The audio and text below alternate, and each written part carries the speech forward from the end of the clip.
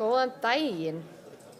Ég ætla gaman að sjá hvað eru margir mættir. Ég ætla bara að tala eitt sem er greinilega einhver misskilningur og mögulega mér að kenna. Það má sitja hvar sem akkurat núna. Þannig að þú veist, það eru nokkur borð sem eru alveg tóm og nokkur borð sem eru alveg full. Endilega fara á borð þar sem að færri sitja. Það er ekki fyrr en í lokin þegar kemur að vinnustofunni sem við þurfum að vinna með þessi númer. Þannig að akkurat núna þá má ég bara sitja hvar sem Takk fyrir.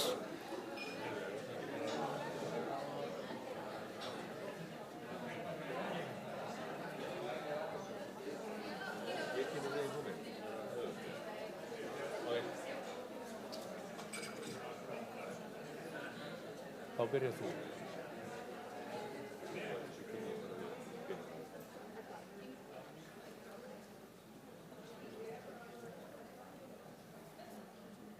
Ég held að við séum bara tilbúin að byrja þetta.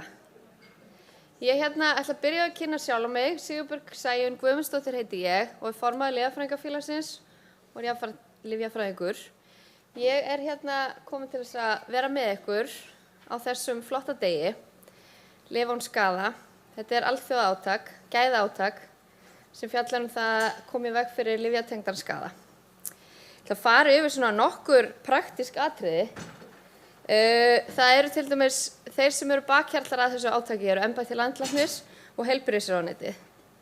Síðan koma inn svona samstarfsaðilar sem eru hér sitjandi í salnum. Það er til dæmis Landspítalinn, Lyfjastofnun, Heilsugæsla höfuðborgarsvæðisins, Þ.H, SAK og SAK er til dæmis með okkur á streymi.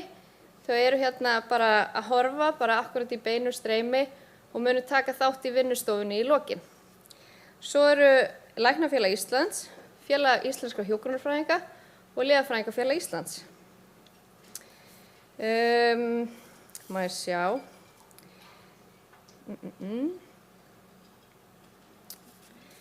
Á borðunum sem þið sitja við þá eru svona merki, það eru svona límmiðar og viljum að allir ekki örugglega límmiðar á borðunum. Jó, við viljum að allir taki límmiða og merki nafnið sitt og hvaða stöðu þau eru í og festi á sig. Og þá hjálpar það hinum sem sitja við borðið hjá ykkur að átta sig á hvaðan þeir eru að koma og af hverju þeir eru að segja það sem þeir eru að segja. En í salnum þá eru samankomin heilbrigðisstarfsfólk, það er notendur, lyfja, notendur og það eru til dæmis opinberir aðilar. Og við erum að vonast til þess að komast að einhverju niðurstöður saman og svara spurningunni hver ber ábyrgð á lyfjunum mínu.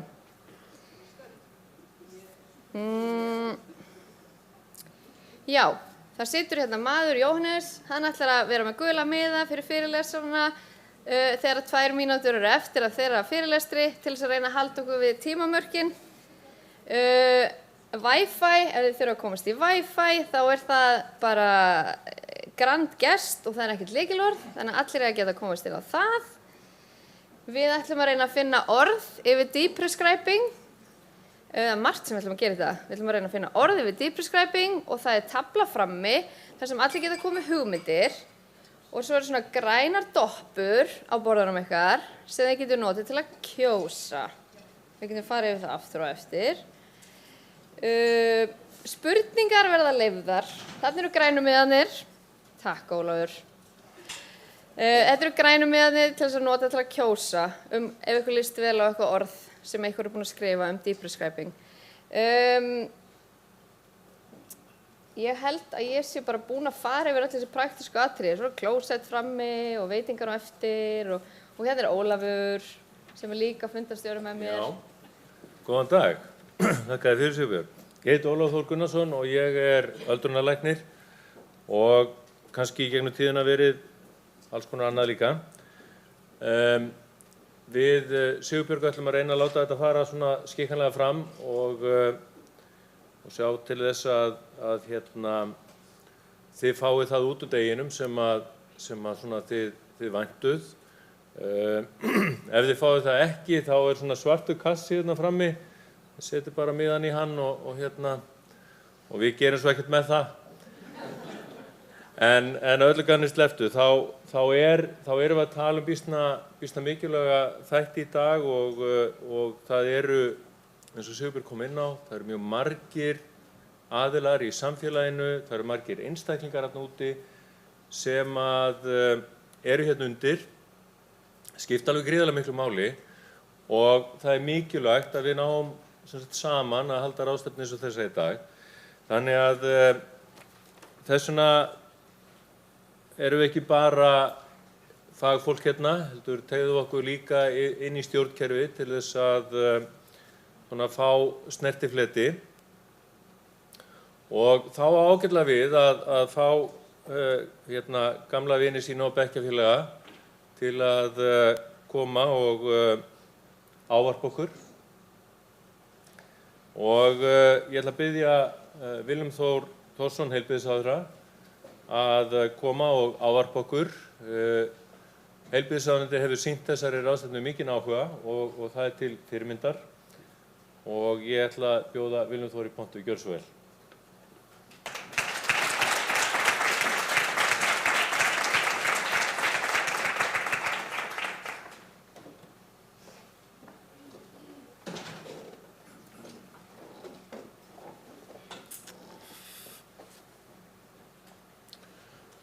Já, kæru fundarstjórar og kæru gestir, kæru fyrirlestrarar, distinguished speakers. Það er auðvitað bara alveg sérstaklega ánægjulegt að fá að vera með ykkur hérna. Ég held að það endurspegli svolítið stöðu þessa verkefnis og mikilvægi að við erum með 2 fundarstjóra hérna og annar þeirra reif mig aftur tilbaka í tíma. Og hérna þegar við vorum saman í skólanum og ég gæti auðvitað haldið langa tölu um það en hérna ég skal reyna að setja á mér og halda mig við þetta efni vegna þess að það er svo sannarlega mikilvægt og ég ætla aðeins að stilla það af hér. Af hverju ég get fullyrt það hér að það sé mikilvægt. Ég get alveg staðið hér keikur og þakkláttur fyrir samvinnuna. Mér finnst hún til fyrirmyndar. Þetta er auðvitað verkefni sem að Alþjóðaheilbrigðismálastofnunin sett af stað. Við gripum hér og hér er mjög tær, falleg, flott mynd af samvinnu heilbrigðisstofnana, ráðuneytis, embætti landlæknis og fagfélaganna. Og ég held að það sé líka mjög mikilvægt að því leytum til. Af því við ræðum oft árangur og skilvirkni í heilbrigðiskerfinu og það á auðvitað að vera alltaf umlykja allt.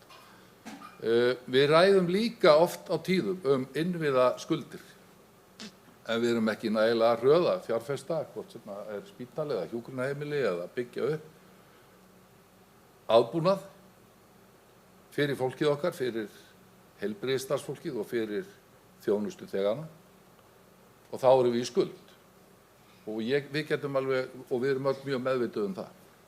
Hér er innistæða. Fegurðin við þetta verkefni, hér er innistæða. Innistæðan felst í þekkingunni.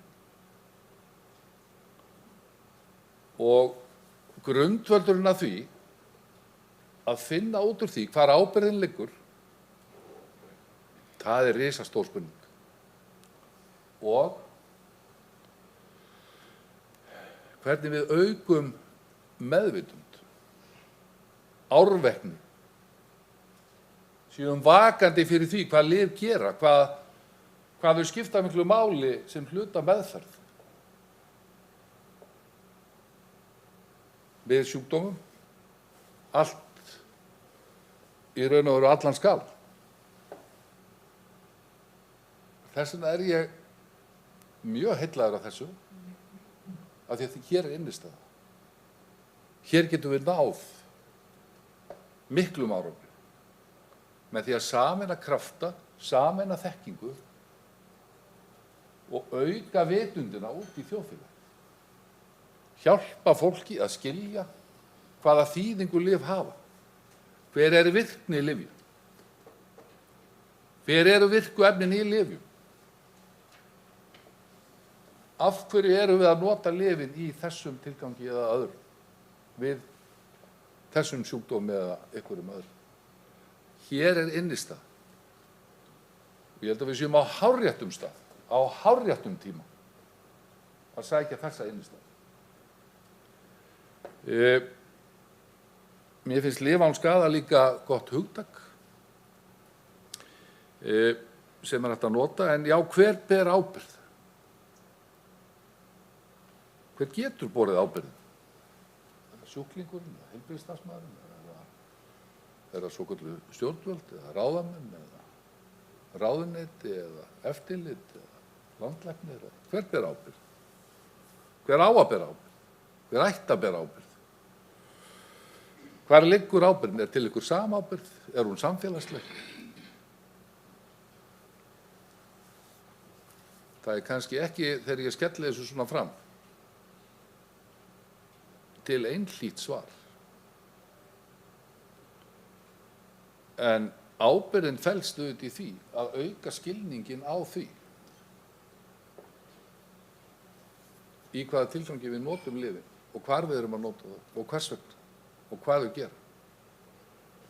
Án þess að leggja það á allt og alla að afla sér allar þeirrar þekkingar sem þarf að búa að baki í þessari flóknu samsetningu oft sem lyf eru. Þannig að þetta er, við erum að tala um virkefni sem eru smíðuð á tilraunastofu. Ætlumst við til þess að fólk sem þarf að taka lyf kynni sér alveg þetta í þaula á grunn. Nei, ég held að það sé ekki kannski það sem við erum að tala um, en svo get ég alveg glatt ykkur með því að ráðherra ábyrgðin er ótvíræð. Og við tökum hana. Ég er mjög þakklátur fyrir þessa samvinnu, þessa vegferð sem við erum á, og þið heyrið alveg að ég er að reyna að kjarna þetta, af því ég mun styðja þetta alla leið. Þetta er mjög mikilvægt. Hér er innistæða. Hér getum við náð miklum árangri og aukið skilvirkni verulega með því að virkja alla. Ég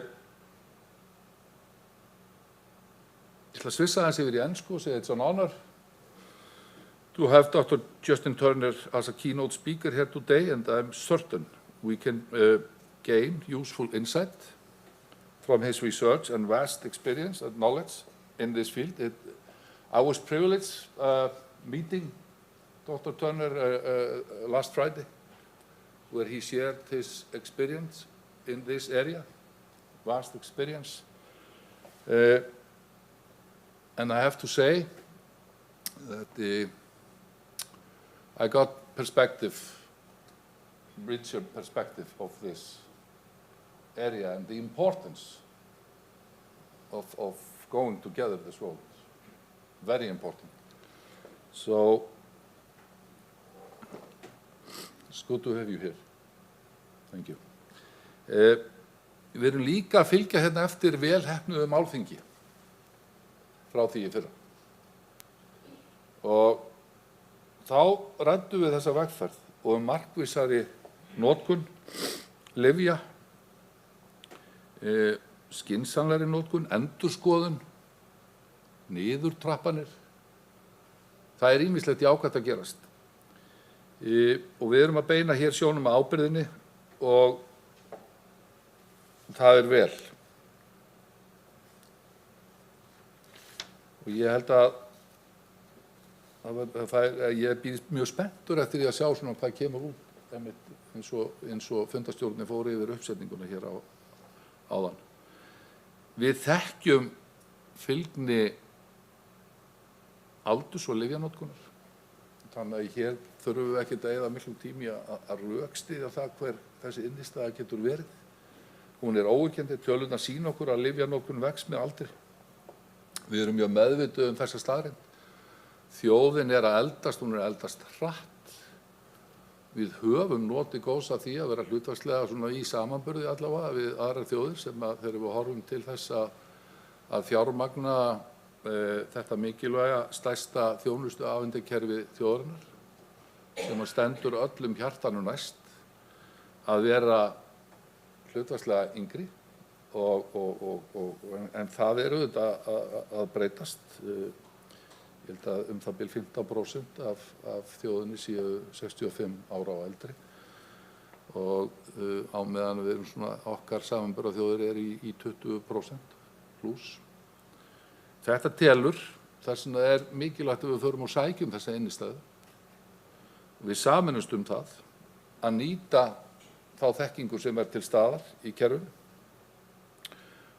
Leið og við eflum þjónustuna og aukum skilvirkni sem við getum til muna og það forsendan fyrir því að ná árangri. Ég veit ekkert, ég alltaf að tala þetta að gera greinarmun á skilvirkni og árangri. Skilvirkni eitthvað sem náum fram í gegnum leiðirnar okkar, aðferðirnar okkar, þekkingun okkar. Það mun skila okkur árangri sem við verðum síðan að setja einhvers konar mælikvarða á. Og hér sé ég rosalega mikil tækifæri og einhver mjög þakklátur fyrir að sameinast í þessu verkefni. Hér gegnir nefnilega hinn þverfaglega samvinna heilbrigðisstétta, stofnana og þjónustuveitenda lykilhlutverki. Hvort sem við horfum til gæða, öryggis eða samfellu í meðferð. Þess vegna bind ég miklar vonir og veit að þessi umræða, ég veit að þetta málþing hér mun skila okkur áfram. Ég vil líka, af því ég hitti nú öldrunarlæknina áðan og þeir voru að segja mér að hér verður risa ráðstefna í Hörpu árið liðnu, þar sem á að með yfirskriftinni breyta landslaginu. Þannig að hér mjög margt að gerast og við eigum að nýta þetta. Ég mjög þakkláttur fyrir það hvað þið rosalega dugleg og frjó að koma svona hlutum áfram. Ég eiginlega skil það ekki með hvað mikið að gera í heilbrigðiskerfinu alltaf. Hvað þið náið ótrúlega mikið, áorka miklu þessu utan. Það aðdáunarvert. Og ég segi það alveg frá hjartanum. Því að það það sem við verðum og erum meðvituð að þarf að vera með. Þannig að við höfum að geta nýtt okkur svona viðburði til þess að lyfta þessari vegferð enn og frekar. Ég vil bara hér í lokin, af því ég átti nú ekki að vera með sérstakt erindi, bara ávarp og ég nota alltaf tækifæri til þess að kannski tala frá hjartanu og hversu heillaður ég af heilbrigðiskerfinu og störfum heilbrigðiskerfis og mikilvægi heilbrigðiskerfis fyrir þjóðina. Þetta fyrir mig algjör forréttindi að fá að vera í þessari stöðu. Og ég meta hvern einasta dag og ég vil að þið finni það. Þess vegna segi ég það alltaf og nota tækifæri. Ræðum ábyrgðina, finnum henni farveg, tökum hana sameiginlega, nýtum þessa innistæðu, látum þetta málþing leiða okkur áfram á þeirri vegferð og ég vil hér í lokin óska ykkur að njóta dagsins en líka þakka stýrinefnd og heilbrigðisstofnunum og fagfélögum fyrir að taka okkur í þessa vegferð. Takk fyrir mig og njótið dagsins.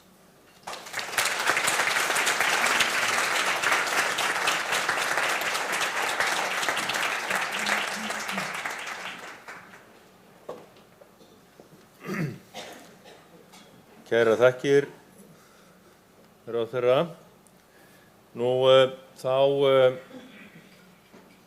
ykkur ekkert að vanbúnaði að fara í dagskrána. Hún eins og þið sjáið býsna innihaldsrík og margt að gerast og í sumu þurfið þið að taka beinan þátt, í öðru þurfið þið bara að nota grænu með hana og merkja nafnlaust frammi. En næstur ætlar að tala við okkur Bjarni Sigurðsson, lyfjafræðingur í heilbrigðisráðuneytinu laga- og siðferðisskyldur heilbrigðisstarfsmanna, gagnvart stjórnsýslu og réttindum sjúklinga. Bjarni, gjörðu svo vel.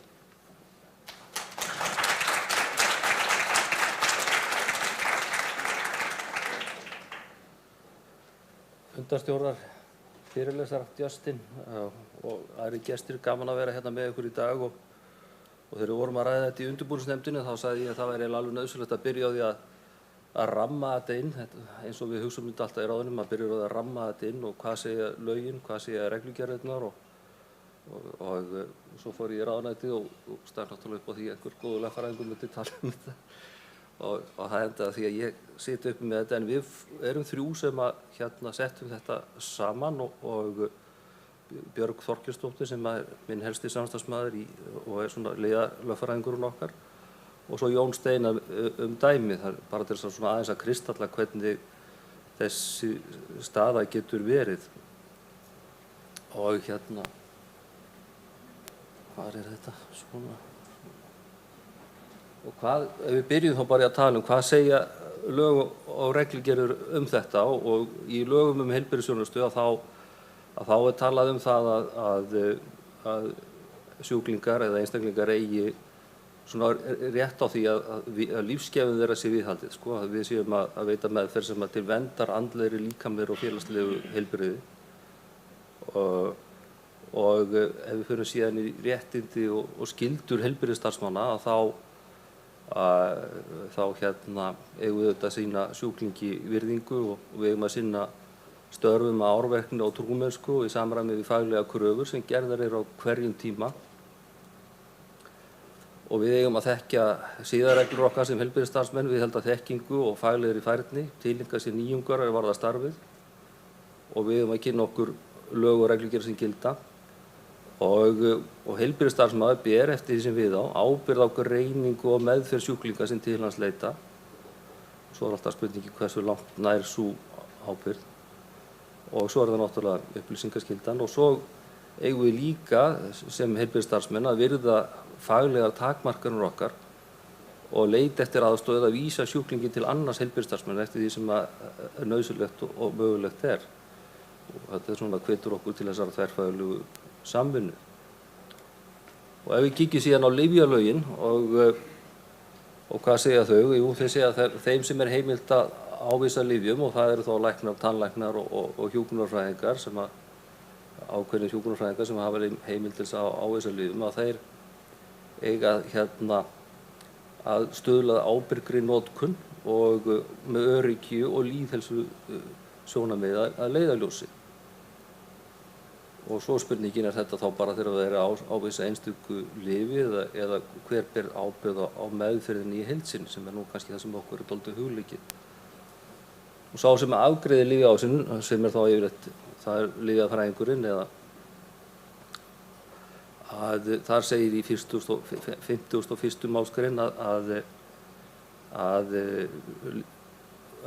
viðkomandi ber ábyrgð á að afgreiðslan sé rétt samkvæmt lyfjaávísun sem er svona kannski mjög takmarkað að bara bera þá ábyrgð á að þessi rétt gert með einstakri lyfjaávísun og svo segir sjúklinginn að hann beri einnig ábyrgð á lyfjanotkun sinni, hann hefur náttúrulega takmarkað þekkingu og auðvitað er sérfræðiábyrgðin alltaf miklu stærri heldur en sjúklingaábyrgðin og Björg leggur áherslu á það.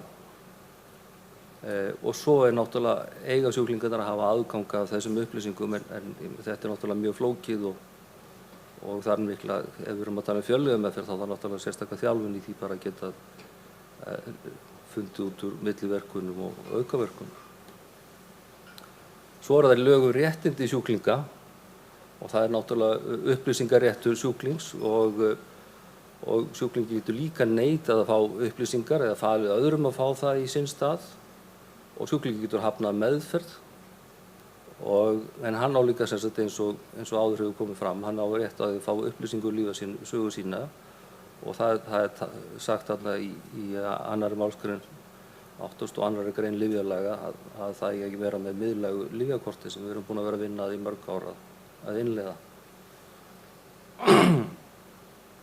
En þó að lyfjafræði ábyrgðin hafi verið takmarkuð þarna áðan og þá er skilgreint í lyfjalögum þetta hugtak lyfjafræðilega umsjón og það sem er þessi einstaklingsmiðaða þjónusta lyfjafræðings með það markmið að hámarka árangur lyfjameðferðar sjúklings og þar með auka lífsgæði hans sem rýma þá þarna við það sem við byrjuðum á í upphafi og hún felst í því að lyfjafræðingur skilgreinir þessi markmið lyfjameðferðarinnar og lyfjanotkunar og þá að ná þeim markmiðum í samvinnu við annað heilbrigðisstarfsfólk. Þarna kemur aftur inn á þessa samvinnu sem við eigum kannski eftir að skilgreina betur. Og svo bara til þess að minna á siðareglurnar svo við séum ekki að skilgreina ábyrgð okkar mjög þröngt og þá er náttúrulega eins og með læknana að ég mun hafa heilsu sjúklinga minna af leiðarljósi framar öllu öðru, segir í þeim, í genfæringyfirlýsingunni og læknir skal aðeins gera það sem sjúklingum fyrir bestu þegar hann veitir læknisþjónustu og hjúkrunarfræðingurinn hefur líka ríkar siðferðislegar skyldur og hafa samráð við skjólstæðing, verið réttans til að taka ákvarðanir eigin meðferð og upplýsa hann til að hann geti tekið rétta ákvörðun og tryggja hann fái réttar og tímabærar upplýsingar og lyfjafræðingur skal líka bera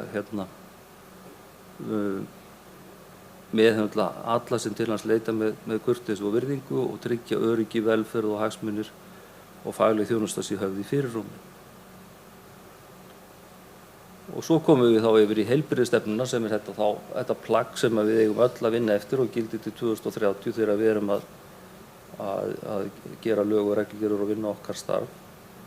Og þar segir að við eigum að veita rétta þjónustu á réttum stað og við eigum að náttúrulega nota lægsta dugandi þjónustustig ef við hugsaum það þannig til þess að veita þessa þjónustu. Það þess ekki verið alltaf að setja allan þungan inn á þriðjastigs þjónustuna. Og það þarf að skilgreina, og það segir í heilbrigðisstefnunni, skilgreina þar hlutverk og greina á milli þjónustustiga, hver á að gera hvað sem sagt. En við eigum líka að auka heilsuleysi og reyna að hafa virka notendur og tryggja aðgengi upplýsingum eins og við komum að áðan sem þó eins og við vorum að tala þetta miðlæga lyfjakort. Skilvirk þjónustukaup eins og ráðherra kom inn á, gæði séu í fyrirrúmi og öryggi og við séum að hugsa til framtíðar og þetta erum við að hugsa til framtíðar í dag með þessu málþingi okkar. Svo ætla ég að segja ykkur bara frá við vonum að vinna að endurskoðun að reglugerðum skömmtun lyfja og við kíktum á þetta 2019 eða þetta fyrir árið 2019 en ég held að þetta sé alveg í fullu gildi í dag og þar sjáum við ef við skoðum bara sjúklinga sem eru yfir 67 ára aldri að þá voru 95% þeirra að taka lyf. Lyfjanotkun vex með aldri eins og við höfum talað áður og af þeim sem eru 67 ára eldri þá rúmlega 20% sem eru í skömmtum. Og meðalfjöldi lækna á allan hópinn var sem sagt 4,5 hjá körlum og 5 hjá konum sem voru að ávísa þessum lyfjum og inn í skömmtum þá fækkar þeim aðeins en það er samt sem áður, það er svona rúmlega 2,5 sem að læknir sem er að ávísa lyfjum í skömmtum og þá má spyrja sig hver ber þá ábyrgð á skömmtunarmeðferðinni ef það eru að meðaltali 2,5 læknir með skömmtunina og heildarmeðferðinni í skömmtum. Og hérna sjáum við bara hvernig aldursdreifingin er að fólk er að koma svo sem inn í skömmtun á öllum aldri en það er orðin svona megin byrjar að vaxa mjög hratt svona eftir 65 ára aldur og svo út ævina. Ég hef einhvern tíma lesið það við notum mesta lyfið síðustu 3 æviárin. Og hver er fjöldi lyfja í þessari skömmtun og þarna sjáum við að það er farið alveg upp í 25 lyf á einstakling en svona flestir eru með þarna 8-9 lyf.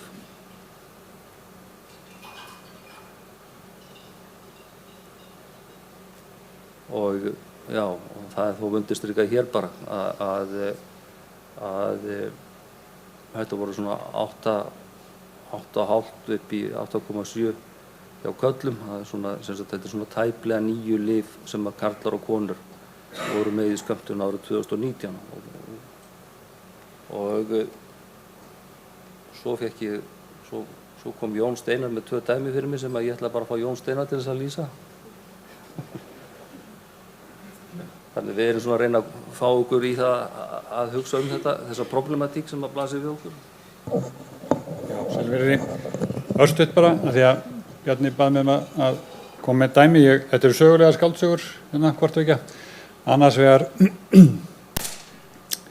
er þetta kona sem snertir þetta með hver ber ábyrgð á því að það er ávísað ávanabindandi lyfi, 55 ára gömul kona sem að fer á bráðamóttöku vegna mjóbæksverkja, hún fær ávísað parkvöndi í forti. Og tók lyf fyrir, svo óskar hann eftir endurnýjun í heilsuveru. Og spurningin er þá hver ber ábyrgð á þessari meðferð sem var byrjað á bráðamóttökunni. Ég ætla ekki að svara spurningunni, skiljum hana bara eftir. Og hitt var þá fjölliðameðferð, hvort ekki er þetta hversdags viðfangsefni hjá okkur allavega í heilsugæslunni. Hérna er sem 70 ára karlmaður rúmlega sem er með alls konar sjúkdóma og notar einhver slatta lyfjum eins og við sjáið. 1, 2, 3, 4, 5, 6, 7, 8, 9 lyf kannski. Og hann óskaði eftir endurnýjun í heilsuveru. Þetta er klassískt.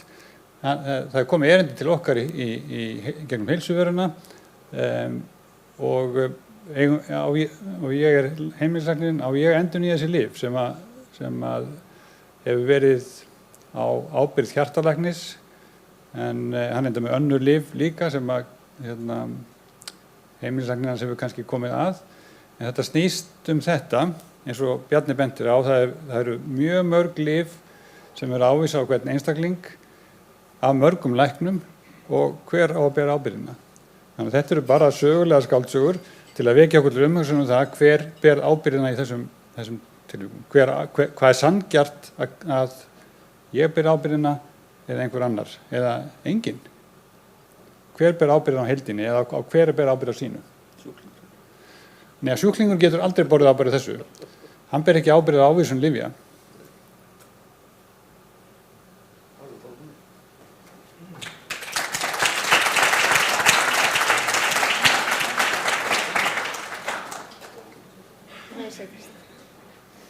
Herru, takk hérlega fyrir Bjarni og Jón Steinar. Ég held að þetta er spurningin sem við erum öll alltaf að spyrja okkur og þetta er ástæða fyrir við erum hérna.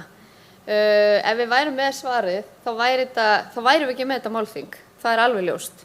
En ég held að það sé rosalega mikilvægt að við séum með hreinskilin eins og þetta. Við verðum að vera hreinskilin því að við erum ekki hreinskilin, þá komumst við aldrei að rót vandans. Og ef við komumst ekki að rót vandans, þá getum við aldrei leyst vandamálið. Upp á sviði til mín næst er Ólöf Þórhallsdóttir. Hún er lyfjafræðingur og vinnur hjá Lyfjastofnun. Hún er sviðsstjóri aðgengis- og öryggismála og hún ætlar aðeins að fjalla lyfjaskort sem allir elska eða elska að hata. Og hvernig er þetta lágmarka, ég átti að hafa þessa glæru hérna, og hvernig þetta lágmarka skaðan. Gjörðu svo vel. Takk fyrir. Komið sæl.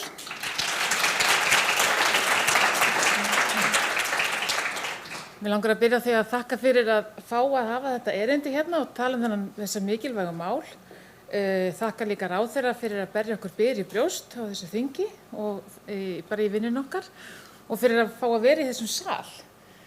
Að maður hækkar alveg 2 cm þegar útsýnið er svona gott. En við elskum ekki lyfjaskort. Byrja því að leiðrétta þann misskilning strax. En ég ætla að byrja þess að byrjuninni, svona eins og Bjarni, byrja á hugtakinu hvað er lyfjaskortur. Þegar mikilvægt séum allar svo blessuðu. Jú, við tölum lyfjaskort þegar markaðsett lyf er ófáanlegt tímabundið. Við erum ekki að tala lyfjaskort þegar það vantar aðgengi að lyfi, svona yfir höfuð. Það vantar eitthvað lyf á markað sem við myndum gjarnan vilja hafa hér. Heldur er það lyf sem er allir jöfnu fáanlegt, það verður skortur á því tímabundið og þá tölum við lyfjaskort. Og það er hér, einum á eftir. Við segjum oft lyfjaskortur er ekki sér íslenskt vandamál og það er rætt lyfjaskort alls staðar í heiminum og það er sérstakt átak núna hjá Evrópsku lyfjastofnunni lyfjaskort. En við erum hér á Íslandi, allavega samanborið við þau lönd sem við lítum oftast til, þá erum við í viðkvæmari stöðu vegna smæðarmarkaðarins og út af legu landsins. Og ekki síst út af náttúruöflunum. Og yfirskrift þessa málþings er að miklu leyti hver ber ábyrgð, þannig að hér er spurningin hver ber ábyrgð á lyfjaskorti, hver ber ábyrgð á hverju. Og við fáum oft til okkar í Lyfjastofnun spurninguna og hvað ætlar Lyfjastofnun að gera í því? En það er í höndum markaðsleyfishafa og heildsöluleyfishafa að halda birgðir. og þeim ber samkvæmt lyfjalögum að halda birgðir af tilteknum nauðsynlegum lyfjum og þeir eiga að tilkynna skort til Lyfjastofnunar með 2 mánaða fyrirvara nema sérstakar aðstæður séu fyrir hendi. Það er þó því miður svo að það verður oft skortur og við munum, að ég held, aldrei koma alveg í veg fyrir skort. En það sem er alvarlegt að það er ítrekað skortur á þeim lyfjum sem við köllum nauðsynleg lyf og við erum búin að skilgreina að þau verða að vera fáanleg í landinu. Og ennþá alvarlegra þegar að ræða lífsnauðsynleg lyf sem eru til dæmis jafnvel komin á neyðarlyfjalista Landspítala sem dæmi lyf við blæðingum þegar þau fara í skort og tilkynning kemur jafnvel eftir að skorturinn hefst. Þá er það mjög alvarlegt og við lítum það mjög alvarlegum augum. Og einnig veldur það áhyggjum að þegar við, Lyfjastofnun ásamt embætti landlæknis, erum búin að biðla til fyrirtækjanna að auka við birgðir, til dæmis af öndunarfæralyfjum í ljósi eldgosa, þá sjáum við það ekki alveg raungerast. Og það verður skortur á mikið notuðum öndunarfæralyfjum. Stundum er skortur líka í nágrannalöndunum, þá er þetta einhver evrópskur vandi, en stundum sjáum við ekki skort í nágrannalöndunum en skort á Íslandi. Og það veldur okkur áhyggjum. En mér langar líka að nota tækifærið þar sem margir heilbrigðisstarfsmenn hér í salnum og beina því líka til heilbrigðisstarfsmanna að ef þeir vita af því að það er aukning fyrirsjáanleg í notkun tiltekinna lyfja, sérstaklega lyfja sem eru notuð af fáum sjúklingum, ef þeir sjá fyrir að það verði aukning að láta viðkomandi lyfjafyrirtæki vita. Því að þegar það eru fáar pakningar seldar í hverju mánuði þá þarf lítið út að bregða til þess að lagarnir klárist. Og þó að fyrirtækin hafi sérstakt form til að tilkynna skort í kerfinu hjá okkur, að þá geta allir tilkynnt skort á VF Lyfjastofnunar. Þannig að ef þið sjáu skort á einhverju lyfi sem þið hafið enga vitneskju og sjáuð engar upplýsingar neins staðar, þá getið þið farið inn á VF Lyfjastofnunar og tilkynnt hann. En Lyfjastofnun ber ábyrgð á því að hafa eftirlit með framboði lyfja, en við höfum þó ekki innsýn í birgðastöðuna, hvorki á heildsölum né smásölum. Og því höfum við ekki vitneskju allan raunverulegan skort, heldur einungis þann sem að lyfjafyrirtækin eða aðrir hafa tilkynnt til okkar. Og því miður er það almennt svo að fyrirvarinn á þessum tilkynningum er of skammur. Og þetta skífurit er fyrir árið í ár, janúar til september, og 61% tilkynninga koma til okkar þegar skortur er hafinn eða það er vika í hann hefjist. Og dökkbláa kakan hér sýnir þegar skortur er hafinn. Þannig í 47% tilvika koma tilkynningarnar þegar lyfið þá þegar búið á lager. Þróunin er í rétta átt því í fyrra, allt árið 2023, þá var þessi tala 67%, en betur má við duga skal. Og við erum núna í þéttu samstarfi við heildsöluleyfishafana að fyrsta lagi að eiga meiri birgðir og í öðru lagi að tilkynna skort fyrr, því það er mikilvægt. Því afleiðing af skammum fyrirvara er svo að það er eiginlega ekkert svigrúm til þess að leysa vandann, með tilsvarandi vandræðum fyrir sjúklinga og aukið álag á heilbrigðisstarfsfólk. Og af hverju er mikilvægt að tilkynna tímalega? Hvað gerir Lyfjastofnun eiginlega við þessar upplýsingar? Sumir spyrjast því. Jú, við framkvæmum áhættumat á alvarleika skortsins og reynum hvað við getum að leita lausna á markaði með þverfaglegri samvinnu sem við listum upp hérna á glærunni. Og sem dæmi að þá getum við verið óska eftir því að þessi auknar birgðir af sambærilegum lyfjum, öðrum pakningarstærðum eða styrkleikum, biðlum til fyrirtækjunum útvega undanþágulyf, veitum undanþágur frá álitrunum á íslensku á markaðssettum lyfjum sem hægt er þá að taka til landsins í snarheitum. Við þurfum stundum að höfða til lækna varðandi það aðlaga lyfjaávísanirnar sínar og erum þá í samstarfi við Heilsugæslu höfuðborgarsvæðisins og Landspítala og fleiri. Og svo gefum við leiðbeiningar til apóteka möguleika útskiptum, svo fátt eitt sé nefnt. En eitt af því allra mikilvægasta sem hefur verið komið á koppinu undanfarið, það er aukin upplýsingagjöf skortinn, en þá er hann búinn að raungerast. Og fyrir það fyrsta sem ég held að sé lykilatriði í þessu, það er að við komum upplýsingum skortinn og leiðbeiningar til lækna inn í ávísanakerfið í sögu. Því þarna komum við í veg fyrir að vandinn drillist í gegnum allt kerfið alveg yfir til sjúklingsins. Og við flokkum upplýsingarnir í rauninni sem fara inn í sögukerfið í þrennt, svona umferðarljósa litir, og græni liturinn, lágt, þetta er ekki áhættumat, þetta er ekki alvarleiki skortsins, heldur þetta meira hvað þarf að gera og ekki gera. Og græni flokkurinn er þannig að þá getur læknirinn haldið áfram að ávísa markasetta lyfinu og vandinn leysist í apótekinu. Og þarna spila lyfjafræðingarnir og annað fagfólk í apótekum lykilatriði. Því það getur verið að þetta skipti yfir í samheitalyf, skipti yfir í aðra pakningastærðir eða jafnvel styrkleika. Og þá er lykilatriði að lyfjafræðingarnir passi upp á ráðgjöfina. Passi upp á það að sjúklingurinn skilji notkunarfyrirmælin og komi í veg fyrir að styrkleikum sé ruglað saman. Og komi jafnvel í veg fyrir að sé afgreiddar margar afgreiðslur. Því stundum hlaðast upp margar ávísanir í kjölfar skorts. Síðan er það heimild lyfjafræðinga samkvæmt nýjum lyfjalögum að breyta markasettu lyfi í skorti yfir í undanþágulyf. Og sem dæmi á þessu ári hefur Lyfjastofnun heimilað þetta 173 sinnum og það er að frágengnu ákveðnu mati sem er framkvæmt og þetta verður gert fyrir 78 lyf. Sem dæmi er í gildi núna 15 slíkar heimildir, til dæmis sýklalyfjamixturan Keflex, og með þessu komum við í veg fyrir 1000 undanþágulyfseðla. En þetta er aðeins gert þegar við erum búin að tryggja eftir bestu getu undanþágulyfið til sambarlegt og markasetta lyfið sem er í skorti. Rauði flokkurinn, hann er þannig að þá verður læknir að grípa til aðgerða. Læknir þarf að skrifa upp á aðra meðferð, annað vistefni, annað lyfjaform, undanþágulyf, eitthvað slíkt. Í gula flokknum þá er þetta eitthvað þarna á milli. Þá þarf læknirinn að meta, getur sjúklingurinn fengið ávísað, fengið afgreitt öðrum styrkleika, ræður hann við það eða þarf ég einfaldlega að breyta. Hann er minnst notaður. Þannig að sem betur fyrir er þetta oftast grænt, en þið sjáuð að í 36% tilvika það sem af er þessu ári, þá þarf læknir að breyta meðferð. Síðan eru upplýsingar lyfjaskort í sérlyfjaskrá. Þegar lyfjunum er flett upp, þá kemur svona hnappur. Á vefsíðu Lyfjastofnunar er lyfsti yfir skort, þar eru líka leiðbeiningar og fréttir, hvað er unnt að gera.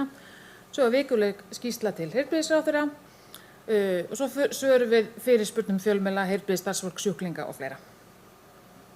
Við leysum ekki allan vanda en við gerum hvað við getum til þess að miðla þessu áfram. En hvað eru nægar birgðir? Það er alltaf hægt að leysa skort með því bara eiga mjög mikið en það er ekki raunhæft.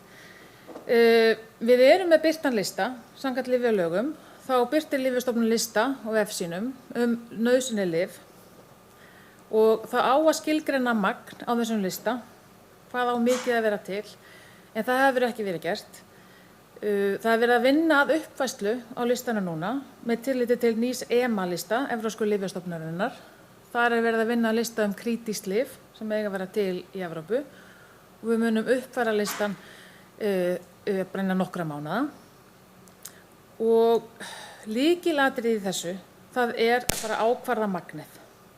Það eru aukna kröfur samkvæmt nýrri Evrópulöggjöf samræmdar aðgerðir og að lyfjastofnanir landanna eiga að hafa betri yfirsýn birgðastöðu lyfja og það er áhyggjuefni að við sjáum löndin í kringum okkur vera auka við birgðir. Það er búið að setja lagastoðir á öllum Norðurlöndunum tilteknar birgðir af nauðsynlegum lyfjum sem eiga að vera til. Þannig að öll Norðurlöndin eru búin að setja þetta í löggjöfina sína. Magnið er misjafnt, allt frá 6 vikum upp í 3 mánuði og jafnvel lengur í sumum löndum. Það er gagnsæi og heildsölustigi fyrir lyfjastofnanirnar og fyrir sjúklinga á apóteksleveli. Sjúklingar til dæmis í Danmörku og Svíþjóð þeir geta séð í einföldum kerfum hvort að viðkomandi lyf eru til í apótekinu eða ekki. Þannig að þeir þurfa ekki að fara á milli apóteka. Og eins og ég lýsti hér áðan þá er staðan viðkvæmari hérlendis en í nágrannaríkjunum og mér langar því að leggja ofuráherslu á að við setjum lagalegar kröfur lágmarksmagn sem á að vera til í landinu af nauðsynlegum lyfjum. Þrennt til að taka það saman í lokin. Hvað getum við gert til að lágmarka skaðann af lyfjaskorti? Jú, fyrir það fyrsta, við þurfum að eiga nægt magn í landinu af nauðsynlegum lyfjum. Þegar svo ber undir, þá þarf að tilkynna skortinn með nægum fyrirvara. Og síðast en ekki síst, þá þurfum við samvinnu og upplýsingagjöf millir allra sem starfa í þessum flokki. Takk fyrir.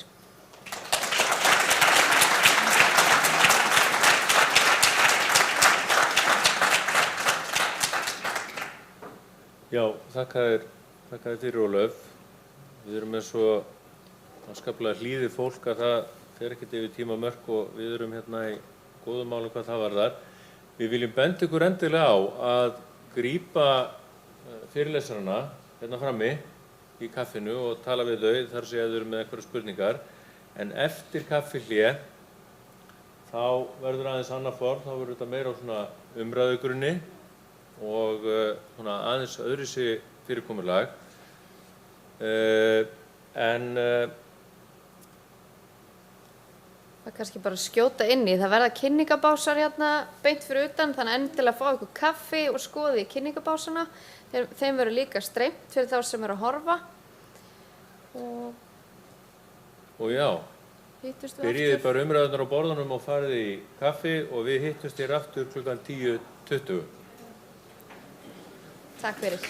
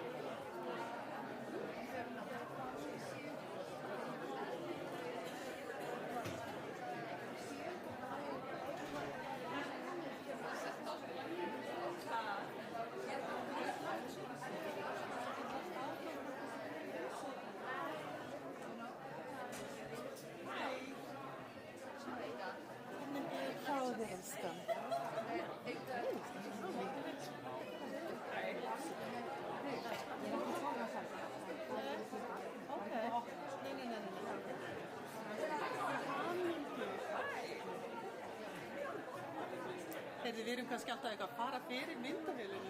Það er allt í lagi, sko. Þið er bara frá, sko. Beinir strengt. Hvað er frá okkur? Hvað er leiðis?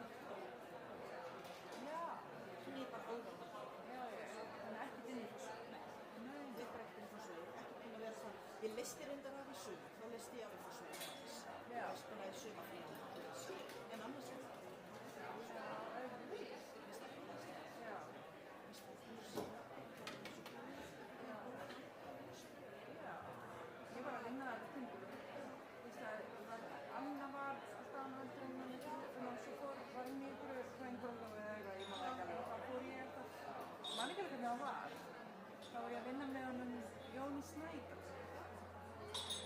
Hérna á svona fjölgaðari svona deild. Já, eftir mannina Sigrún Vall. Það var þannig. Já, það var rosalega lengi.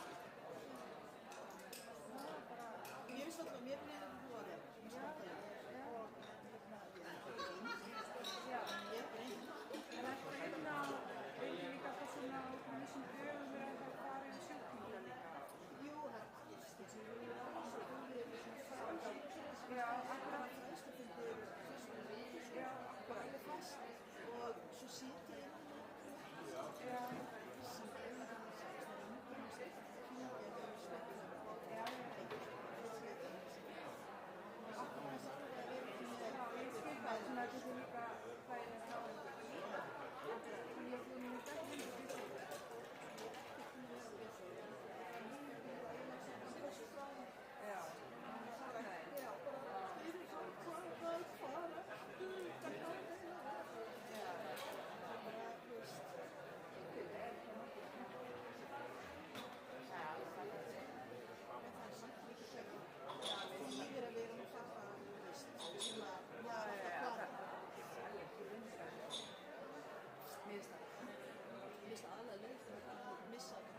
Já, það er það, en það er líka bara því að við erum búin að vera svona breiðar og fara sleitstað og svona, það er eins og verði ekki mjög, það er eins og það verði alltaf.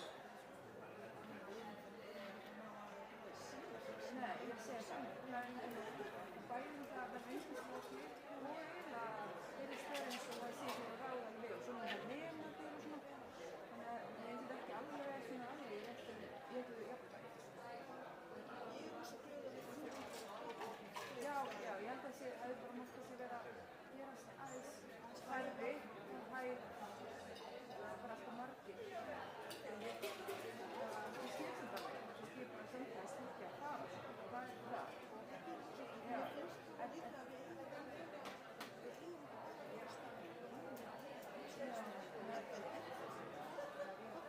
ég held bara að það er það er sýningur á í sýningur í þetta.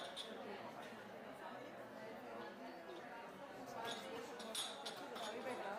Ég held að það er fyrir þetta svona hóðan.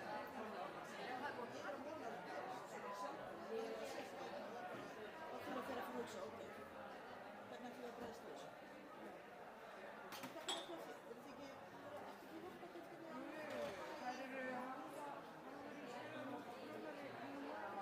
Það eru svolítið svona að reyna að finna það svolítið hvora breyting á því fyrst voru það eitthvað vilt og svo núna er það eitthvað að breyta sig einhvern veginn til þess að hvað þeim líður við. Þannig að það er svona jafnvægi á þeim sko, þú veist það verður ekki ómikið svona rót. Þannig að þau, ekki núna eru þau bara, þannig að svo erum þau bara nemar og svo er þetta svona þróast. Það er þó að næs að hafa einhvern menns líka bara eins og nú er þau veikt með að hittast og það er yfir hluti sem ég er svolítið líka þeim, þú veist að vera í transáðunum, öllu því, þú veist, einhverjum mannsum og það og gönguseldinni og bara, þú veist, þannig að þau líka bara þetta fyrir mér okkur það, sko. en skiptir kannski aðeins þannig að það sé meira sér? Það er svona líklegt og þá líka alveg alltaf svona leiðum og fólk er svona að finna sig meira í að vera meira svona ákveðið og þá verður mikið meira svona betur. Hvernig getur við? Það stundum alltaf helst ekki fyrir að vinna. En það er ég vinn úr öllum tímuna og skrifa út þær greinar síðust greininu og svo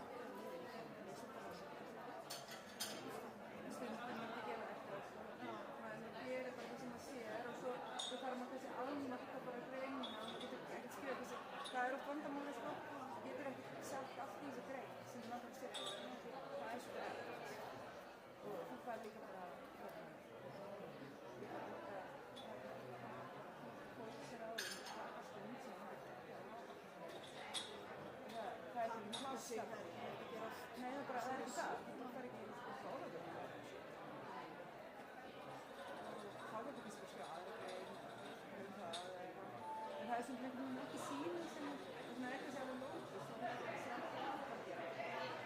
en svo þessi verða sem er verða þessi með. Það er bara svo mikið.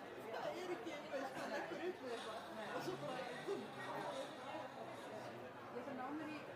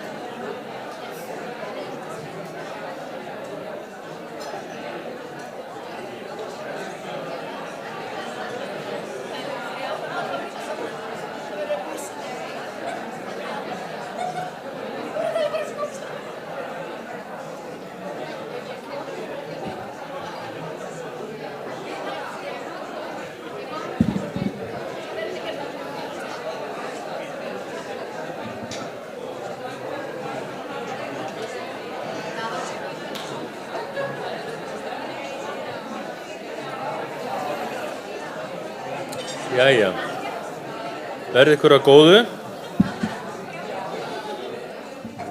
Þá erum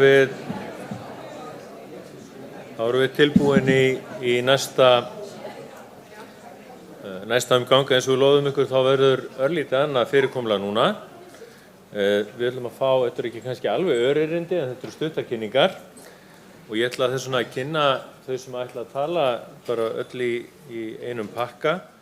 Þau eru, fyrstar eru Hrafnhildur Runólfsdóttir og Hildigunni Þórsdóttir, læknar, annars vegar á Landspítala í sérnámi og hins vegar á heilsugæslu.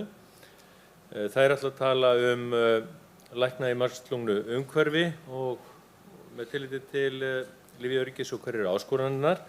Síðan talar Sunna Brá Stefánsdóttir miðlægt lyfjakort frá embætti landlæknis og loks Helgi Hafsteinn Helgason, yfirlæknir lyfjalækninga á Heilbrigðisstofnun Suðurlands hver ber ábyrgð á fjöllyfjameðferð sjúklings.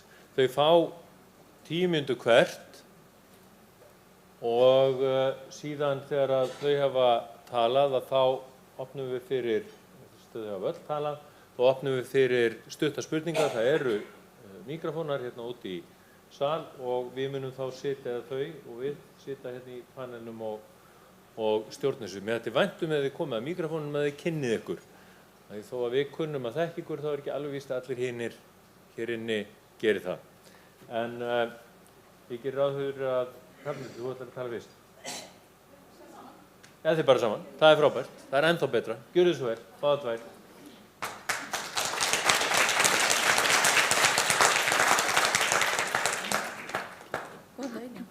Komið sæl.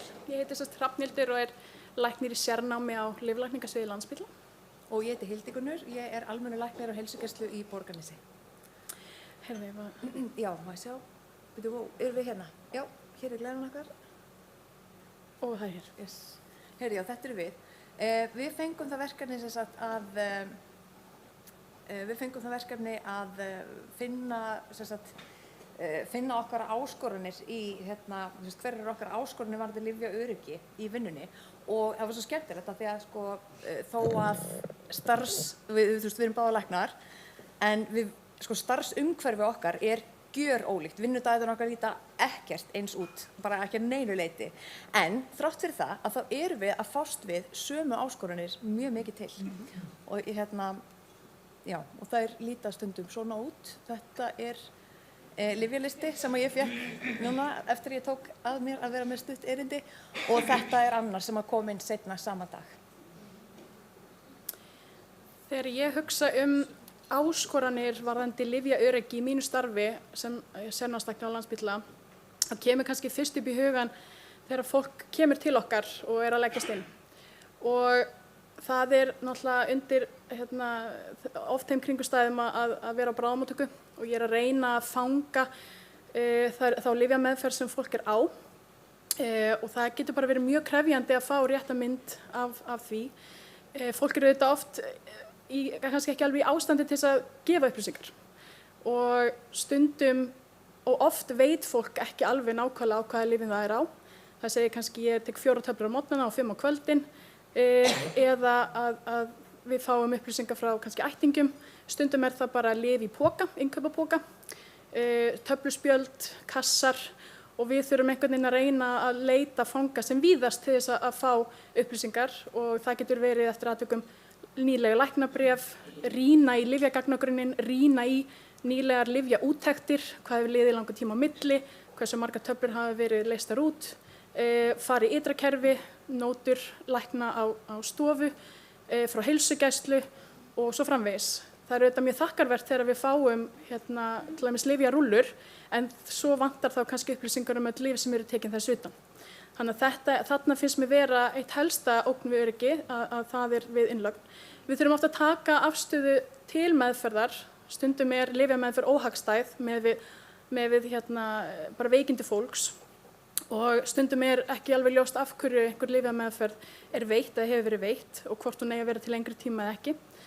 Við þurfum líka oft að gera umtalsverðar breytingar á lyfjameðferð á meðan og fólk liggur inni hjá okkur og stundum höfum við áhyggjur af því að hvort að þær breytingar muni skila sér þegar að sá sem tekur við, að því að við erum ekkert alltaf með sama sjúklingin á meðan á dvölinni stendur, að viðkomandi ná að fanga þessar breytingar og hver ástæðan er við útskrift.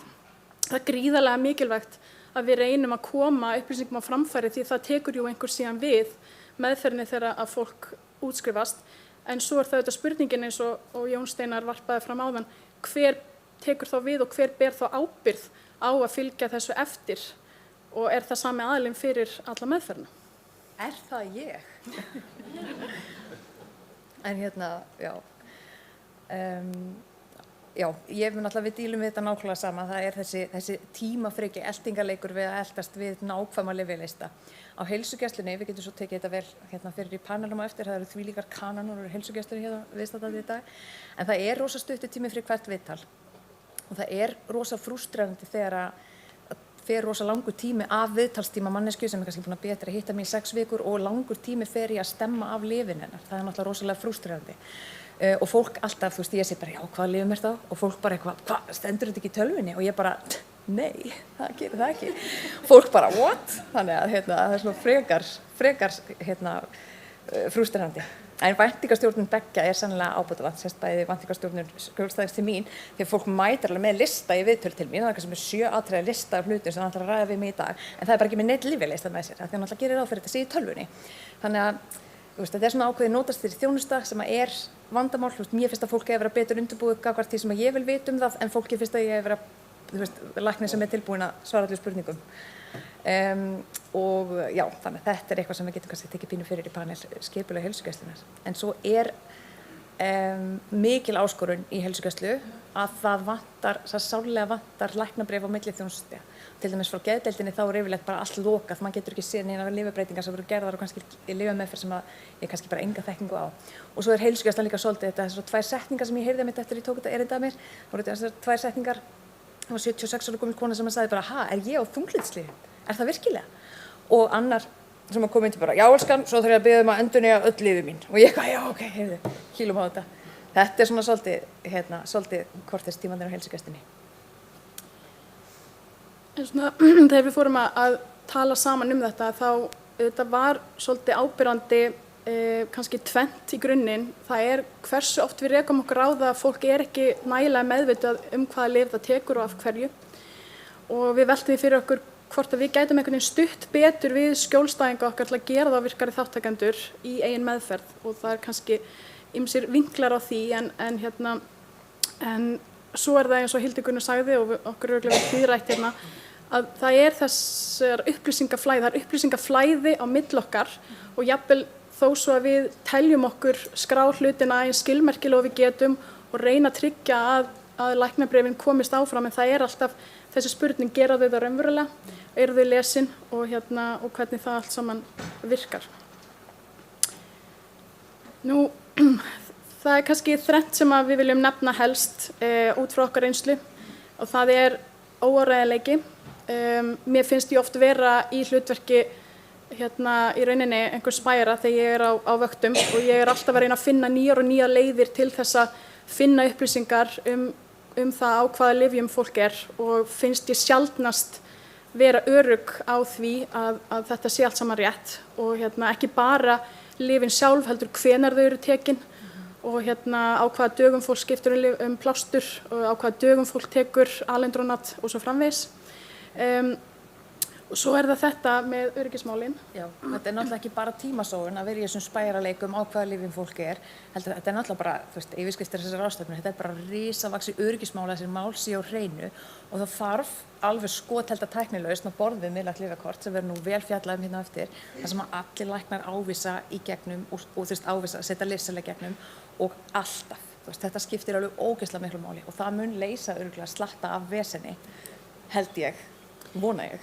Já, við bindum öll vonir við það, gerir ráð fyrir, en ég held samt að það getur aldrei verið af hinu slæma að reyna að efla skjólstæðinga okkar í að vera meðvitaðri og meiri þáttakendur og það er líka, og svo þurfum við líka að hugsa okkar þátt, hvort að það sé eitthvað sem við getum gert til þess að gera þessi mál öruggari og skilvirkari.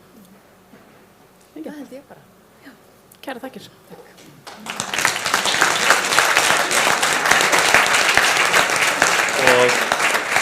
Kærar þakkir. Tillið ykkur hérna í panelinn og Sunna Brá, gjörðu svo vel.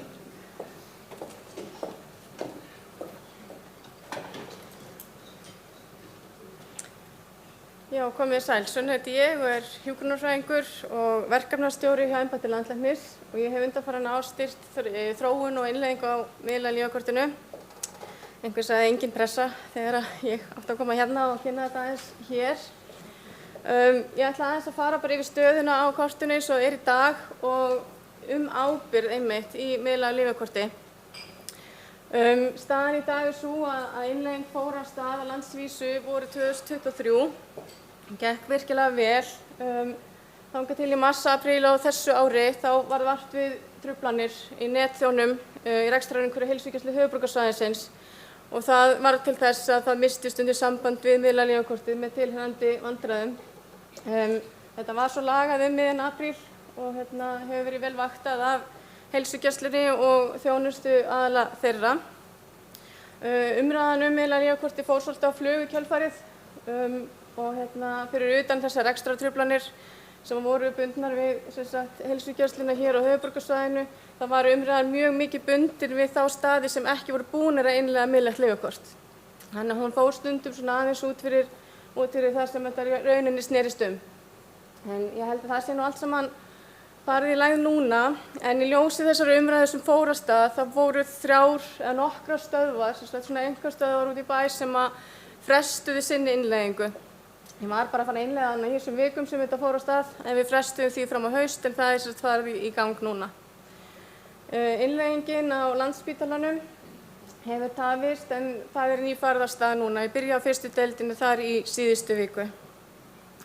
Við erum að auka hlutverk lyfjafræðinga inn í miðlæga lyfjakortið mikið og eins fá apótekin aðgang að miðlæga lyfjakortinu og það er líka allt að fara af stað.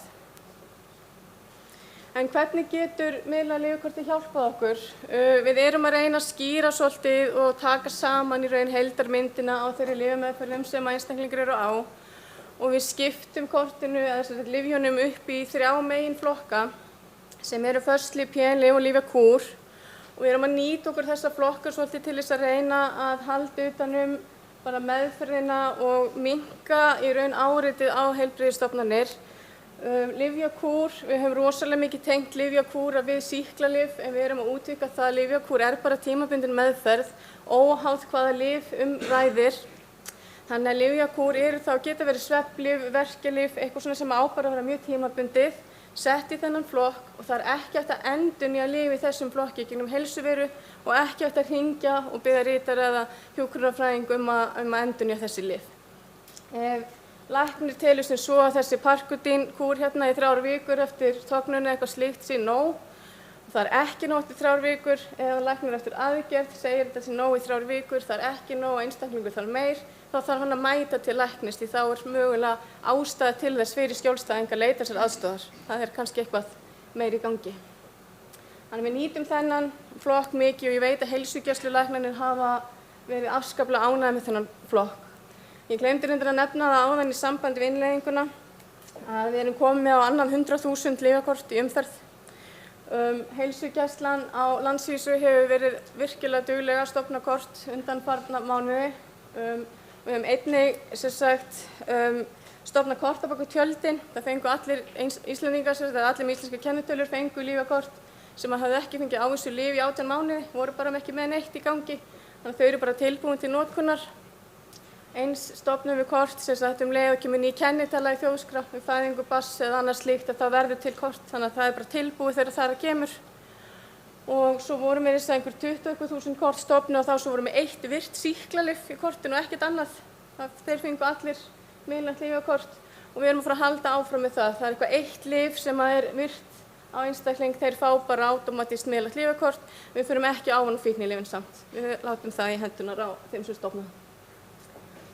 En allavega, þessi 4. flokkur sem heitir lyfgjöfunarstofnun, þetta er í raun ekki lyfjaflokkur sem slíkur sem inniheldur lyfjaávísun. Í dag eru þetta lyf sem eru gefin á stofnun í innrennsli og í dag sést þetta hvergi. Það eru hvergi upplýsingar þetta í raun bara einhverju komunótum og eitthvað annað slíkt og við vitum það að það getur engin læknir eða hjúkrunarfræðingur sem tekur við einstaklingi í einhverju akut ástandi bara að leita í því, bara hjá öllum. Þannig að þetta bara upplýsingaskráning og hjúkrunarfræðingar og lyfjafræðingar munu líka geta gert það inn á stofnunum, skrá bara þessi einstaklingur að fá Remicade á 6 vikna fresti á Landspítalanum. Það ekkert meir. Þetta bara segir þeim sem tekur við sjúklingnum, ok, hann ónæmisspældur. Ef hann þarf að vita skammtastærðir, hvenær hann kom síðast, þá fer hann bara í samtengingar og fær upplýsingar það. En þetta svona til að sjá við fyrsta innlit í kortið, þetta lyf í notkun. Við erum að setja ýmislegt í kortið sem að hjálpar okkur. Læknar sem hafa einhverjum ástæðum verið sviptir einhvers konar réttindum til ávísunar lyfja, hvort sem eru ákveðnir ATC-flokkar eða bara allir ATC, að þá erum við búin að setja það inn í lyfjaávísunargáttina þannig að við getum ekki lengur ávísað þessum lyfjum, þannig að apótekin þurfa ekki alltaf að vera að doppeltjekka það í hvers skipti. Þannig að þetta hjálpar mikið, koma inn í vor. Við erum að vinna með setamerkingar. Það er við erum mikil krafa bæði frá læknum og lyfjafræðingum að þetta sé bara, ef þú getur ekki, mátt ekki ávísa lyfi, þá bara getur það ekki. En þetta ofboðslega erfitt í meðhöndlun hvað varðar forritun. Við getum ekki til dæmis vitað hvort einhver læknir sem 5 ára reynslu að meðhöndlun sjúklings með ópíótafíkn. Við höfum ekki hugmynd það hverjir það eru. Lyfjafræðingar hafa ekki heldur. Þannig ég að vinna þetta með Lyfjastofnun núna að þessi Lyfjastofnun hefur sem sagt unnið þennan lista mjög vel og einfaldaði mikið. Það samt eitthvað eftir og við erum bara svona að klára það. En fyrsta skrefið að við merkjum þessi setamerktu lyf í kortinu. Þannig að læknar sem að fá endurnýjunarbeiðni, þeir sjá strax að því oft þetta endurnýjanir og læknar ávísa svo oftast bara í góðri trú og fatti ekki að þetta setamerkt. Þannig að fyrsta skrefið að merkja þetta. Og svo það hlutverk lyfjafræðinga, samkvæmt reglugerð miðlægt lyfjakort, þá mega lyfjafræðingar stofna miðlægt lyfjakort. Og það verður að fara í gagnið núna. En það eru samt miklir möguleikar hér hvað varðar lyfjafræðinga og ég held við séum afskaplega vannýtta þekkingu og vannýtta auðlind í lyfjafræðingum. Og ég vil endilega koma þeim meira í svona stærra hlutverk þarna því við höfum tækifæri til þess. Apótekin fá þessi aðgang að þessu og það var komið hérna inn á lyfjafræðilega umsjáðan og þar getum við virkilega unnið vel og við erum að fara að setja það inn í miðlæga lyfjakortið. Á næsta ári að þá getur lyfjafræðingur farið yfir lyfjameðferð einstaklinga og skila því inn til læknis einhverjum tillögum. Þannig við getum nýtt það í alls konar hluti. En þá það ábyrgðinni.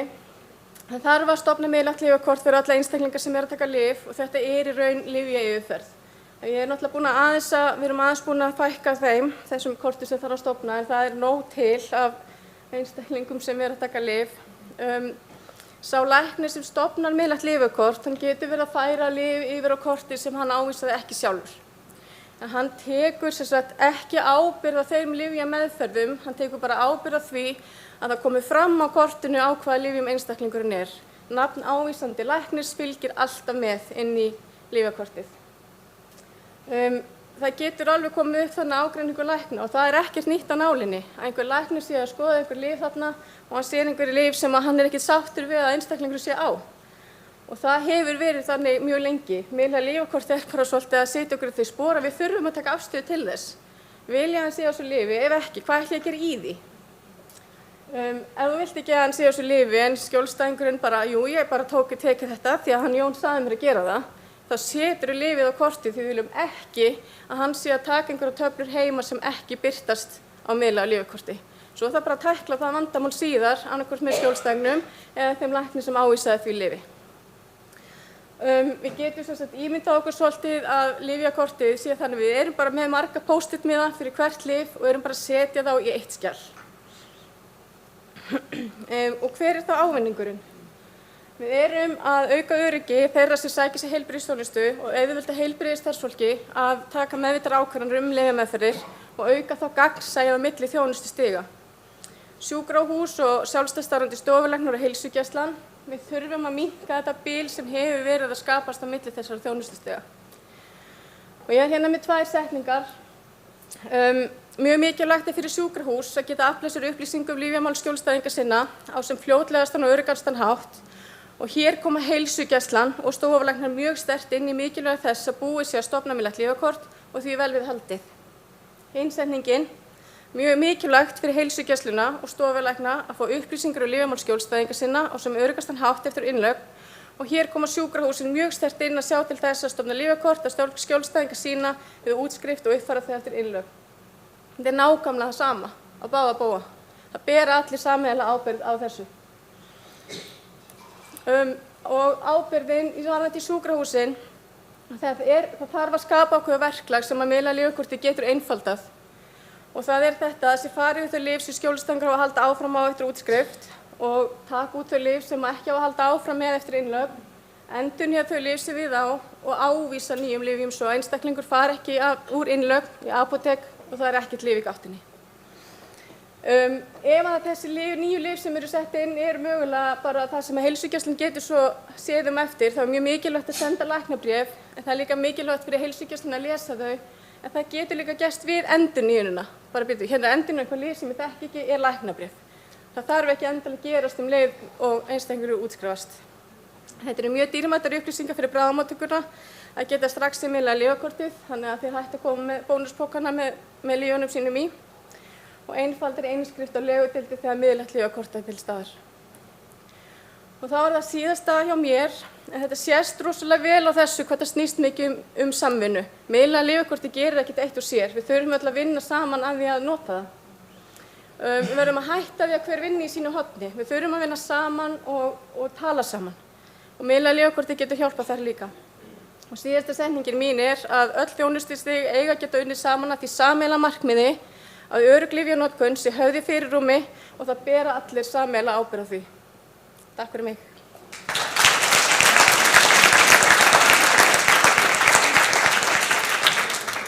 Takk fyrir Sunna. Við ætlum að fá Helga Hafstein Helgason, yfirlækning lyflækninga á Heilbrigðisstofnun Suðurlands til þess að koma hérna upp og hann ætlar að fjalla hver ber ábyrgð á fjöllyfjameðferð sjúklings. Takk fyrir.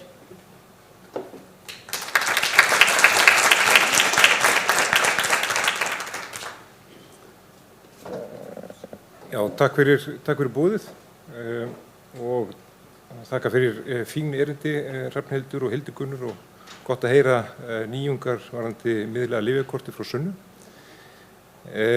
Stutt erindi, stuttu fyrirvara svolítið, en ég fyrir aðeins frjálslega með titilinn, vil ég segja, sumt hefur líka þegar komið fram. En ég hef starfað síðan fyrir ári síðan á HSU á Selfossi og var þar á undan 23 ár í Hollandi. Ég reyndi að millikoma á Landspítalanum 3 ár þarna fyrir einhvern tíma síðan og svo hefur við aðeins verið viðriðin Lyfjastofnun og Evrópsku lyfjastofnun á einhvern tímabili. Þetta koma á bráðamóttökuna fyrir tæpum 2 vikum síðan. Þetta er 64 ára gömul kona og hún kemur vegna vannæringar og kyngingarörðuleika sem hún átt við að stríða svolítinn tíma og reyndar fannst bara út á götu. Hún er þekkt með fíknisjúkdóm, áfengi, eiturlyf og fleira og nokkrar heilsufarsgreiningar. Hún fær heimaþjónustu, félagsþjónustu og er með lyf í skömmtum. Hún kemur mjög oft á bráðamóttökuna, bæði hér og í Fossvoginum og við ákveðum að leggja hann inn til uppvinnslu á vannæringu eða meðferð og útvíkun á vélinda og þá komið þessum hluta eins og Hrafnhildur og Hildigunnur koma að finna út á hvaða lyfju viðkomandi er. Hingað til hefur verið áreiðanlegast að fletta upp í þá lyfjagrunni landlæknis og þarna sjáum við að hún hefur fengið Apixaban, nokkur sem er útskrifað undanfarna vikur. Það er einnig hægt að fara þarna í dálkinn við hliðina og sjá lyfjasögu LSH. Svo er það fleiri lyfja, hvað við kalla þetta, lyfja eftirlitskerfi, sum fyrir krabbameinslyf eins og Kato og Aria og svo eitthvað eldra kerfi frá Landspítalanum. En það er mjög sjaldan að þetta stemmir allt saman og mjög oft ágætt þegar sjúklingar koma hreinlega með lyfin sín í poka eða á miðum og í seðlaveskinu. Við ákveðum að leggja þessa konu inn og þá notum við kerfi númer 2 og það kallast IMED hjá okkur. Þetta er eitthvert íslenskt kerfi sem er við að þróa og er ansi styrkt í notkun. En þarna sjáum við að við skráum inn lyfin og einhvað af þessu lyfin hefur áður verið notað í innlögnum og þeir sem þekkja þetta kerfi vita eitthvað hnökrana. Einnig sá að þetta talar heldur ekki við afgreiðslukerfi hjúkrunarfræðinga. Þannig að þó að ég sjá hérna lyfin virk í þessu ávísunarkerfi, þá alls óvíst að viðkomandi sjúklingur hafi fengið þessi lyf við innlögn. Til þess að tryggja að við höfum eftirlit með því, þá þurfum við að opna svokallaðan lyfjavaka, en hann heldur utan þá lyfjagjafir hjúkrunarfræðinga á deildinni. Þarna dæmi frá síðustu viku, 32 ára kona í lífslokameðferð, og þá skiptir miklu máli til þess að geta stýrt lífslokameðferðinni, þannig að vel að gáð að fylgjast með hvort að sjúklingurinn að fá 30 eða 60 eða meira af milligram af amidasolum á sólarhring. Og það getur verið svolítið erfitt að púsla þessu saman á hverju morgni. Þetta er einhver annar sjúklingur heldur en svo á lífslokameðferðinni, en við útskrift þá höfum við tamið okkur erum að byrja að temja okkur að stofna miðlægt lyfjakort, eitthvað sem við höfum gert síðastlið ár fyrir alla göngudeildarsjúklinga og göngudeild krabbameinssjúklinga. En það er ekki alveg alltaf auðvelt þar sem legudeildin er að mestu rekin af mjög óreyndum læknum, þar segja læknanemum með tímabundið lækningaleyfi. En þarna er búið að stofna lyfjakort og það eru ýmist föst lyf og einhver PN-lyf. Þetta er annar sjúklingur, hún er Sigríður, 88 ára gömul kona sem við þekkjum vel á göngudeildinni, og hún kemur eftir innlögn á göngudeildina í eftirlit. Ég hafði farið yfir lyfin við útskrift og hún hafði verið á miklum fjölda lyfja og er þarna ennþá á 15 lyfjum föst. Hún er með alvarlegan húðsjúkdóm, fær stera og sýklalyf, hún er með drift brjóstakrabbamein, hún er með hjartasjúkdóm, mikinn útæðasjúkdóm, svartar tær, verkjalyf, og svo hafði hún dottið og lærlegsbrotnað og kom til okkar í endurhæfingu. Á þessum stutta tíma sem hún útskrifast og kom svo til eftirlits á göngudeildina vegna hennar brjóstakrabbameins, þá tókst henni að fara í eftirlit til síns hjartalæknis sem hún ennþá hittir 2 ára ári og fær þar bráðnauðsynleg hjartalínrit og hjartaómanir. Hann endurnýjar eitthvað af sínu lyfjum og í leiðinni þá einnig krabbameinslyfið. Mér skilst á Sunnu að þetta verði leiðrétt þegar stofulæknar taka upp að nota miðlægt lyfjakort, en þarna koma öll þessi lyf aftur inn lyfjakortið óflokkuð. Og það er þá okkar sem stofnuðu miðlæga lyfjakortið að taka til í þessu. Hvað var þar lyfjaendurnýjanir utan heilsugæslunnar, það sem kannski titillinn bendir til, hver ber ábyrgð á fjöllyfjameðferð. Ég er reyndar blöskra með reynslu mín erlendis hversu mikil fjöllyfjameðferð er í gangi. Ég er reyndar sé fyrir austan aðeins kannski eldri sjúklingahópa heldur en ég var vanur erlendis. En ein lausnin á þessu væri að ávísa minna. En sú lausn hefur ekkert komið til umræðu hér og það er algjörlega á ábyrgð lækna. En það er þannig að þegar eins og þær kom inn á Hrafnhildur og Hildigunnur, að þegar sjúklingar leita ýmist til sérfræðinga á stofu út í bæ eða á Landspítalann og leggjast þar inn, eða jafnvel á göngudeild, ég veit ekki hvort það sé yfir höfuðstarfandi á Landspítalanum, þá er algjör hending að það sé einhvers konar læknabréf eða einhver skeytasending til þá heimilislæknis og yfirfærsla ábyrgð. Ef það eru læknabréf eða einhvers konar nótur, að þá er líka algjör hending að það sé alvöru greining, það sé einhver heilsufarssaga, yfirlit yfir lyf eða einhver áætlun.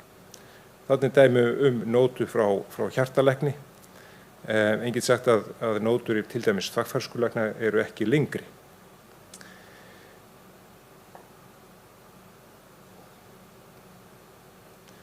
Þannig að hver ber ábyrgð á einmitt ávísunni, en þetta er sérstaklega við mikilvæg lyf og við kannski lítum ekki á stera sem mikilvæg, en það er bara virkilega mikilvægt að meðhöndla þá af gát. einnig sterk verkjalyf, sérhæfð geðlyf, ADHD-lyf. Ég held ég hefði á þessum 23 árum út í Hollandi 5 sinnum skrifað út geðlyf. Hér er bókstaflega annar hver maður á geðlyfjum. Minnislyf, fín þjónusta hjá Landakoti, fín uppvinnsla, það er langur biðlisti.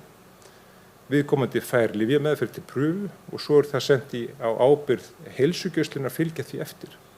Það er algjörlega óraunhæft að ætlast til þess. Nú ónæmisbælandi lyf og ýmis líftæknilyf, mér skilst að það ekki verið hægt að endurnýja þetta í gegnum heilsuveru. En ég reynsla því sjálfur að hvað var krabbameinslyf sem kostar á bilinu 500 til 1,5 milljón á mánuði og við reynum að umgangast af gát við ávísun í 4, 6 eða einhverja vikur og fylgjum því eftir. Það er sjálfsagt að athuga með aukaverkanir og svo með árangur meðferðar. En þegar viðkomandi komið leyfi frá lyfjanefnd og lyfin hefur verið ávísað áður, þá virðist heilsugæslan geta endurnýjað viðkomandi lyf. Nú ég leitaði aðeins af einhverjum erlendum leiðbeiningum hvað varðar hver ber ábyrgð á fjöllyfjameðferð og þessi skýrsla frá Alþjóðlegu heilbrigðisstofnuninni frá 2019 minnist ekkert á það. Þannig við þurfum að ákveða það sjálf. Kærar þakkir.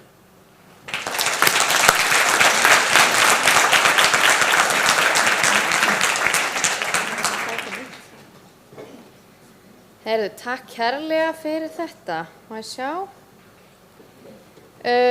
Sko, nú er komið að umræðum og ég er með nokkrar spurningar. Sko, það sem öskrar svolítið á mig fyrst og fremst, af því ég er lyfjafræðingur, eru klínískir lyfjafræðingar.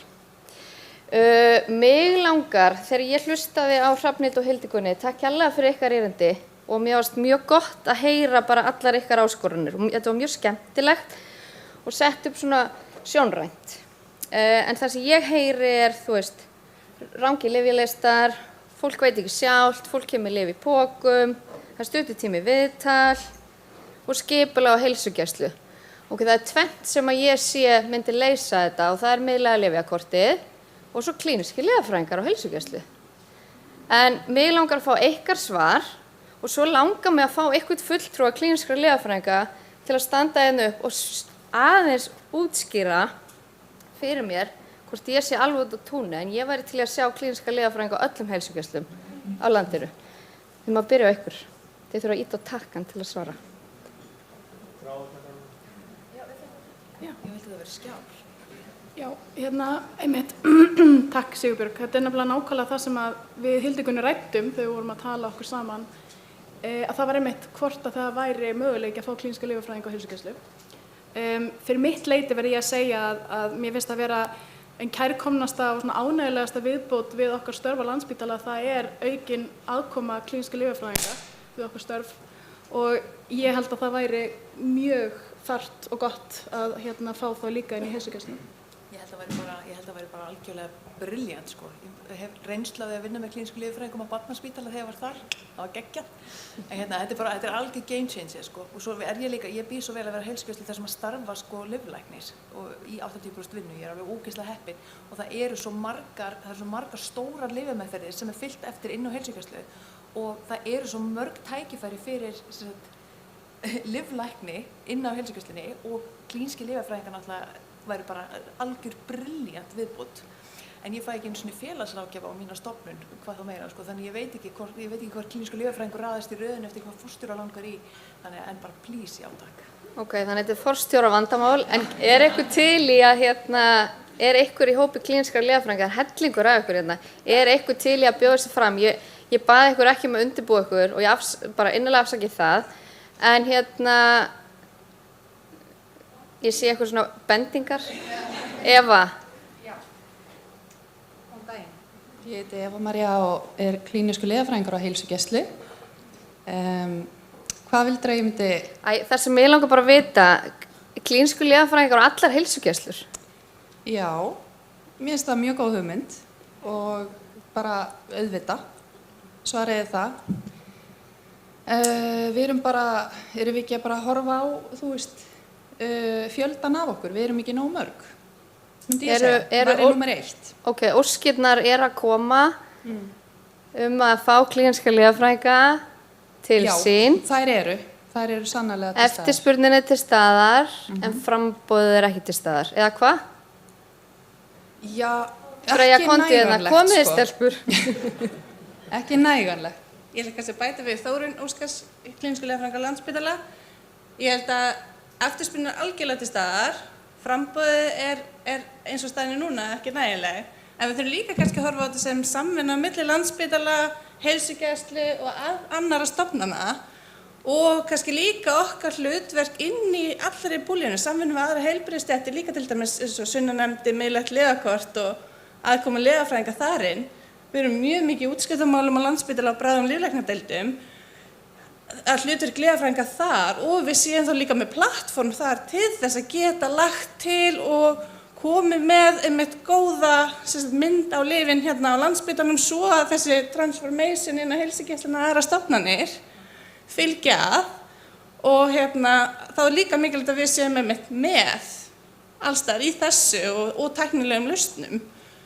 Og þannig að bæði, ég held að það sé svona til þess að reyna að ná þessum hring, sko. Já, það er bara gott að ítreka það. Við vorum fyrst, klíníski lyfjafræðingar hafa eiginlega bara langmest verið á Landspítala, ekki bara, við höfum þessa umræðu, Landspítalanum og við erum svo ný inn á heilsugæsluna, þú veist, klínískir lyfjafræðingar. Þannig að við erum bara, ég veit ekki hvað stöðugildi okkar en ég vinn í 100% starfi og ég er með 5 heilsugæslur sem fá 1 dag í viku sem dæmi og svo erum við með, allir að sé ekki svona 2 dagar í viðbót eða 2 stöðvar. Þú veist það náttúrulega hvað þau stöðugildir, þannig að þetta er ekkert mikið og heilsugæsla höfuðborgarsvæðisins eru 15 stöðvar, kannski 7 stöðvar sem fá að hafa hann á svæðinu og svona alvarlega, stóran snert af klínísku lyfjafræðingi en við erum þó að veita svona fjarþjónustu fyrir allar stöðvarnar og erum að reyna að koma til móts við það sem er verið að biðja um. En já, samstarfi milli Landspítala og heilsugæslunnar skiptir miklu máli eins og Þórunn að segja. Sá snertiflötur. Þá ég líka að hugsa eins og nefndir þú veist, það er ekki tími fyrir allt og það er verið að fara yfir, ég er með 7 vandamál og ertu svo til í að endurnýja lyfin mín.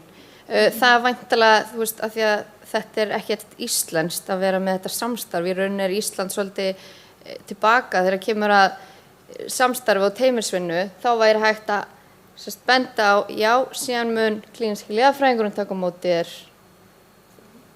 Já, og þá þarf einhvern veginn að auka. Já, við erum að vinna þetta svo mikið hér á Íslandi. En kannski þetta þá líka spurning með að meðan þú ert að bíða eftir tímanum hjá lækninum í 6 vikur, að þá er þetta að hitta kannski lyfjafræðinginn og byrja að fara yfir og þannig að listinn sé réttur og þessi komin kannski einhverjar tillögur eða aðgerðir til breytinga og þannig að við séum líka, þessi samvinna snýst líka það að við séum ekki öll að gera það sem getur sér tvíverknaður, þið gerir það sem þið eru best í, við gerum það sem við erum best í og þannig Bætist þarna ein við? Já, bætist ein við. Mér langar bara gaman að tala um klíníska lyfjafræðinga og ég er mjög ánægð með klíníska lyfjafræðinga og heilsugæslu en ég held að við þurfum líka að hugsa um apótekin. Vegna þess að í apótekunum starfar fjöldinn allar lyfjafræðingum og ég held að við nýtum apótekin, lyfjafræðingan í apótekunum, klíníska lyfjafræðingan í heilsugæslu og þá held ég að við náum svona þessum hring. Að ég held við náum ekki að sinna öllu með klínísku lyfjafræðingum. Kekja, Ólafur er með næstu spurning. Takk æðislega fyrir. Kæra þakkir. Viljum að halda áfram. Helgi, þú komst aðeins inn á það áðan og þið hinn kommentarið kannski líka á það. Það er að þið eru að nota kerfi á Suðurlandi sem heitir EMED og þú komst raun aðeins inn á það að EMED er ekki bara eitt kerfi, heldur það í rauninni þannig séð 2, þess að lyfjavakinn og EMED. Ég er svo lánsamur að hafa fengið að vinna með EMED út á vettvangi og er núna að vinna með þerapíinn á Landspítalanum. Mér langar kannski að kasta þið fram til ykkar allra. Getur verið að stór hluti eða einhver hluti af vandanum sé hvað þessi kerfi, það eru kerfin sem við erum að nota inn á spítalanum, þau sem síðan verið að nota í öðrum sjúkrahúsum eða þau sem verið að nota á heilsugæslunni, hvað þau tala illa saman. Já, algjörlega.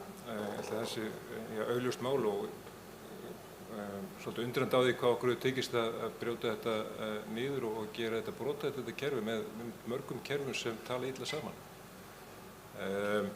Ég er ekki að tala ég er ekki talsmaður miðstýringar en við erum þó ekki stór þjóð og það er náttúrulega viðkvæmt að vera með eitthvað eitt kerfi en þetta er líka öryggismál og það tapast gríðarlega miklar upplýsingar í yfirfærslu á milli kerfa sem við erum að framkvæma á óreyndum höndum á bráðamóttökum og legudeildum. Miðlæga lyfjakortið mun einhverju leyti leysa þetta vonandi en eins og þá er ástandið mjög brothætt. Viljið þið kommentar um það? Ég get aðeins minna á þetta líka. Það er náttúrulega miðlæga lyfjakortið notað fyrir outpatient einstaklinga en þessi eins og EMED og þerapi eru þessi fyrirmælakerfi sem eru byggð á annan hátt. Í sambandi það að tala við miðlæga lyfjakortið er hægt að hluta en miðlæga lyfjakortið byggist ekki á gjafatímum. Þannig að það væri hægt að setja það þannig að lyfin myndu færast á milli en svo þarf að raða þeim inn við legu því að það er ekki þessi gjafatímar inn í miðlæga lyfjakortinu fyrir þessa sem eru ekki inniliggjandi. En það er ýmislegt hægt en mannstundum þarf alltaf að koma þarna að. Ég sé að Pétur Heimisson er að springa af spennu að fá að tala við okkur. Gjörðu svo vel, Pétur. Já, ég bara af því að tíminn líður og klukkan verður bráðum 11:10. Mér finnst við þurfa að ræða þá setningu sem var sögð hér klukkan 10:51. Okay. Ég skráði það sérstaklega. Þá sagði Helgi Hafsteinn: við ræðum ekkert hér upphaf vandans. Hvernig byrgjum við brunninn? Hvernig hættum við að ávísa svona mikið af lyfjum? Hvernig hættum við að verða heimsmeistarar í allri notkun lyfja? Ég hef alls konar skoðanir á því. Ég veit að þær eru ekki vinsælar alls staðar. En ég held að það sé meðal annars með aukinni aðkomu klínískra lyfjafræðinga en líka með aukinni aðkomu alls konar annarra þverfaglegra hópa, ekki síst í heilsugæslunni, þar sem að áherslan er færð frá læknisfræðilegri nálgun á allt og ekkert, sem að stórum hluta er meðal annars tilvistarlegur vandi, en er greint sem þunglyndi, kvíði, alls konar. Það gerum við til dæmis ekki, og afsakið heimilislæknar hinir sem hér eru í salnum, það gerum við til dæmis ekki með því að allir eigi örugglega sinn heimilislækni og ekkert af hinum stéttunum. Þannig að ræðum þessa setningu endilega. Ég kalla eftir umræðum hann og panelum. Hvernig minnkum við það að ávísa lyfjum? Takk. Takk fyrir.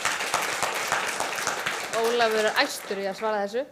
Áður en við hleypum panelinum til þess að svara þessu, þá ætlum ég að leyfa Jóni Steinari að kommentera, hann var búinn að gefa okkur merki. Já, bara örstutt af því að eins og Pétur vakti athygli á klukkan verður bráðum 11:10 og yfirskrift þingsins er hver ber ábyrgð á lyfjunum mínum. Og ég vil bara fá að adressera það aðeins af því að Sunna nefndi þetta með nýrætt lyfjakort og ég tók hérna dæmi, Bjarni tók dæmi, að manni mig í fjölliðameðferð þar sem að kardiológin var meðhöndlandi aðili en ég fekk málið í fangið. Þannig ég held að við verðum að eins og þetta núna þá er heilsugæslan að stofna miðlæga lyfjakort ekki sérgreinalæknandi bæ, það verður vonandi en spurningin er svo, hver á að búa til miðlæga lyfjakortið úr öllum upplýsingunum? Á ég að gera það? Eða á hann að gera það sem er aðal meðferðaraðilinn? Á ég að hafa yfirsýn yfir fjölliðameðferðina, á hann að gera sem er aðalmeðferðaraðilinn? Þetta er lykilspurningar. Við verðum að taka þetta á dagskrá. Hver ber ábyrgðin á lyfjunum mínum? Það er efni fundarins. Og við verðum að adressera það í þessu samhengi. Ég vildi bara vekja athygli á því. Ég legg hvet okkur til þess að halda fókus í því. Algjörlega, takk hérlega fyrir það. Hvað segirðu? Taka einni viðbót. Þú taka einni viðbót áður fyrir að halda áfram, sko. Pálmi var búinn að gefa merki. Þú hefur halva aðra mínútu. Þetta eru svakalega góða spurningar og algjörlega spurningar sem vert að spyrja sig. Sumt af þessu svör ræðum við svo í hópunum á eftir, en gjör svo vel, Pálmi. Já, takk fyrir þetta mikilvæga þing og góð innlegg. Ég tek undir þetta að við þurfum að spyrja okkur í upphafi vega, sko, hvernig ætlum við að höndla meðferðina og sem sagt, og ég held að miðlæga lífeyrkortið sé af hinu mjög góða og ég hef aðeins kynnst því. Ég held að væri líka gott að fá miðlægt kort yfir virkar sjúkdómsgreiningar, það væri eitthvað til umhugsunar. En í botnagrunn þá held ég þetta snúist reglubundið eftirlit með langvinnum sjúkdómum. Við þurfum að taka það í gegn, lyfja með þeirri venjulega afleiðinga af því að við höfum greint sjúkdóm og sem hefur ákveðin einkenni og svo framvegis og það þarf að fylgja því eftir. Er lyfið að gera gagn, er það að gera ógagn, þurfum við að breyta meðferðinni og það er þetta niðurbrot á reglubundnu eftirliti með langvinnum sjúkdómum sem ég held að sé stórkostlegt vandamál. Varðandi hver ber ábyrgð, þá held ég að maður geti ímyndað sér að sá sem skrifar á lyfjakortið, miðlæga, við getum tekið kannski upp litakóð eins og Helgi bent á, það eru sum lyf mjög sérhæfð og bara sérfræðingar sem geta verið að ordinera þeim, gætu ekki haft litakóða. Grænt er það sem heilsugæslan ber ábyrgð á, gult gæti verið sérfræðingur út í bæ og rautt kannski ekki rétti liturinn en eitthvað litur fyrir til dæmis sjúkrahúsi, sérhæfða göngudeildir og sá sem að skrifa lyfið, segir maður sér sérfræðingur út í bæ, hann geti skrifað gult á það því hann er sérfræðingur út í bæ og þá ætlar hann að fylgja því eftir eða hann getur sett græna lit á það og þá er það fyrir aðra að fikta í því að vild, eins og má segja.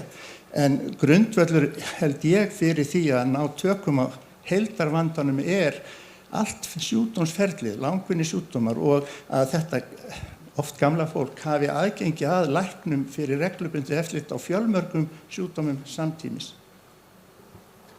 Takk fyrir, Pálmi. Nú hljótið að vilja segja eitthvað. Ég get kannski sagt eitt áður á meðið hugsið. Við erum alltaf að fá erlenda fyrirlesara. Það situr hérna erlendu fyrirlesara út í sal frá Ástralíu og komin allavega hinga til þess að tala hvernig hafa verið tekið á þessum málum. Við erum ekki eina þjóðin í heimi sem að glíma við þessar áskoranir. Þannig að ég er að vonast til þess að heyra smá líka frá honum. Hann ætlar aðeins að peppa okkur hérna eftir og við ætlum að heyra á eftir. En ef það einhver ákveðin svör sem þið eru með, við eigum náttúrulega eftir að fá 3 fyrirlesara í viðbót. En ef það eitthvað ákveður sem þið getið svarað hér og nú, þetta allt bara mjög góða spurningar. Og við erum kannski bara sammála þessum spurningum. Það er kannski bara málið. Og við sitjum hér að því við vitum ekki svörin. Eða hvað? Ólafur, að taka...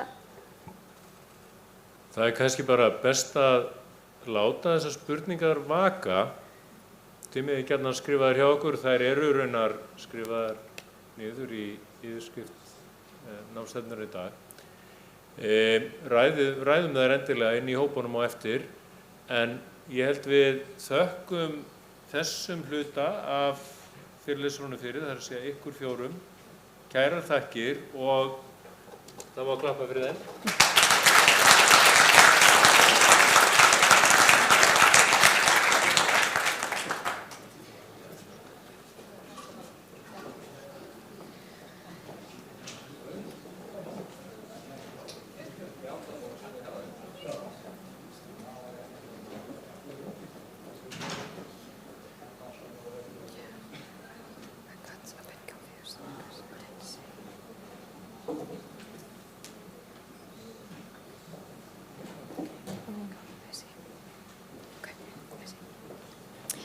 Og við ætlum þá að taka á móti seinna holi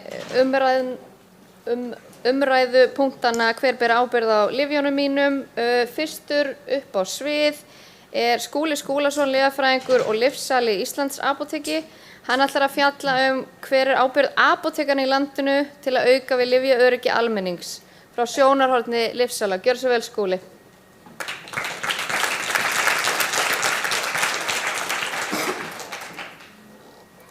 Takk fyrir Sigurbjörg og takk fyrir að bjóða mér.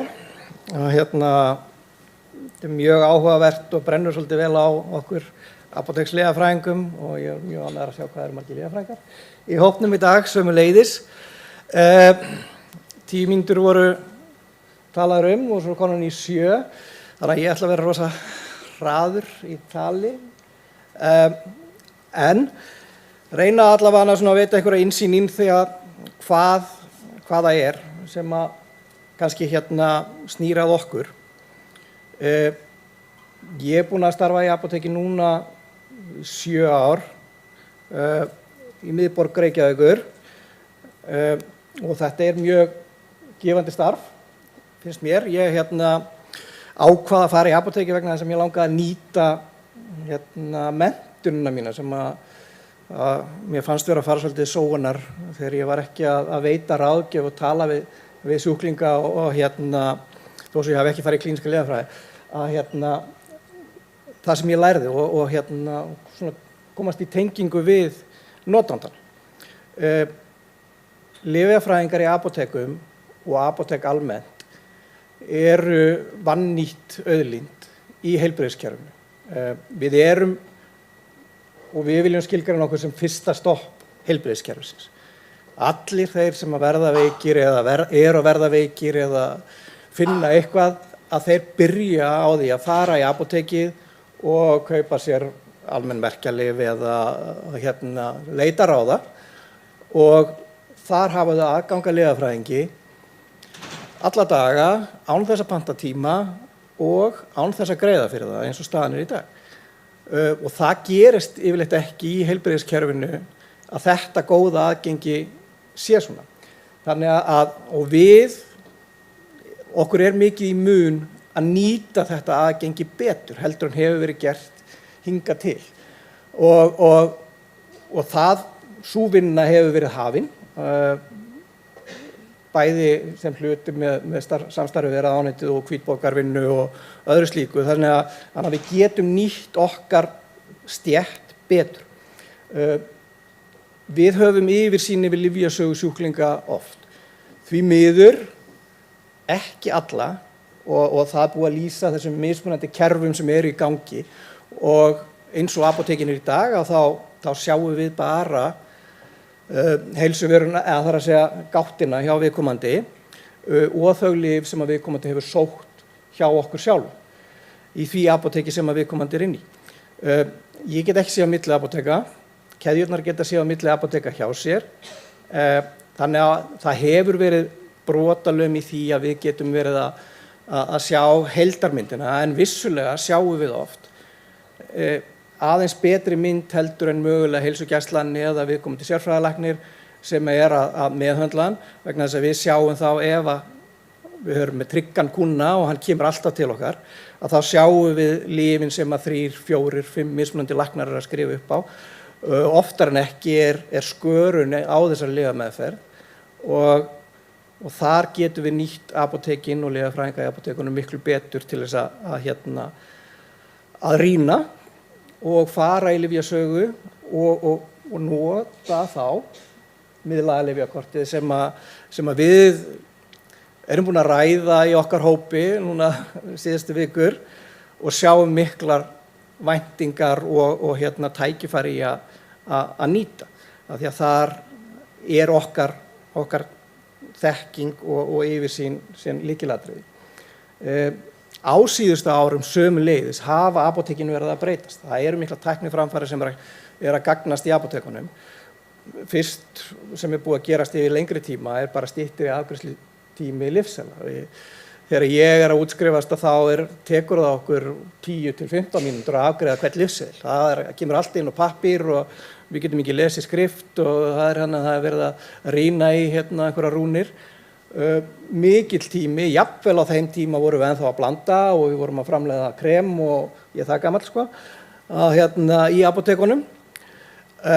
Þannig að þessi tími núna í dag með gáttinni og 99,9% lyfseðla sem að koma inn til mín eru rafrænir. Förum við niður í 1 til 1,5 mínútu í að taka til lyfseðil. Og þannig að tíminn sem við höfum, lyfjafræðingin í önnur verkefni er að aukast og við eigum að nýta það.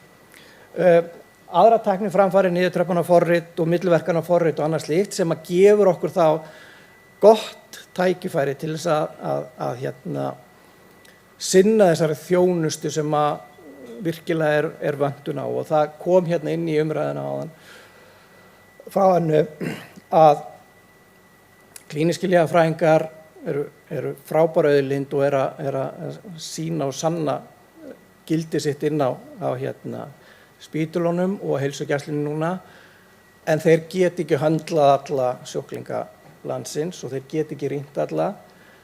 Þar koma apótekin gríðarlega sterkt inn vegna þess að það er okkar hlutverk. Við þekkjum þessa sjúklinga, þeir eru okkar fastakúnnar.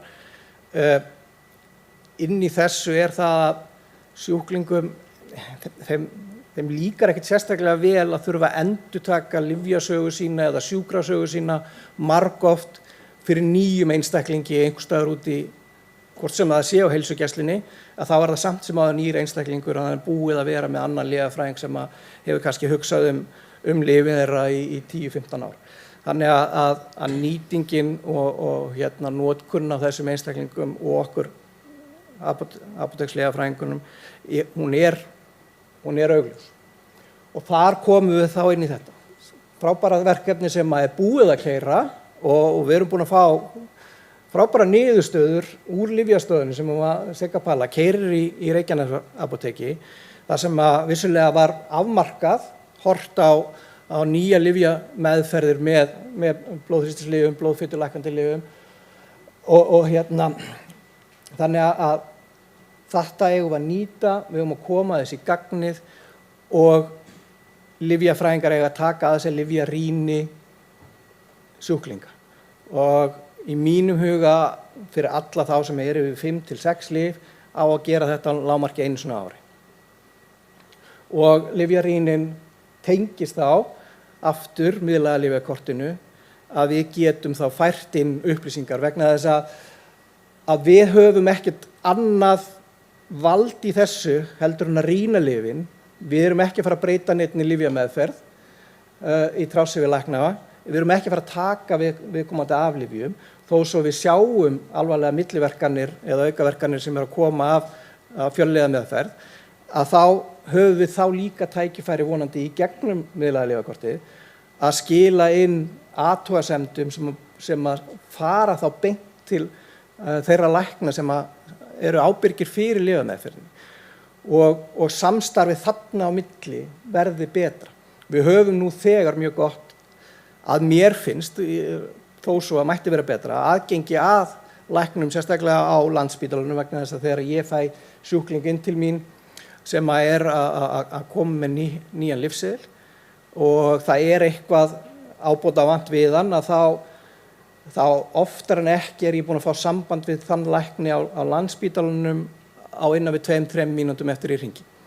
Þegar ég byrjaði fyrir 7 árum að reka apótek að þá var sama upp á stöðunni með heilsugæsluna en álagið er klárlega að aukast á heilsugæslunni þannig að núna fæ ég iðulega símtal tilbaka frá lækninum klukkutíma seinna eða jafnvel lengur og þá er viðkomandi sjúklingur löngu farinn í burtu frá mér þannig að við leysum ekki þau vandamál á staðnum. En þetta er svona sú samvinna sem að þarf að bæta og auka og við sjáum fyrir okkur að geti nýst sjúklingum okkur vel. Okkar samband við skjólskaðanda er mikið. Við erum líka að taka þátt í lyf án skaða á annan hátt og sem að var mögulega yfirskriftin hér á síðasta þingi þar sem að við erum að aðstoða við fíknisjúklinga, við erum að skammta þeim daglega og við erum að koma þeirri þjónustu út og erum mikilvægur þáttur þar vegna þess að þetta er vandamál í okkar samfélagi sem er bara að stækka og leysist ekki nema með samvinnu lyfjafræðinga, lækna, hjúkrunarfræðinga og velferðarþjónustu hvers bæjarfélags. Og vissulega var reynt og einhverju læknar hafa reynt að taka á þessum málum og aðstoða þessa einstaklinga en en okkur vantar miklu betra utanumhald og batteri til þess að það nái árangri eins og það var í framkvæmd í fyrra, skilar ekki þeim árangri sem að ætlast til. Og allir geta verið sammála það, en við megum ekki gefast upp. Af því að það gekk ekki, þá getum við ekki hætt og skilið á eftir á þess að við höldum áfram að reyna. Þannig að samstarfið og teymisvinnan er sömuleiðis eitthvað sem að við erum rosalega opin fyrir og lyfjafræðingar í apótekum hafa mikla væntingar það að geta farið að sinna sinni vinnu út af við, fræðilega nota sína menntun og þekkingu til þess að vera í samskipti við sjúklinga og minnka okkar lagerstarfsemi sem hefur verið allt og einkennandi í apótekum að kvitta og skoða pakka allan daginn án þess að tala við sjúklinga. Þannig að við höfum miklar væntingar að koma frekar inn í þetta samstarf. Takk.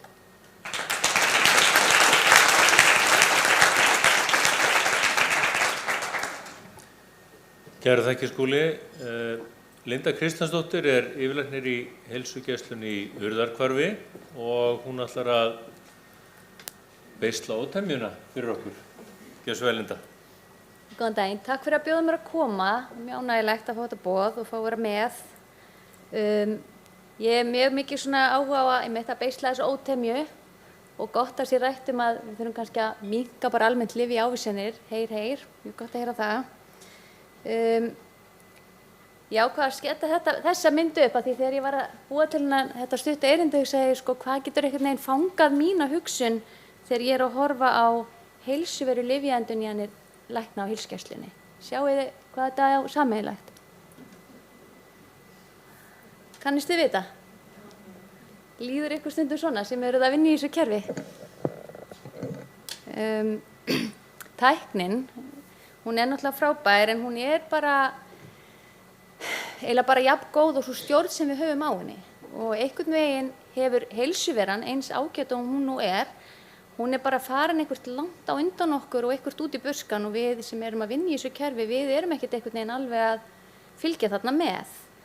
Og heilsuveru lyfjaendurnýjanir auðvitað eru bara dásamleg lausn fyrir skjólstæðingana að geta bara einhvern veginn á einfaldan hátt bara farið inn í eitthvað app og bara endurnýja bara öll lyfin sín. Þetta er náttúrulega mjög þægilegt að vera á lyfjum og geta gert það þannig. En ef við setjum okkur hinum megin þá er þetta þannig að beiðnir í lyfjaendurnýjanir eru ótakmarkaðar. Þær berast allan sólarhringinn 365 daga á ári, nema á hlaupári, það er 366. Og auðvitað eykur svona mikið magn og fjöldi og endalaust árit af lyfjaendurnýjanir, þetta eykur bara möguleika á mistökum við endurnýjanir. Og það sem að gerist einhvern veginn að ef skjólstæðingur einhvern tímann búinn að fá ávísað einhverju lyfi að þá bara flyst þessi endurnýjana möguleiki fyrir öll þessi lyf á heilsugæsluna. Þannig að hver sem startar lyfjameðferð einhvers staðar út í feltinu, hann bara búinn að opna einhverja gátt á endurnýjun til okkar sem vinnum í heilsugæslunni, sem að vissum aldrei að skjólstæðingurinn fór á þetta lyf til að byrja með eða kannski út af hverju. Fengum kannski enganótu, ekkert bréf og höfum ekki hugmyndum að meðferðin sé í gangi. Og það er rosalega auðvelt þegar við erum, og allir eru að tala um það hérna núna, við náttúrulega erum að drukkna í verkefnum á heilsugæslunni og það berast ég var með tóma heilsuveru, ég mætti vinnuna á mánudagsmorgun, klukkan 10:34 voru konar 20 lyfjaendurnýjanir og 15 erindi og ég var með fullbókaðan allan daginn. Þannig að þegar maður sess svo niður og á að fara að endurnýja allir þessi lyf og það bíða manns tugir lyfseðla, það er rosalega auðvelt að íta bara að senda. Og þeir sem hafa ekki séð þetta aðgengi fyrir mig að senda lyfseðil eru 2 músasmellir. Klikk, klikk, lyfseðilin farin og hann getur verið heildamaks ávísun fyrir eitthvað lyf í heilt ár og ég bara búinn. Ég bara búin að fría mig í 12 mánuði, ég þarf aldrei að endurnýja þetta næsta árið. Auðvitað er þetta freistandi að gera hlutina þannig og maður að drukkna í vinnu og maður að fara í sumarbústað með vinnunum og það föstudagur og ég á eftir skiljiði. Við erum bara fólk og fólk bara gerir alls konar svona skrýtna hluti stundum. Þannig að þetta bara, við erum þetta er rosalega hættulegt og að allt berist til okkar er ennþá hættulegra. En getum við sem vinnum í þessu kerfi, erum við með eitthvað taumhald, getum við eitthvað sagt, heyrðu nei, á minni stöð og þá vill ég bara geta gert þetta svona og svona og ég vill bara fá 20 erindi á dag og nei, við getum ekkert gert. Við stjórnum eiginlega bara engu í þessari heilsuveru nema við getum stýrt opnunartíma sem að fólk hefur á sendin fyrirspurnir, ekki lyfjaendurnýjanir, þær koma alltaf. En við getum sagt sko, ég vil stjórna sko hvaða lyfjaflokka er möguleiki að senda beiðni endurnýjun á. Og þetta er eitthvað sem ég veit að margir viti ekki einu sinni að við getum stjórnað. En við getum það, við getum lokað fyrir lyf.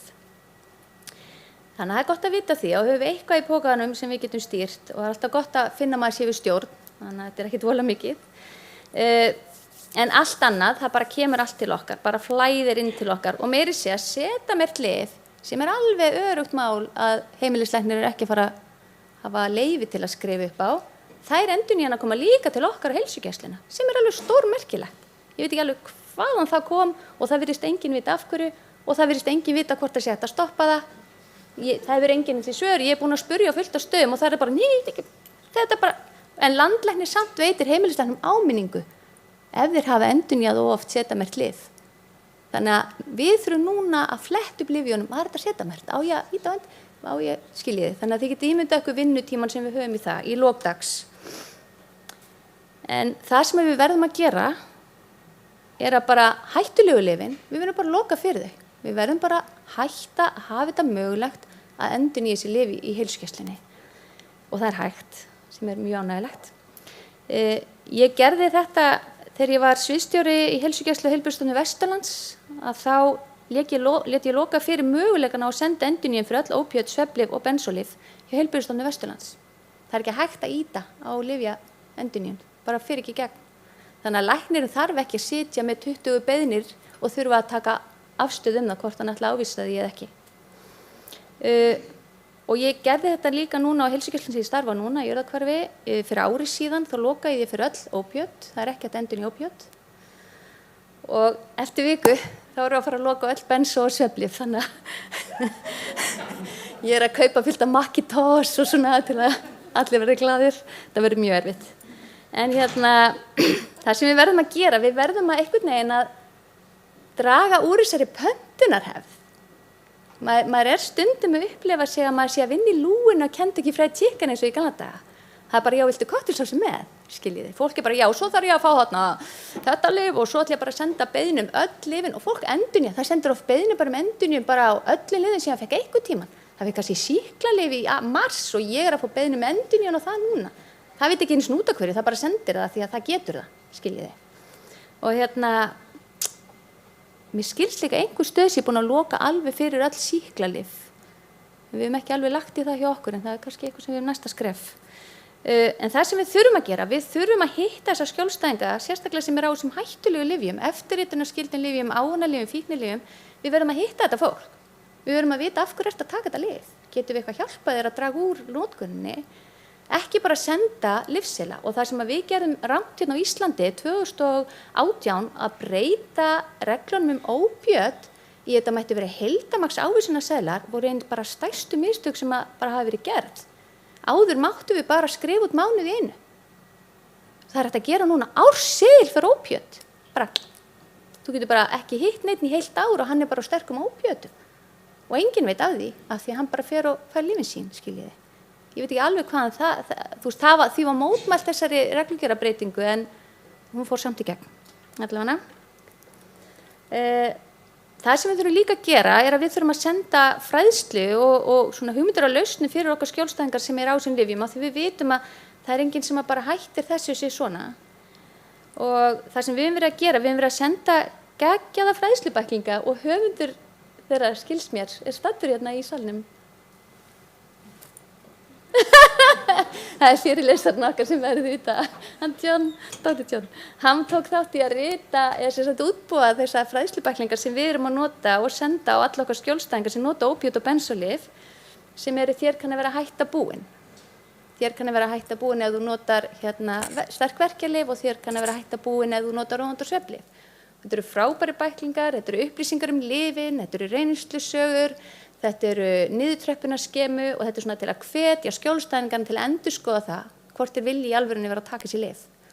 Og við erum farin að senda þetta á alla sem biður endurnýjun á sér lyfjum, þeir hafa bara allir verið að fá hana bækling. Bara jæja, viltu kynna hana bækling? Og þannig að þeir hafa eitthvað í höndunum og skilja af hverju við erum að vera svona leiðileg að loka á þetta í heilsuveru. En það sem við gerum líka, við fórum í samstarf með Prescribe, örugglega margir sem þekkja það inni. Prescribe byrjaði sem niðurtröppun.is og voru þá að auðvelda okkur heilbrigðisstarfsmönnum að búa til niðurtröppunarskema og prenta út á alls konar tungumálum og afhenda skjólstæðingunum. Við gengum aðeins lengra með þeim núna er þetta prescribe.com og þeir eru líka með app sem að skjólstæðingurinn kemur inn í og sér þá alla sína niðurtröppun, hann veit hvaða skammt hann á að taka hvaða degi, hann fær ýmiss konar ráð við annarkvort verkjum eða andlegri vanlíðan, hann getur skalað verkina sína og við hinum einn getum séð hvernig honum er að ganga. Hvort hann sé að fylgja niðurtröppun, hvort hann sé að taka aukalega lyf eða hvort hann sé mjög verkjaður og þá getum við reynt að grípa þá og sjá svona af hverju er þetta að ganga illa, þurfum við að hægja á niðurtröppun, þannig að þetta tæki er mjög svona notendavænt bæði fyrir þá sem er að stýra niðurtröppun og líka fyrir þá sem eru að gangi gegnum hana. Þannig að ég mæli með notkun á Prescribe. En svo hefur maður alltaf svona rosalega framtíðarsýn og óskir og væntingar og það sem ég bara vona er að fleiri stöðvar loki fyrir þessi lyf í heilsuveru og ég hef verið að kynna svolítið okkar verkefni og einkareknu heilsugæslustöðvarnar eru allar komnar on board og eru annarkvort að loka eða að fara að loka allavega ópíótin, skils mér, núna í haust eða í byrjun næsta árs sem er mjög ánægjulegt. Ég er náttúrulega að vona að sem flesti fara að nota eitthvað svona notendavænt viðmót fyrir niðurtröppun og það sem er svo geggja með það og skólinn mitt ekki mjög örugglega frá því að vera að senda honum alls konar Prescribe skemu sem hann þarf að fylgja eftir í skömmtunum fyrir skjólstæðinga og lyfjafræðingar, ég hef bara að segja það, lyfjafræðingar eru geggjaðir, sko, þeir eru rosalega hjálpsamir, hafa allir tekið mjög vel í það, ég sé að senda þeim svona niðurtröppunarskemu og eru bara sinna skjólstæðingunum rosalega vel. Og maður getur heyrt í þeim og spurt nánast sko, hvernig er ástandið á honum í dag, skiljið. Þeir vita það. Þannig að já, ég hvet ykkur til að nýta þessa krafta betur. Miðlæga lyfjakortið, sko, eins mikið og ég gat blóta miðlæga lyfjakortinu og eins margir póstar ég senda á Sunnu í vor þegar það hrund alltaf, að þá þegar það virkar, þá er það svo fallegt og þá er þetta að setja bara einhvern á einhverja meðferð í stuttan tíma, kalla það lyfjakúr og þá er engin beiðni neina endurnýjun neins staðar í heilsuveru til neins.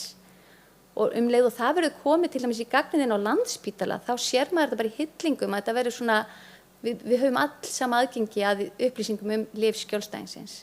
Þannig að ég er svolítið að vona að Landspítalalæknar hætti aðeins að vera svona grömpi og fúlir yfir þessu og líta á þetta sem eitthvað kosti, að þeir voru svolítið að tala þetta niður þegar þetta var að byrja.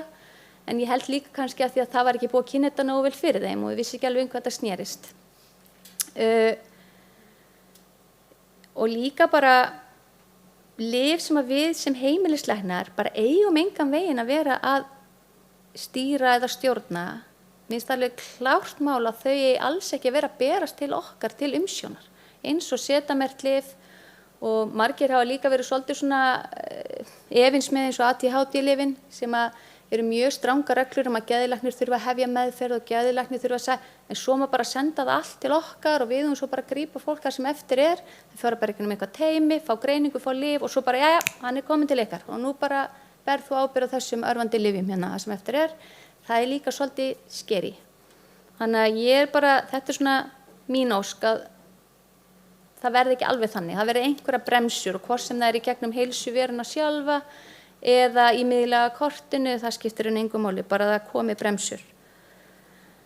En það sem er náttúrulega aðalatriðið sem að Pétur kom inn á og við verðum að vanda okkur þegar við erum að ávísa lyfjum á fólk. Við þurfum að velja vel og vita hvað við erum að gera og við þurfum að sjá fram í tíman að ef ég seti einhvern á okkar lyf núna, þú veist, hver á þá að hugsa það sem gerist næst. Þannig að við þurfum að passa okkur og vanda okkur og ég veit alveg álagið mikið og tíminn er lítill. En ef við gerum þetta ekki, þá verður álagið bara meira þegar frá líður. Ef við erum með fleira fólk á lyfjum sem það á ekki að vera að taka sem er að valda þeim skaða, þá erum við bara að búa til vandamál sem bara, kemur það bara eins seinna. Þannig að þá er það bara yngra fólki okkar sem þarf að fara að grípa það fólk. Þannig að þetta reddast ekki, þetta reddast hérna íslenska við verðum að hætta þessu.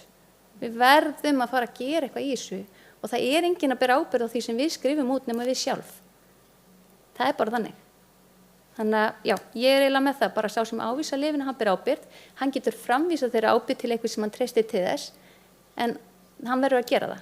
Ég hef verið að fá inn fólk til mig núna, það er ótrúlegt sko, ég hef búin að vera að fá fólk til mig á stofu núna, ég veit unga konu, hún lendi í slysi, hún lamaðist, hún lá inn á Grensás í marga mánuði, svo kemur hún til mín, það var ekki eitt læknabréf, hún var búin að vera í marga mánuði inn á Landspítala, gjörgæsludeild og allt, ég hafði ekki hugmynd, nema að því að ég fór á flettinu upp. Og núna var ég að fá beiðni vottorð greiningu konu með alvarlegan sjúkdóm, hún er komið krabbamein, hún er að lyfja með fyrir krabbameini og það er ekki búin að koma ein stök nóta til heilsugæslunnar. Þetta er náttúrulega ekki hægt. Þannig að það þarf einhvern veginn að bæta það líka. Við verum að vita hvað er að gerast með þetta fólk ef við eigum að taka þitt. Ok, takk fyrir mig.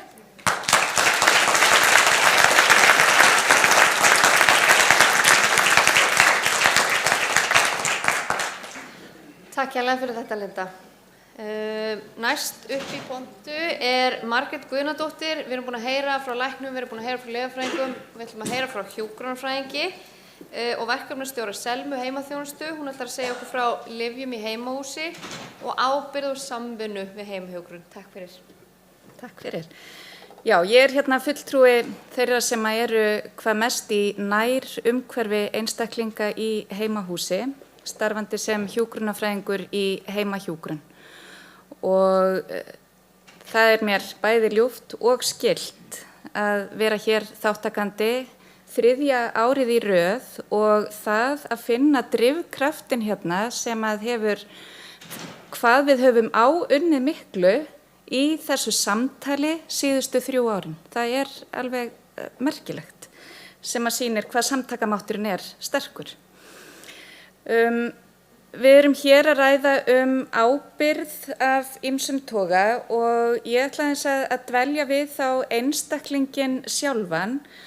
Við mætum flóknum aðstæðum inn á sjúkrahúsi og einstaklingar sem að leggjast inn til meðferðar á sjúkrahúsi, þeir fara í ákveðið hlutverk. Þeir fara í þetta hlutverk sjúklingsins þar sem að þeir í rauninni láta sín völd mikið af hendi.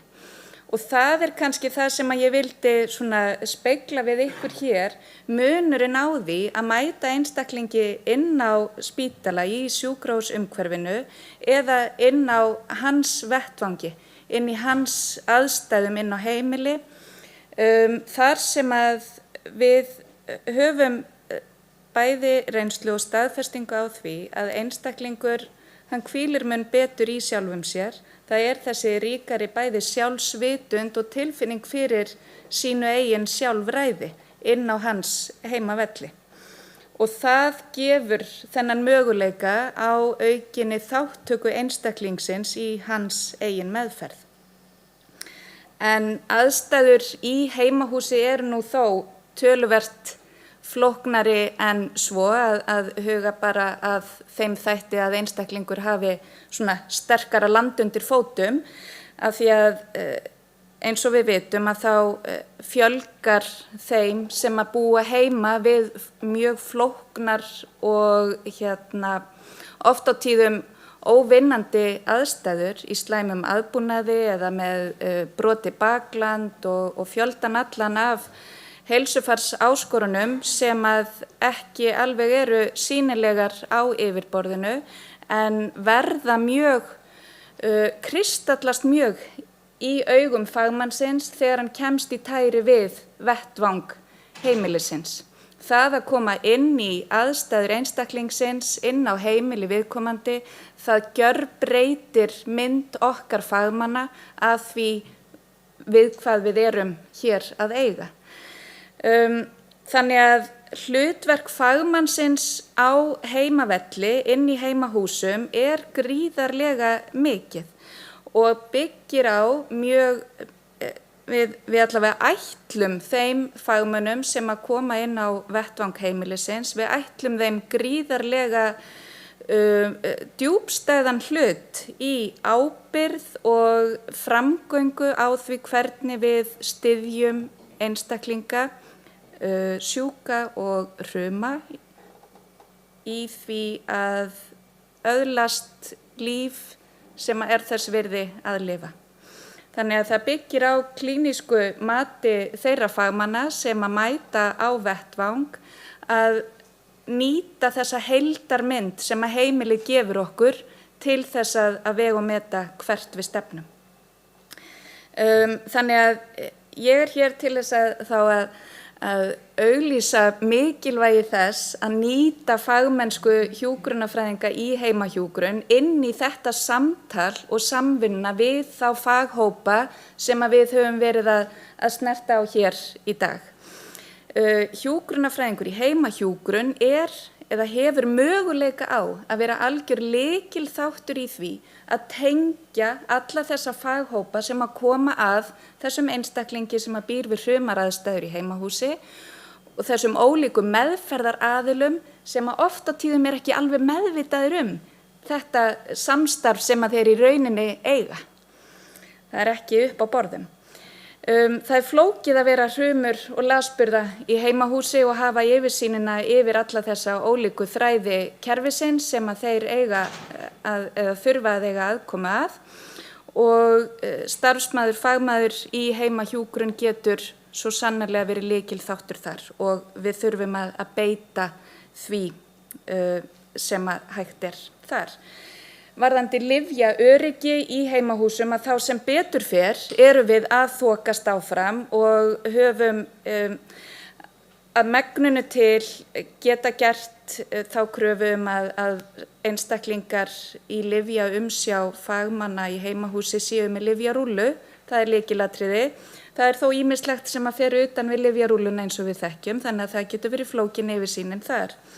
Og við erum á þeim farvegi að feta okkur frá læstum lyfjaskápum og yfir í lyfjaróbotana sem að hafa elt okkur gríðarlega mikið í því að gefa einstaklingum tækifæri til þess að efla sitt umdæmi eða sjálfræði við lyfjameðferðina sína.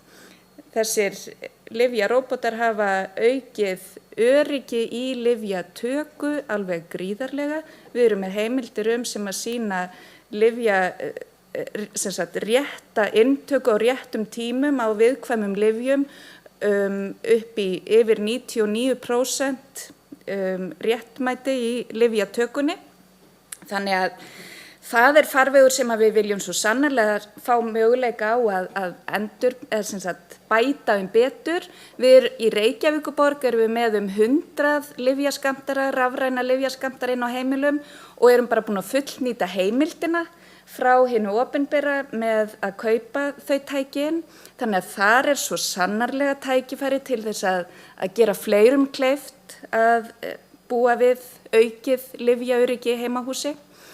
En aftur að þessari, mér langar að segja tuggu sem að við erum hér bara öll mjög meðvituð að þetta snýst samvinnu, aðkomu heilsugæslunnar svo sannarlega eins og hér hefur verið lýst ítrekað hvernig starfsfólk heilsugæslunnar situr uppi með meðferði sem aðrir meðferðaraðilar hafa vísað upp á.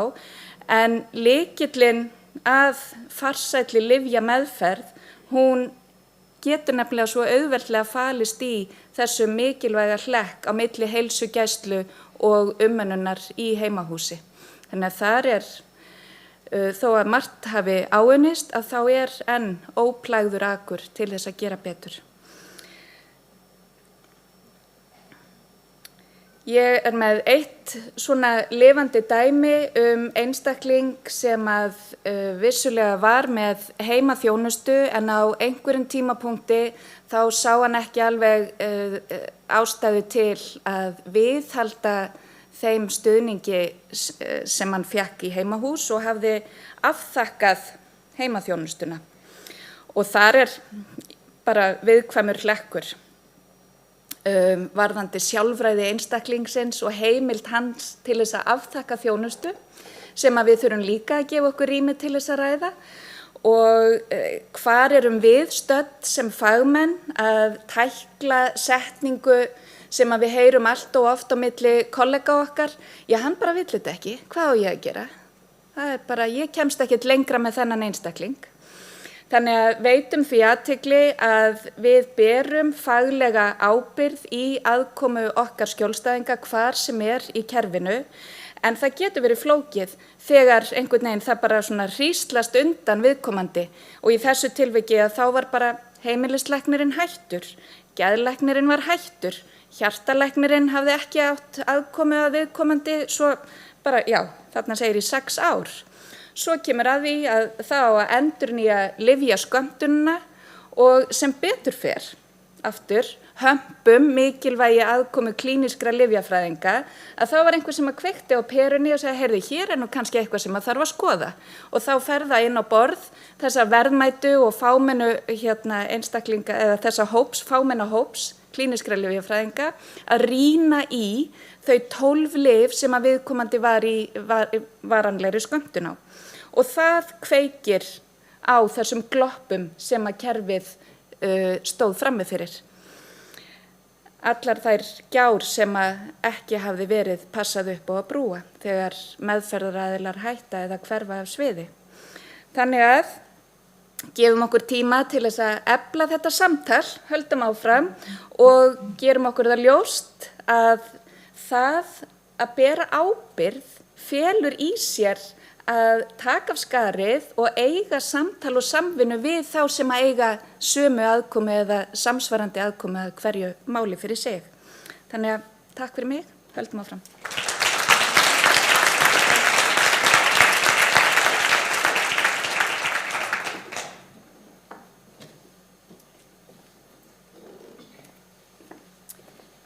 Heyrðu, já, takk hérlega fyrir þetta og þá seinni lotan búin, en Ólafur, varst þú, ég er með margar spurningar, en þú vilt alltaf stoppa mig af. Ég stoppa þig, en ég er náttúrulega líka með spurningar, en við viljum náttúrulega helst af öllu að þið takið þátt í samtali og endilega ekki vera feimin, þið þurfið ekki að vera með spurningar, þið megið kommentera, þið megið jafnvel segja eitthvað sem er alveg á kantinum. Það gerir ekki til, við erum í vinahópi og það er ekki, þó þessi streymi, þá er ekki fjölmiðlar eða hvað. Það eru tveir búnir að rétta upp hönd, 3, ok, þetta er að vera spennandi. Byrjum á Aðalsteini. Byrjum á Aðalsteini. Velkomin að koma hérna. Nei, Sveinrúna segi ég og svo, býtum við, það var einhver, þarna, já. Aðalsteinn, gjör svo vel. Aðalsteinn Guðmundsson, öldrunarlæknir. Já, takk fyrir að taka stafrófið á þetta. Ég kæra þakki fyrir þessi frábæru innlegg á hann og sérstaklega þakka þeim Margrét fyrir að draga fram mikilvægi þverfaglegrar vinnu því hún er líka gríðarlega mikilvæg inn á spítalanum við útskriftir. Það er til dæmis verið að nesta fólk heim með lyfjum. Það eru utan lyfjafyrirmælakerfis og utan skömmtunarkorts og utan miðlægs lyfjakorts væntanlegs. En ég kannski með, ef ég mætti setja fram kannski bara áminningu eða brýningu svona árum förum yfir ána miðja og það er titill þingsins hver ber ábyrgð á lyfjunum mínum og þetta náttúrulega eins og við heyrum í framsölum þetta beinir sjónum að því verklagi sem við erum, þeim boðleiðum sem við notum og rafrænum kerfum, hvernig þau tala ekki sín innbyrðis og við erum að tala valdeflingu einstaklinga. Ég heyrði það er nú sem endurna, það örla fyrir misskilning og hugtökum og ég vildi hvetja ykkur sem hafi ekki séð í mínum huga lítið grein pistil í Læknablaðinu fyrir 2021. Þetta voru 4 menningar, 2 námslæknar, lyflækningum og heimilislækningum og 2 sérnámslyfjafræðingar. Þið skrifuðu grein lyfjasaga lyfjasaga og lyfjarýni.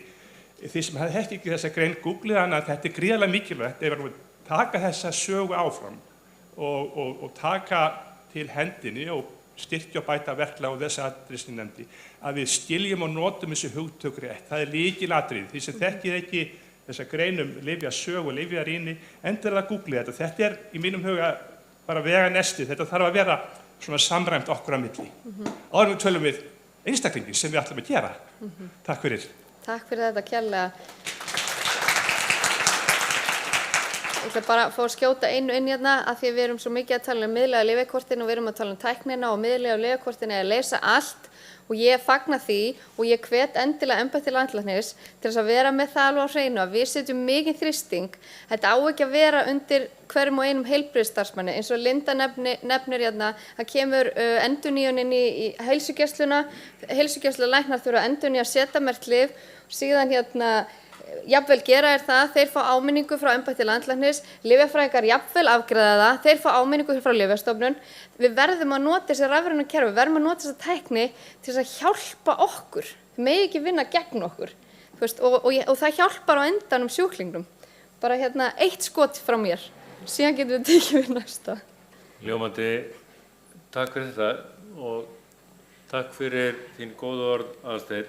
Sveinn Rúnar, gjör svo vel. Já, ég heiti Sveinn Rúnar Hauksson og heimilislæknir í Domus Medica. Við erum 3 eftir svona alvöru heimilislæknar. En mér langaði til þess að þakka fyrir frábær erindi, ekki síst hvatninguna hennar Lindu og eins hjá henni Margréti að svona minna okkur á vitjunina og mikilvægi hennar. En ég ætlaði samt bara að koma heldur kannski ómerkjulega spurningu til lyfsalans og sem bara eitt af þessu sem þvælist fyrir mér daglega í starfinu. Það ákaflega gott að, meðan ekki þetta miðlæga lyfjakort, að eiga aðganginn sem lyfjagrunnur landlæknis. Hann nýtist okkur mjög vel í starfi og það sem við lendum hins vegar í aftur og aftur að það ósamræmi á milli lyfjagrunns landlæknis og þess gagnagrunns sem þið hafið í apótekinu. Fólk að fá bæði að sjá í gegnum heilsuveruna að það þurfa endurnýja, það ekki inn að lyfjum og það fær sömu upplýsingar í apóteki þó sé kannski eftir 8 afgreiðslur af 12 af svefnlyfjum eða hverju það sem það nú svo að biðja endurnýjun á. Kannski getur svarað þessu, en takk kærlega fyrir þingið. Takk fyrir það. Skúli? Ég vildi svo að ég geti svarað þessu vegna þess að við erum með sömu spurningar til þá landlæknis og þeirra sem eru umsjónaraðilar gáttarinnar og heilsuveru vegna þess að það vissulega þó nokkuð algengt að það sé misræmi þarna á milli þar sem í kerfum heilsugæslana og hérna oft spítalans versus það sem sést í gáttinni. Og við erum að snúa fólki við allt og oft vegna þess að þetta sést ekki í gáttinni en heilsugæslan fullir að þau séu nýbúin að endurnýja viðkomandi lyfseðil en við getum ekki afgreitt hann vegna þess að við sjáum hann ekki. Og stundum eru vissulega lyfseðlar teknir út af öðrum apótekum en þá sjáum við að það sé búið að sækja á einhvers annar staðar og gætum þá kallað það aftur inn. En hitt algengara að þeir bara eru í einhverju tómarúmi þarna milli kerfa og fólk labbar fram og tilbaka þangað til að í raun og veru viðkomandi seðill tekinn út af lækni og settur inn aftur.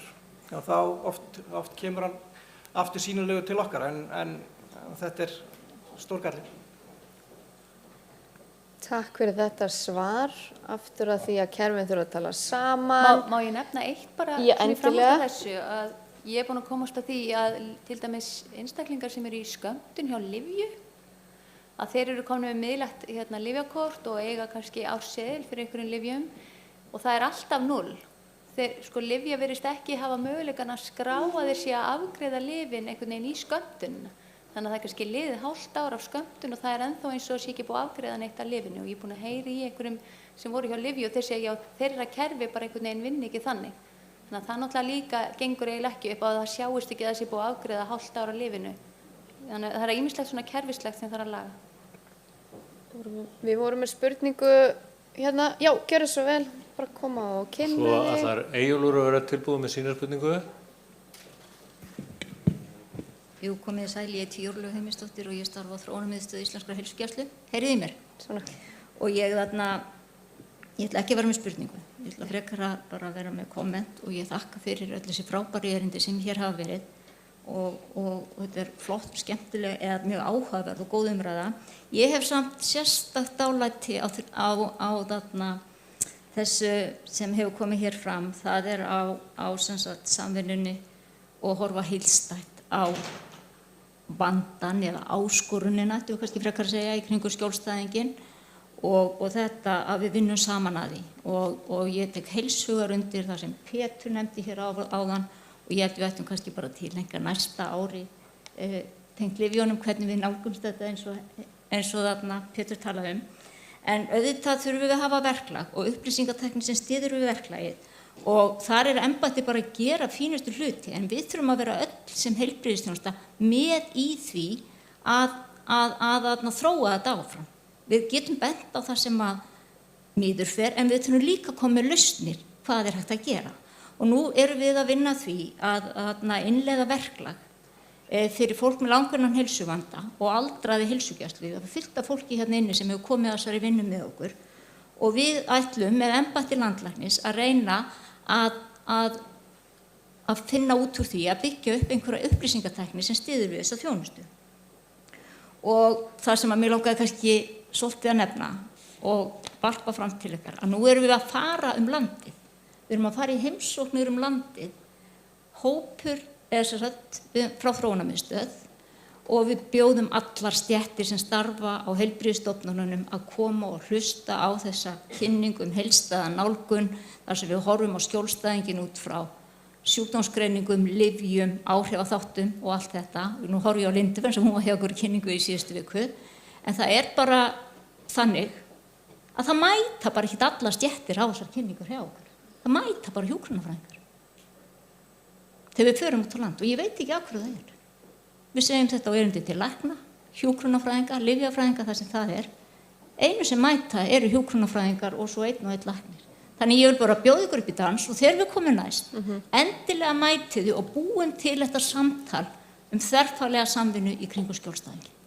Takk fyrir það kærlega, Ólafur. Við erum allavega með 3. Það er allavega, já. Það er sem sagt, ég held ég sem er röðin að rétta Eyjólfur næstur, svo ert þú, Já, sem ég veit. svo kemur Freyja. Hvað heitir? Já, Freyja. og svo þú. Við erum 4. Við nefnum meira sko. Við erum 5. Freyja og Elín. Oh my god. Þetta er frábært.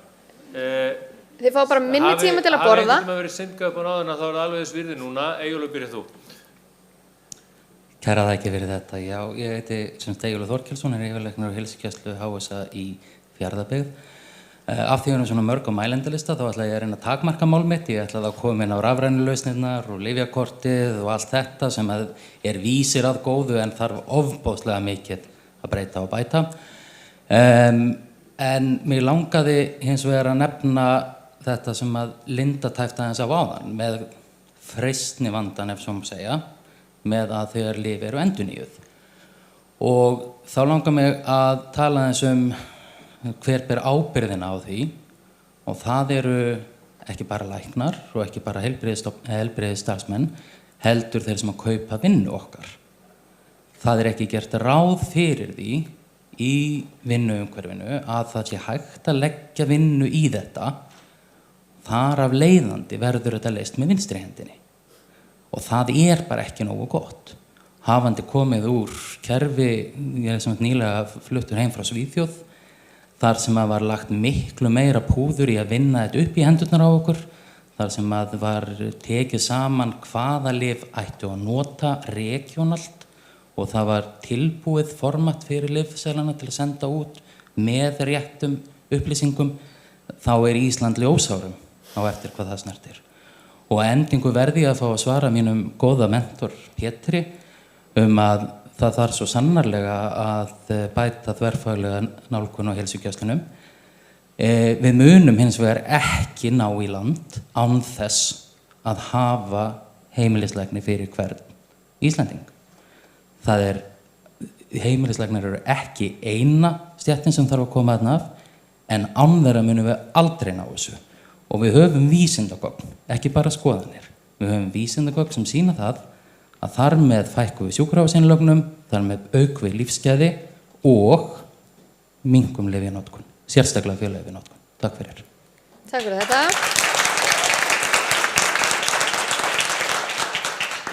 Ég er svo lítil. Auður heiti ég, er framkvæmdastjóri hjá Hugarafli og fólki sem til okkar kemur næstu því gegnumgangandi allir sem taka geðlyf, töluvert mikið af þeim. Og það sem ég langar svo mikið að við gerum að ræða við fólk áður en það byrjar að taka lyf. Segja frá aukaverkunum, fráhvarfi, öllum þáttunum sem hafa áhrif á heilsu og líðan. Og við getum notað upplýst samþykki sem verið að nota í landunum í kringum okkur, informed consent, og við verðum að taka þetta. Þetta er partur af því að fækka lyfja á vísunum. Langar bara að benda á þetta. Takk fyrir þetta. Það kemur inn á upplýsingagjöf til sjúklinga og auka þeirra meðvitund. Mjög gott. Hérna, Freyja er næst. Elín, og var ekki eitthvað hér? Já. Daginn, ég heiti Freyja og ég er klínískur legafræðingur og kennslustjóri í sérnámi í klínískur legafræði. Bara virkilega gaman að taka þátt í þessu samtali. Ég ákvaði að taka áskorun þinni, fyrst þú sagðir væri nú bara hér vinahópur og engin fjölmiðlar og koma með eitthvað sem er út fyrir bóksið. En það er eitt sem við þurfum að hugsa í framtíðinni. Við erum að leggja ríka áherslu á lyfjarýni eins og Aðalsteinn kom inn á sem er strúktúrera verklag, fara yfir lyfin. En það er líka vinnuskapandi fyrir heimilislækna þegar að gera lyfjarýni og þarf að taka afstöðu og fylgja eftir. Og þar geta lyfjafræðingar og klínískir lyfjafræðingar komið í auknum mæli inn með takmörkuðu ávísunarréttindi að geta klárað, gert niðurtrappanir og hjálpað í raun að vera að klára ferlið. Og það hefur þróast gífurlega í löndum í kringum okkur og kannski Bretland þar fremst í flokki við 20 ára tímabil. Hófst með bara svona supplementary prescribing þar sem þú vinnur í samstarfi við ákveðin lækni og gerir raun og vera svona samkvæmlega hvaða hluti þú tekur ábyrgð á. Og ég held við þurfum að hefja þetta samtal.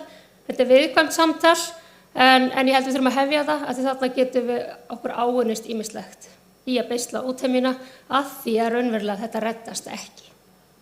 Mjög gott. Takk fyrir þetta kærlega, Freyja. Elín, gjörðu svo vel. Sæl. Ég heiti Elín Jakobsson og er legafræðingur hjá Heilsugæslunni og bara takk fyrir allir þessi frábæru erindi og frábært að vera hérna með ykkur í dag. Langar að taka undir orð Freyju, þetta er bara virkilega eitthvað sem við þurfum að skoða. En mér finnst aðeins gleymast í umræðinni hérna hjá okkur í dag og það eru skjólstæðingarnir, sjúklingarnir og aðstandendur. Við þurfum aðeins að taka upp þeirra hlut í þessari ábyrgð og það var niðurstaða af málþinginu í fyrra. Við gætum ekki gert þetta án skjólstæðinga, aðstandenda og sjúklinga. Bara aðeins að lyfta því upp og seinni hluti málþingsins fjallar meira það. Algjörlega sammála. Justin er að fara að koma inn á það og einmitt seinni hluti málþingsins mun fjalla það. Takk fyrir að benda á það samt. Og síðasta spurningin, eða kommentið? Kommentið, já, það er eiginlega komment. Ég heiti svona Ingi Steinar og leiði miðstöður rafrænna heilbrigðislausna hjá embætti landlæknis. Og þegar þið eru að tala landlæknir að gera eitthvað, þá er það venjulega við sem erum að gera það. Og við erum svona að draga áfram þessi verkefni. Ég meina, miðlæga lyfjakortið kemur frá okkur sem verkefni. Og það er ekkert alltaf verið auðvelt að selja það inn í heilbrigðiskerfið. Og hver á ég að gera það, er dálítið það sem við fáum í því svona en mér langaði bara í rauninni að benda á að við vitum af því að lyfseðlar geta týnst þegar apótek taka þau til afgreiðslu og skila þeim svo ekki í gáttina, en við höfum ekki heyrt af því að lyfseðlar sé að týnast í gáttinni. Þannig að ég hvet ykkur til þess að koma upplýsingum um það til okkur svo við getum látið laga það. Það er náttúrulega mjög alvarlegt mál ef það er eitthvað misræmi í því sem er í gáttinni og því sem fólk er að sjá eða apóteki. Takk. Já, kæra þakkir Ingi og kæra þakkir til ykkar allra sem eru búin að vera að kommentera og pota og þið að svara og tala við okkur í fyrirlestraformi. Núna er komið hádegi, við erum bara 5 mínútum eftir áætlun sem er eiginlega ótrúlega vel gert. Maturinn er framreitur hérna frammi og við ætlum að taka hádegishlé til klukkan 12:45 en þá kemur aðalrétturinn. The main course is at 12:45 with Justin Turner from Australia, who will talk to us then. But in the meantime, we'll have the hors d'oeuvres out front. Please enjoy.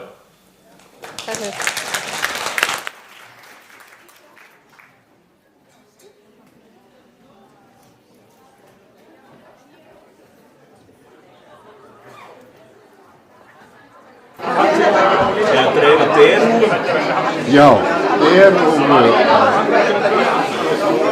Við erum hérna í kaffihlénu á Lyf án skaða og hér í kaffinu eru nokkrir kynningabásar og við ætlum að fá að leyfa ykkur í streyminu svona aðeins að kynnast því sem er í gangi hérna á kynningabásunum. Það er mikið spjall í gangi, þannig ég hugsa að við byrjum kannski bara hérna hjá Lifrafræðingafélagi Íslands og lyfjum í heilsugæslunni. Anna Bryndís, hvað segirðu? Viltu segja okkur aðeins frá þínum bás? Hvað er það að gera? Heyrðu, við erum kannski bara veitinga athygli á lyfjafræðingum í heilsugæslu. Þetta er orðið svona nýstétt innan heilsugæslunar og við erum komin í heilsugæslu höfuðborgarsvæðisins, Urðarhvarf og Austurland.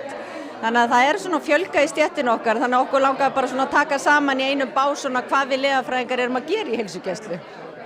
Frábært. Ég svo sem þekki aðeins til hvað þið eruð að gera og það er margt mjög áhugavert og skemmtilegt sem að liggur hérna frammi, ýmsir pappirar. Viltu segja mér aðeins svona, hver er toppurinn á því sem þið eruð að gera í heilsugæslunni? Ætli ég myndi ekki segja að væri lyfjarýnin, fara yfir lyfin hjá skjólstæðingum, bara svo rætt hérna í upphafi á þessum fundi í dag. Það er svo mikilvægt að fara yfir lyfin og við lyfjafræðingarnir gerum það mikið í heilsugæslu. Það er líka svo skemmtileg þessi teymisvinna sem getur orðið á milli heimilislækna og klínískra lyfjafræðinga, einmitt að fá þessa leiðbeininga frá ykkur eftir lyfjarýnina og getur svo tekið yfir og byrjað að aðlaga lyfin. En svo eru frábæri þessi bæklingar líka sem þið hafa verið með, þér kann að vera hætta búin. Já, og þá erum við að einblína ópíóíða og róandi og svefnlyf og þetta eru einmitt bæklingar sem eru fyrir skjólstæðinga. Og gott að afhenda ef að fólk er á slíkum lyfjum og fá fólk svona aðeins til umhugsunar hvort það sé möguleiki að hægt að trappa þetta út. Frábært. Við vorum einmitt að gera lítið gæðaþróunarverkefni í heilsugæslunni þar sem við einfaldlega bara skoðum lyfjaávísanir fyrir og eftir að fólk fékk þessa bæklinga og það var margt eitthvað munur á fækkun og lyfseðlum bara við það einfaldlega að upplýsa skjólstæðinga heilsugæsluna betur hættuna sem felst í þessum lyfjum. Þannig það er frábært. Er eitthvað fleira svona á döfunni hjá lyfjafræðingum heilsugæslunni? Ég held þetta sé bara, þetta er búið að vera ótrúlega skemmtilegt samstarf við lækna og við bara annað starfsfólk innan heilsugæslunar. Þannig ég held að þetta sé bara möguleiki að auka gæðin og öryggin sem er rauninni fyrst og fremst það sem við erum að leita að. Frábært. Takk fyrir þetta. Takk. Á næsta básirna við hliðina á að þá er í rauninni Reykjanes apótek og þau eru nú búin að hasla sér mjög völl í að aðstoða varðandi niðurtröppun lyfja með lyfjaaðstoð sérstaklega. Vil ég segja mig frá, kannski á kynningu fyrir þau sem er í streymi hérna á ráðstefnunni? Ég heiti Sigríður Pálína lyfjafræðingur. Ég heiti Björn, ég er framkvæmdastjóri Reykjanes apóteks og Fitjum. Gætið þið sagt mér aðeins svona, hvað er það sem þið eru búin að vera að gera í Reykjanes apóteki? Við erum með svona lyfjastoð þar sem fólk getur pantað tíma þar sem farið er yfir lyfin. Bæði öll almenn lyf, blóðþrýstislyf og blóðþynnandi og kólesterólækkandi lyf. Einnig er þetta skoða niðurtröppur lyfja, ávana fíknilyfja. Það er mjög gaman, skemmtilegt, mjög margir sem koma.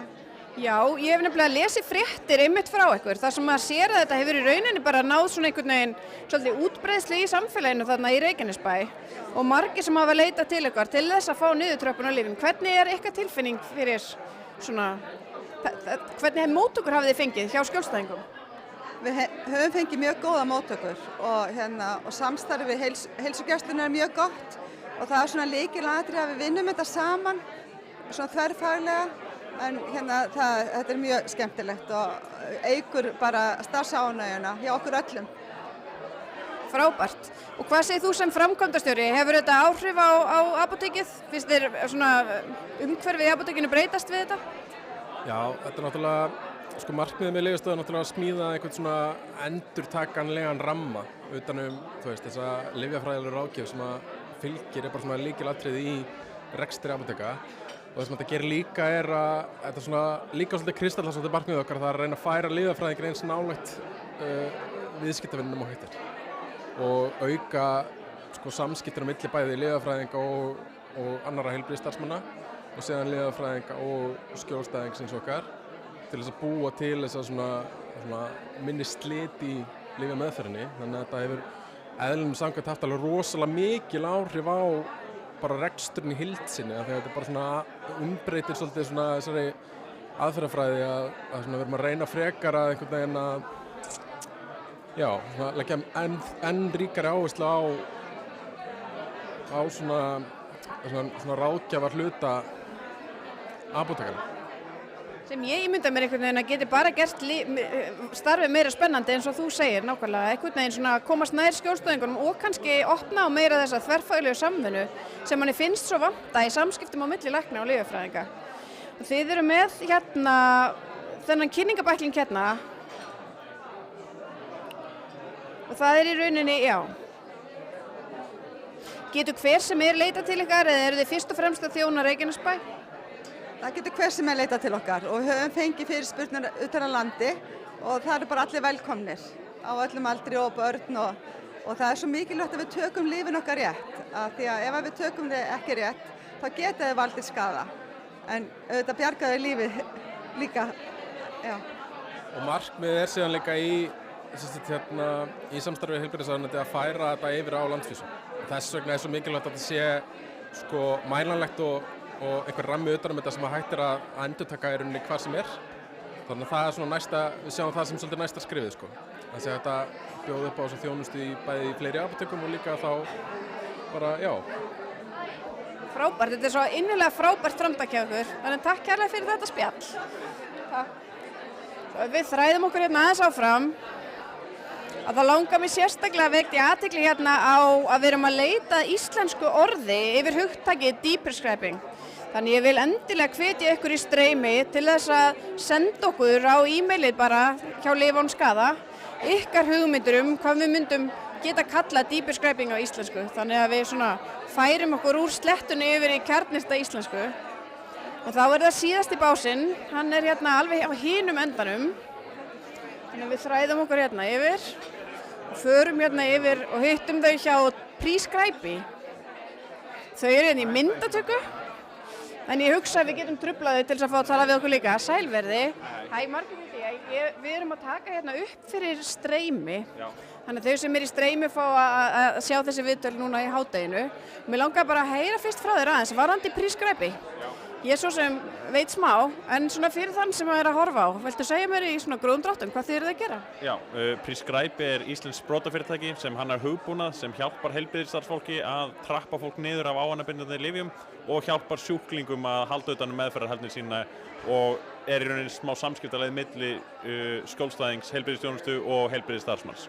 Og við erum líka núna að fara að opna móttöku þar sem að hægt er fyrir í fyrsta lagi sjúklingar sem eru nýbúnir í skurðaðgerðum, það er hægt að vísa þeim á móttöku þar sem að klínískur lyfjafræðingur tekur við skjólstæðingnum og hjálpar honum að trappa sig niður eftir skurðaðgerð. Já, frábært. Er það partur af þessum styrk sem þið fengu frá heilbrigðisráðuneytinu núna nýlega til þess að, er það þessi móttaka sem þið eruð að opna? Já, það fengum við beint frá heilbrigðisráðuneytinu, svo fengum við líka fléttustyrk og það er verkefni sem er í gangi með heilsuvernd. Það sem heilsuvernd er að nýta hugbúnaðinn til að trappa fólk niður þá af bensóum og svona svefnlyfjum og þannig ávanabindandi lyfjum líka. Eitt af því sem mér hefur fundið skemmtilegt þegar maður svona, ég var aðeins notað síðun ykkar þegar ég er að aðstofa fólk við að trappa niður lyf. Það sem er skemmtilegt er einmitt hvað þetta kemur svona sjónrænt fram á síðunni og ég sé þú ert með þetta opið á skjá hérna fyrir fram að þið. Viltu sýna okkur aðeins hvernig þetta er? Segjum þér svo að þú fáið til þín sjúkling, þá getur þú valið hvort þetta sé nýr sjúklingur, langtíma sjúklingur eða þú getur jafnvel ef þú ert einn af aðalnotendunum okkar þá getur þú bara viðhaldið skammtinum. En ef þú fer hérna í langtíma sjúkling, skrifar hérna inn bara Oxycontin, segjum að þú ætlir að lækka skammtinn niður í 0 á 12 vikum og þetta sé 60 mg 2 sinnum á dag. Þá býst hérna til niðurtröpunarprófun beint, hérna getur þú séð meiri upplýsingar og ef þú ert partur af kerfinu okkar, eða þú ert einn af þessum sem er inn í kerfinu, þá getur þú svo sett inn upplýsingar um skjólstæðinginn og hann fær þá í símann sinn, í app þar sem að skjólstæðingurinn getur fyllt inn og getur fylgst með hvernig niðurtröpunin gengur.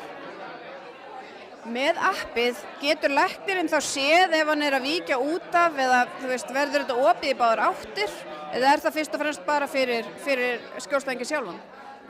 Læknirinn eða heilbrigðisstarfsmaðurinn hefur þá lista af sjúklingum þar sem að þeir geta séð hverjir eru að skrá þessi taki nógu mikið af lyfjum eða of lítið af lyfjum eða eru að reyna að trappa sér niður hraðar og getur þá brugðist inn í með þessum gögnum.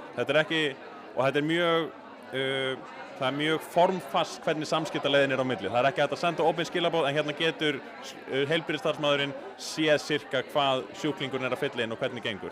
Og þannig er hægt að vera með skilvirkari þjónustu þar sem þú ert ekki að fylgja eftir fólki sem gengur bara fínt niður og trappa niður en þú getur eitt meiri tíma í þá sem eru í vandræðum.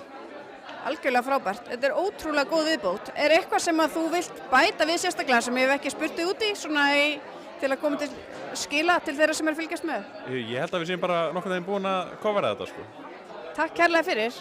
Þetta voru básarnir hérna, annars eins og þið sjáu þá er mjög líflega samræður hérna milli fólks í kaffinu. Þannig að mikið skrafað og margt spennandi í gangi. Takk kærlega fyrir.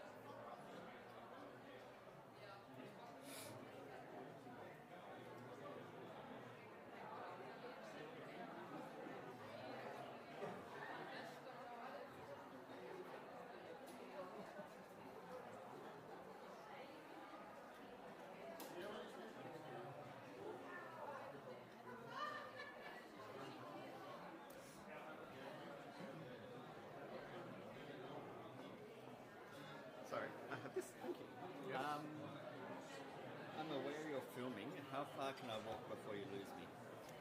Yeah, I can follow you, so no Okay. problem. Just wanted to check if it's set, then tell me to go past the ring. Yeah, no problem. Thank you.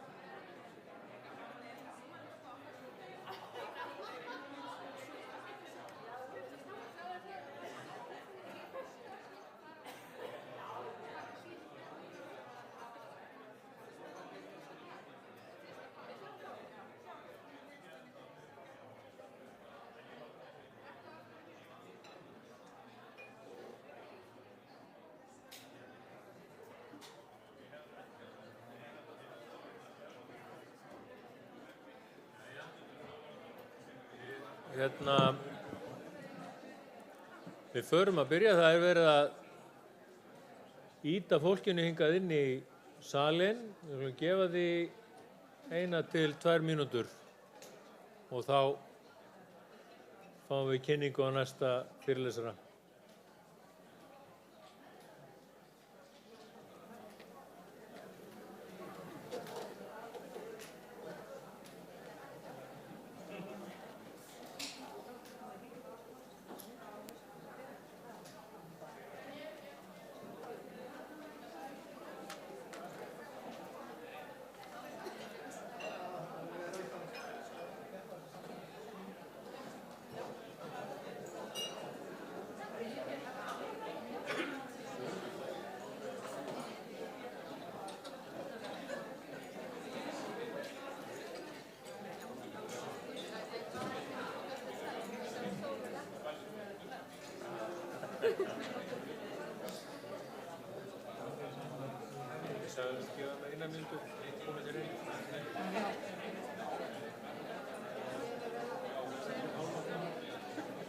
Nei, þú að gefa mér grænt ljós. Þú gefa mér svona suma.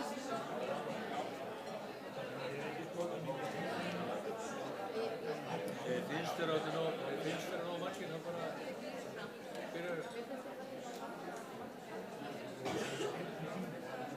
Kannski að þetta reykja mér. Jú. Nei, sko lyfjafræðingarnir er ekki farnir.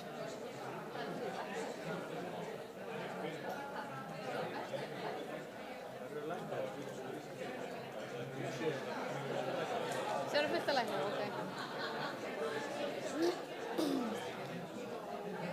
Ég var hérna... Já. Lega hurðinu og það fyrir.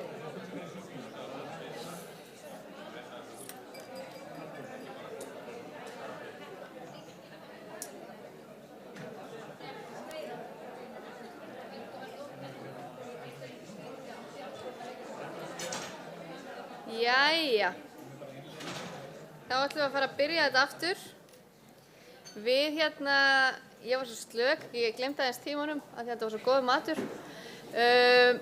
Við erum komin aftur til þess að taka á móti Justin sem er doktor í lyfjafræði frá Monash háskóla í Ástralíu. Við þurftum að flytja hann alla leið frá Ástralíu til að koma hérna og sýna okkur hvernig við getum bjargað Íslandi.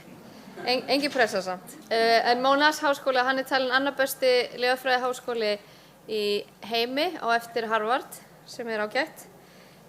Justin hefur skrifað fjöldan allar fræðigreinum deep prescribing og það er þess vegna sem við nenntum að flytja hann alla leið frá Ástralíu. Hann hefur ferðast víðs vegar heiminn og kynna þessa hugmyndafræði með hver ber ábyrgð á lyfjunum. Greina tíðni, óviðandi lyfjameðferðar og mæla niðurstöður. Mikið svona gagnavinnslu. Justin er mikið náttúrubarn og hefur til að mynda siglt á kajak á meðal hvala og höfrunga. Þið getur spurt hann það á eftir. Hann elskar íslenska náttúru og norðurljós. En Justin er líka kominn til þess að segja okkur frá því hvernig hægt sé að minnka lyfjanotkun og hverju þurfa að koma að borðinu til þess að lágmarka lyfjatengdan skaða. Justin, I welcome you. Come over. You didn't understand a word. I didn't understand a thing you said, no. Apart from kayak.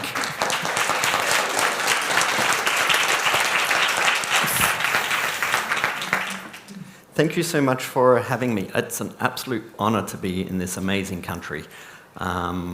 It's been a dream come true, so thank you for having me here. I apologize for my accent. I lived in Canada for a long time. I am Australian. I lived in the UK and worked there, so my accent will change. When I get excited, I speak very fast, so if you can't understand me, please tell me to slow down. It's an absolute honor to talk about risky medications and who is responsible. I'm going to present a lot of research today. I was a pharmacist. I used to work in geriatrics. Now my work is in research. I'm going to present research. I'm not going to do a proper scientific presentation of methods and everything because that's really boring. But if you do have questions, I'm more than happy to expand on it as we go. So I want to start as a pharmacist. Medications are great. I need to get this out first because we're talking a lot about medicines are bad. Medicines help people. They manage our symptoms. They help with our reflux. They manage chronic disease like blood pressure. They improve quality of life.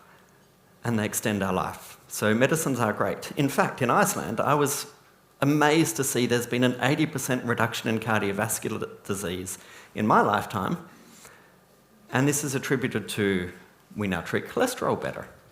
We now treat blood pressure better. And of course, we can't ignore lifestyle. We don't smoke as much as we used to. So medicines are great.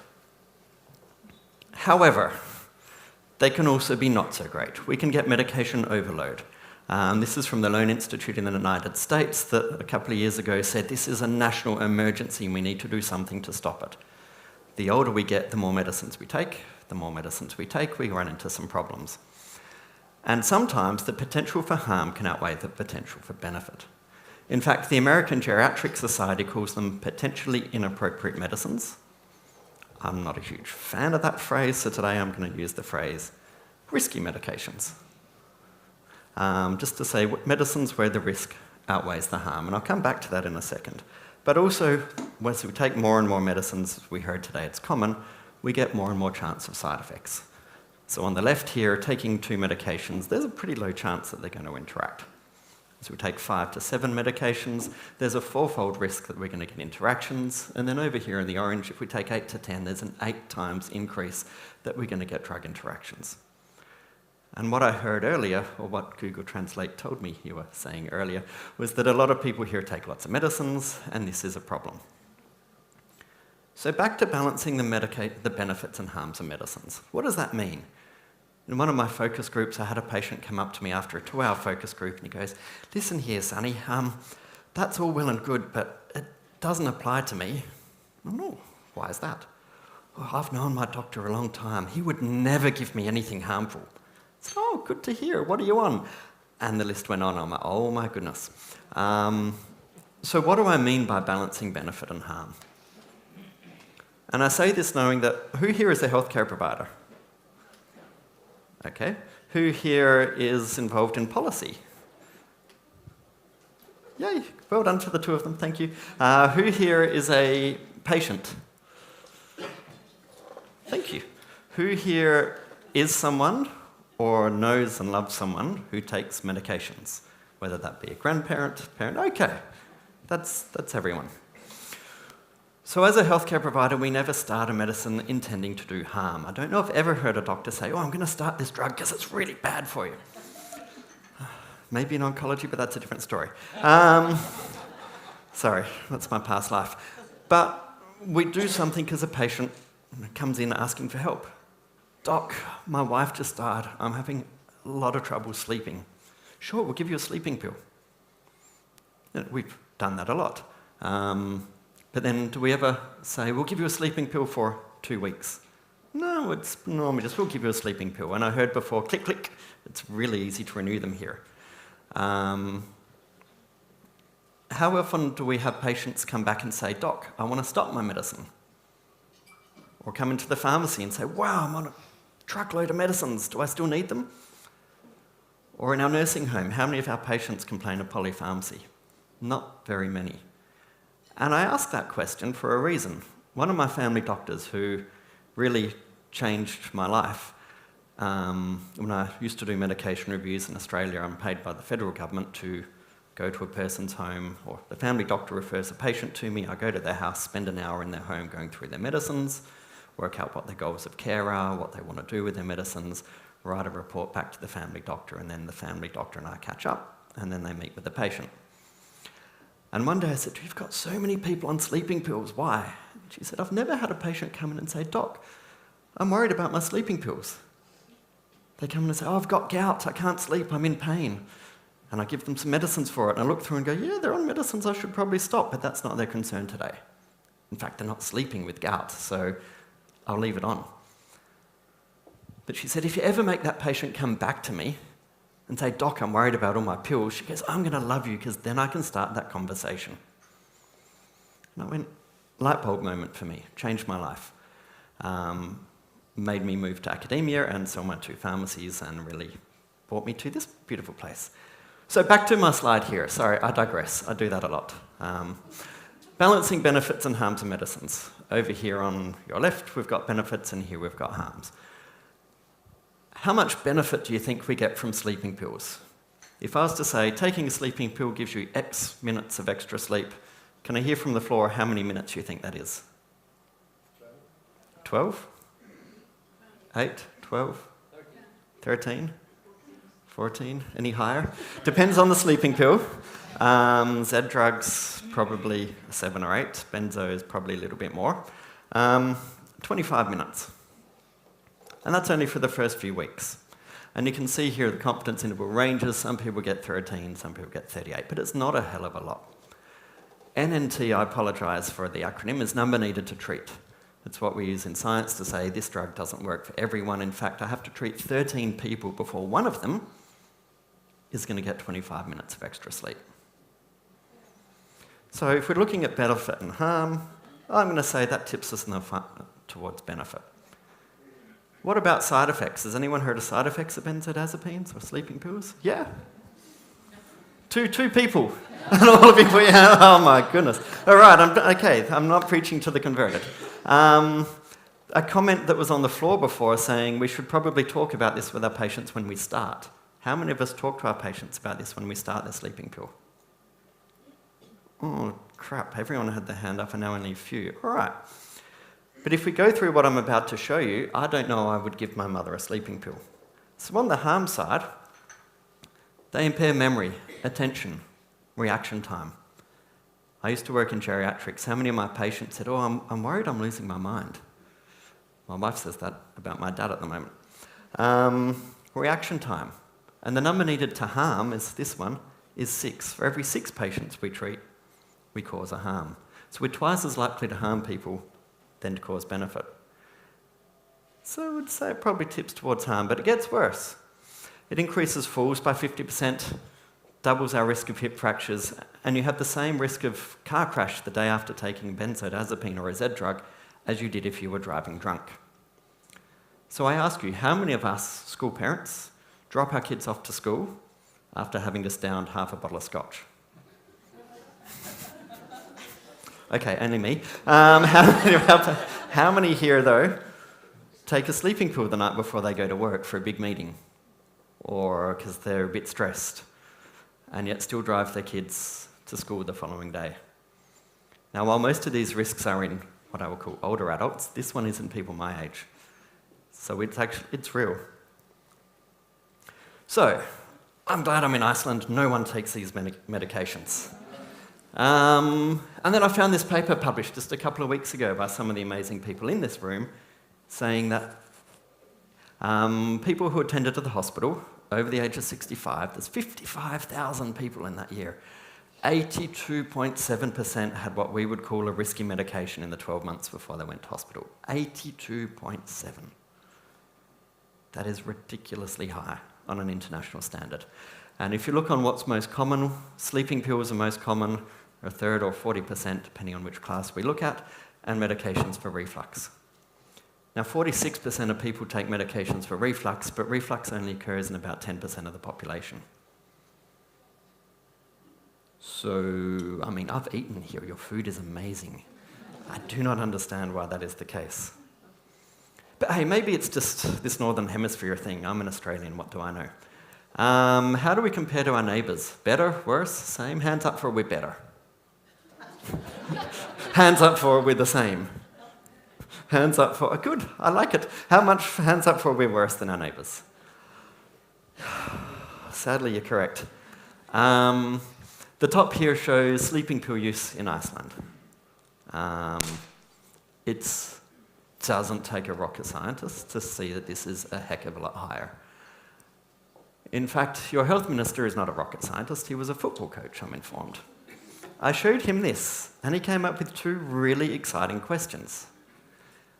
His first one was, what the hell did Denmark do? Because they're doing something we should. And I went, I agree. And his second one was, and I'll come back to that, his second one was, do we have any hope? Like I said, he asked the really poignant questions. And I said, yes, I do actually believe. I mean, I'm a glass half full kind of guy, but if you look for the last 5 or 6 years, we've been coming down in our use. So I think we're doing something right here. I don't know what.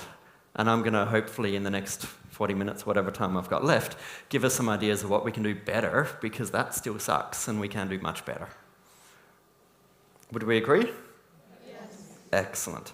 And it's not just sleeping pills. We heard before about opioids, click, click, and then we keep prescribing them.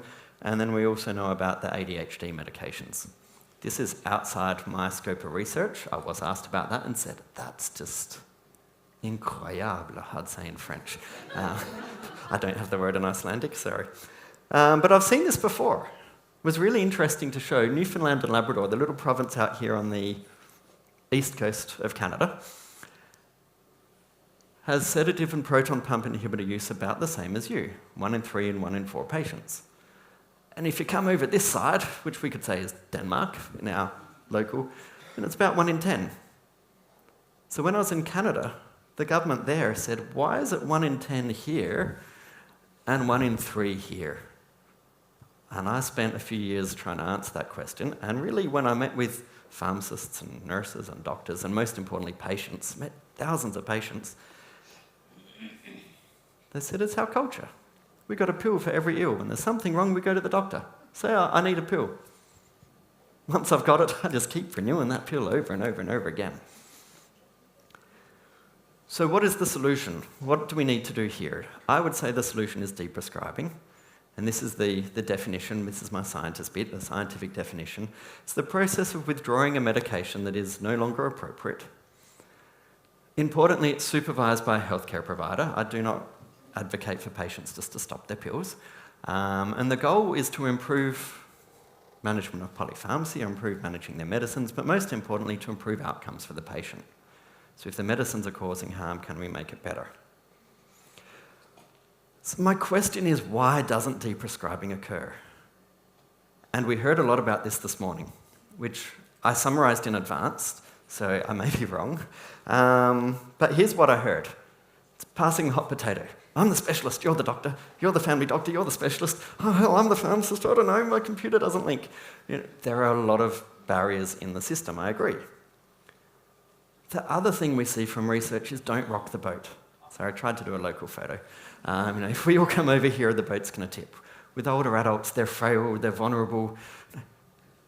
They're stable now. If we stop a medicine, and what if they go to the hospital, or what if they crash and burn and it's all my fault? Now, I feel that, I do. But there's the flip side of, well, what if they stay on the drug and they crash and burn? And there's an overwhelming sense of therapeutic inertia. Now, what that means is, they're on so many drugs, they've been on them for so long, they're prescribed by the specialist, the cardiologist, the neurologist, the rheumatologist, the family doctor, and it's just overwhelming. I don't know where to start. It's like the Titanic. We can see the iceberg coming, we know they're going to have a fall, but we just don't have the energy to turn it in time. Whoever feels like that? I did every day. So, the question I got asked, who is responsible for deprescribing?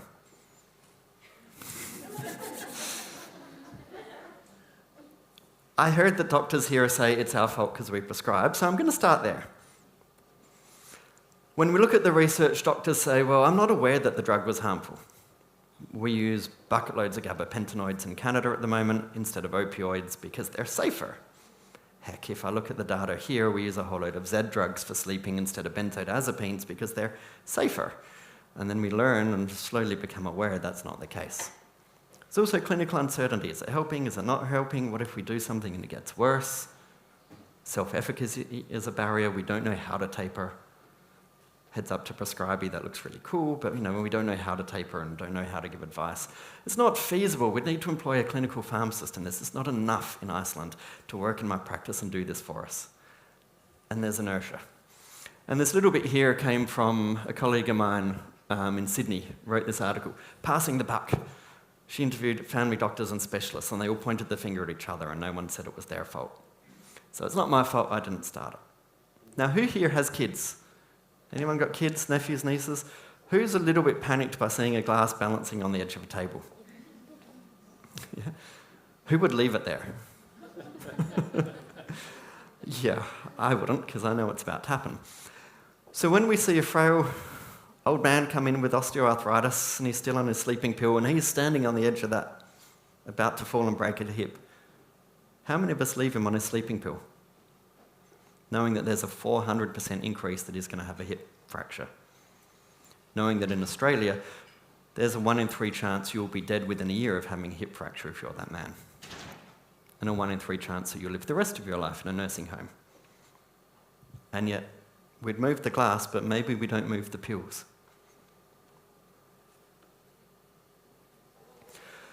So a colleague of mine, Emily Reeve, famously known for deprescribing, she did some research on ethics, and I saw this come up before, so I'm really glad I put this in.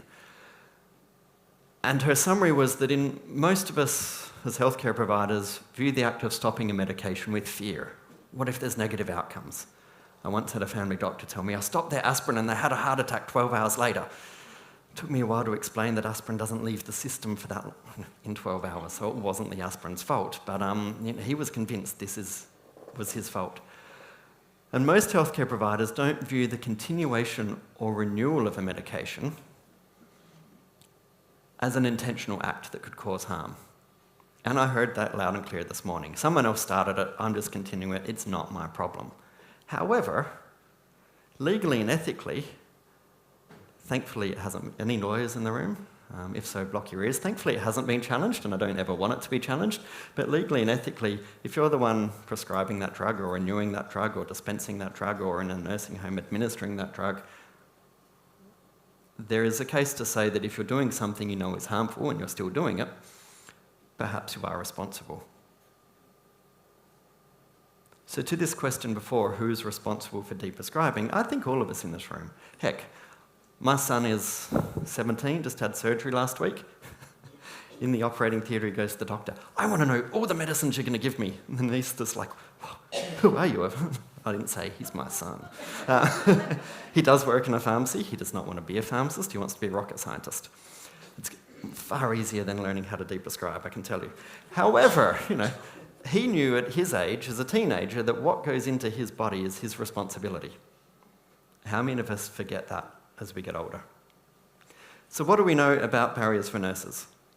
We know that awareness, devolving responsibility, we heard all these things before, and it is really hard to deprescribe as a nurse. For pharmacists, we can't work out why the medication was prescribed. We don't know who did it. Our electronic medical records don't match up. We heard that too. We don't know what the patient's goals of care are. It's not even documented. Time and money is the big thing. At least pharmacists were honest. They said, we don't get paid to do this, but we do get paid to dispense.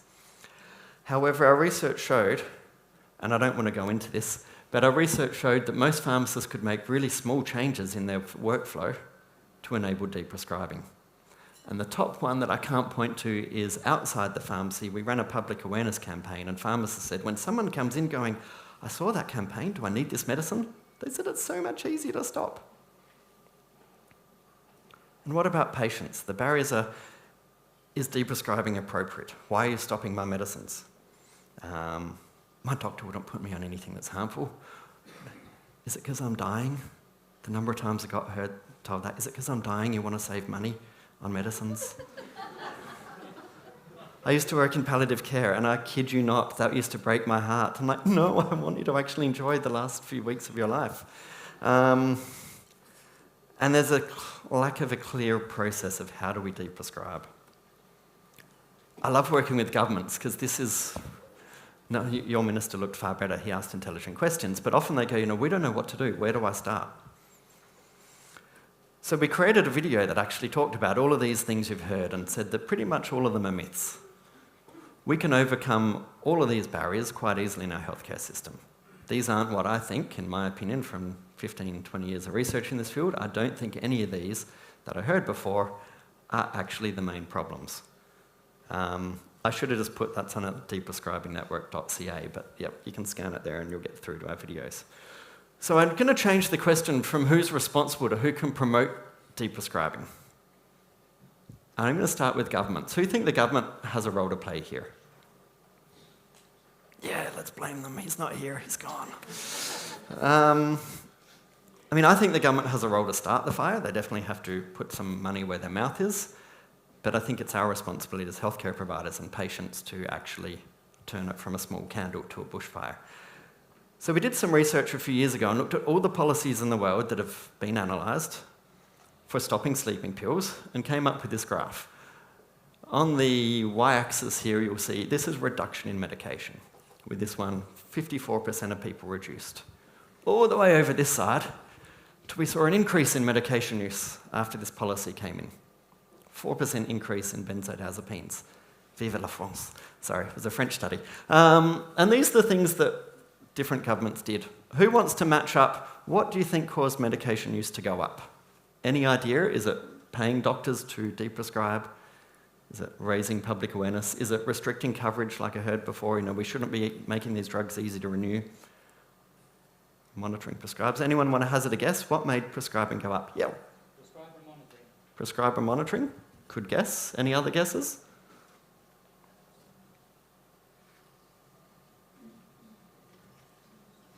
No one? Paying doctors to deprescribe benzodiazepines in France caused them to review patients and go, oh, I'll take you off your long-acting one, which we know is scary and limit the use of, and put you on short-acting ones and just let you renew it as often as you like. And use went up. Sadly. Okay, what do you think the best ones are? Over this side. What do you think actually worked? Are you from Denmark? Cool. So yeah, we've got two things that worked really well. Restricting driver's license, which I'll come to in the next slide.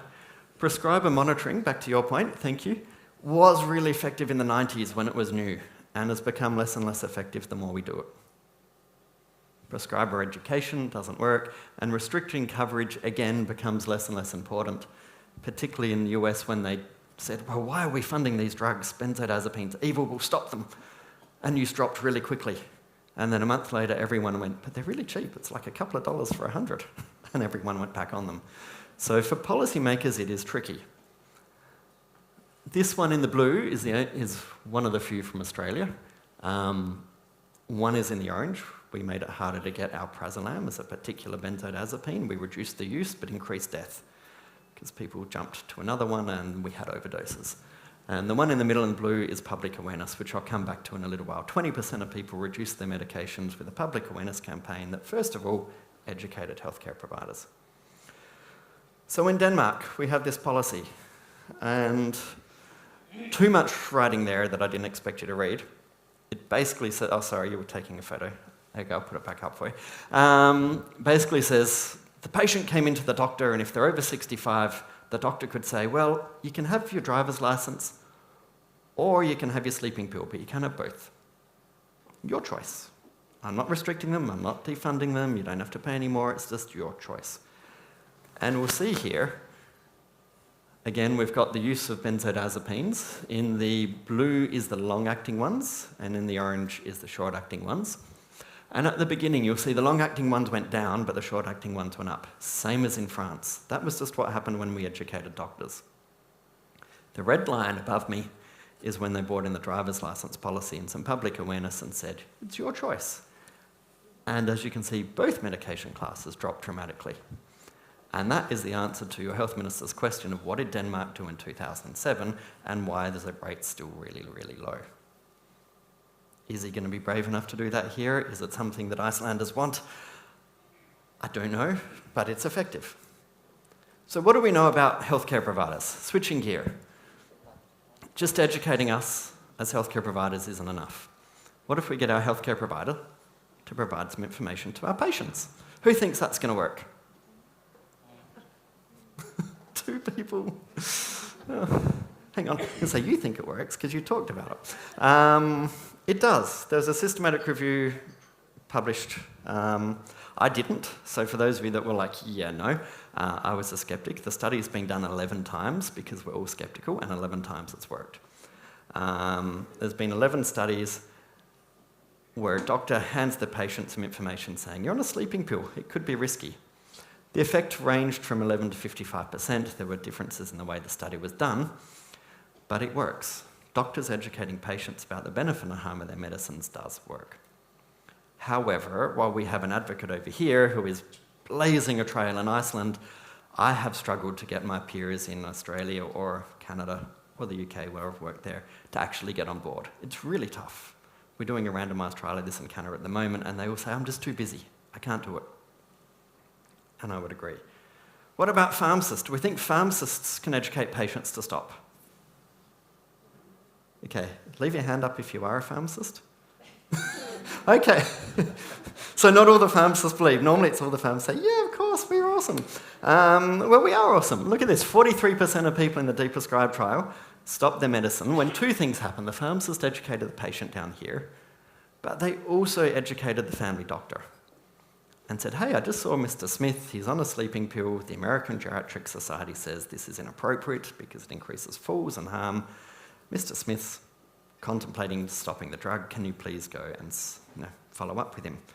The reason we brought this trial in is the Empower trial before it just had education going to the patient. And while 23% of people stopped, 40% who didn't went to their doctor and the doctor said, yeah, they're fine. They haven't had a fall yet. They haven't broken anything yet. You're okay for now. And it was really disappointing. So adding the pharmacist to that communication was really essential. Now, we did an economic analysis of this, and pharmacists got paid 2,000 Icelandic kronas. Well, it's Canadian dollars, but I translated it because my brain doesn't work. And it saved the Canadian health system 140,000 for every patient that the pharmacist speaks to. Now, I don't know about you, but if someone offered me a return on investment on that, I would be doubling down and putting every cent I had on it. But what else do we know? Health system interventions. What if we just find out who's on benzodiazepines, mail them out the brochure, hope that they get that light bulb moment and go and chat to someone about it? Do we think this works? Are we asleep? Are we sick of Justin asking questions? Okay, it does. So 27, sorry, I said 23 before. 27% of people stopped their sleeping pills with the Empower trial. We did the same thing with Optimise trial, which was looking at polypharmacy, trying to see if people would reduce any medicines. And it failed. Some medicines stopped, other medicines start. So we know it works, but perhaps there's different behaviour changes that we need to incorporate. We need more psychologists involved there. And we did the same again with opioids, using the brochures that you mentioned before, thank you, where we got the government to actually identify everyone who was an opioid user and mail them out the brochure. And we did manage to make small reductions in opioid use, but we made significant reductions, a 48% reduction in mortality 3 months after, compared to those who received the brochure to those who didn't. So again, we need more information between drug classes, but I think it's possibly effective. I want to switch gears slightly, because earlier when we heard whose responsibility is it, I'm told by those who can speak the local language, that we focused on our problem and insular, what's in our silo. We didn't focus a lot on patients. So I want to tell you a couple of projects that focused on patients. The YAWNS trial. Thankfully, this was published a couple of weeks ago in JAMA Psychiatry. YAWN stands for Your Answers When Needing Sleep in New Brunswick. This trial, we used TV adverts, Facebook, a newspaper, to ask people, are you still having trouble sleeping? Do you want to sleep better without your sleeping pills? We said, let's ignore healthcare providers altogether and go straight to patients. If they said yes, they got these two booklets. Book 1, How to Stop Sleeping Pills, and Book 2, because people are on sleeping pills because they can't sleep. Stopping the sleeping pill, they're just going to say, well, what do I do now? Enter Book 2, How to Get Your Sleep Back Without Sleeping Pills. So it's based on cognitive behavioural therapy for insomnia. We put a cover letter, posted it out, a little reminder there about behaviour change. Oh, do you think it worked? Do you think just advertising on TV, do you want to sleep better, we'll post you some information, who thinks it worked? Most people. That's lucky. You just read my following slide. 26% of people stopped their sleeping pills, and 47 or half of them stopped or reduced. Importantly, when we thought we were going to we thought we were going to upset the doctors. How dare you send something to my patient? I prescribed that medicine. When we surveyed the doctors, they all said, we love it because you made it really easy for us when the patient comes in and says, hey, I'm doing this, what do you think? Like, yes, let's do it. Back to the light bulb moment I had many years ago where the family doctor said, make it their problem and I'll fix their problem, because that's what I do, I fix problems. 1 in 3 did experience side effects, mostly insomnia, so it's important that this is done in collaboration with a healthcare provider. We don't want someone going, oh, I stopped my pill, I didn't sleep, therefore I must need my pill. Rebound insomnia is common, and as healthcare providers, it is our responsibility to make patients aware of that. Now, I asked you to remember, we got 25 minutes extra sleep with benzodiazepines. I asked you to remember that number at the beginning. In this, we got 28 minutes. People fell asleep faster on this trial when we got rid of the drugs and taught them how to sleep. People actually did better, and we know with benzodiazepines that 25 minutes is for a few weeks. This was sustained out for 6 months. So not only are we fixing their potential risks, we're actually treating their insomnia, which is what they wanted in the first place. And the number needed to mail. We talked about the number needed to treat before, the number needed to mail. If we were to post this to everyone in Iceland, for every 4.6 people we'd post it to, we'd get someone stopping their benzodiazepine. So I want to challenge you all to consider, should we just be going, well, let's ignore all the healthcare providers, sorry if that's you, where are the 2 policy people? Let's just mail these brochures. It's possible, we've done it. So back to who is responsible. I want to say it's everyone in this room. I don't want to point the finger at anyone in particular, I'm going to point it at all of you. And a reason I'm doing that, where are my time wires? Just want to talk about a project we did in Newfoundland and Labrador, where we realised we're all part of the problem.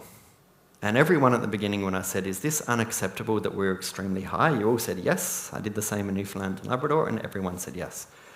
So we did a collaborative approach that brought in 2 research projects. The one on the left was the public awareness campaign, and the one on the right was the pharmacist-led deprescribing, because in Newfoundland and Labrador they said, we don't pay pharmacists to do anything apart from dispense medicines, but hey, you just showed us for $20 investment we save, 2,000 krone investment we save 140,000. We're willing to double down on that as long as, and I was very firm on this, I'm happy to do it as long as we evaluate it.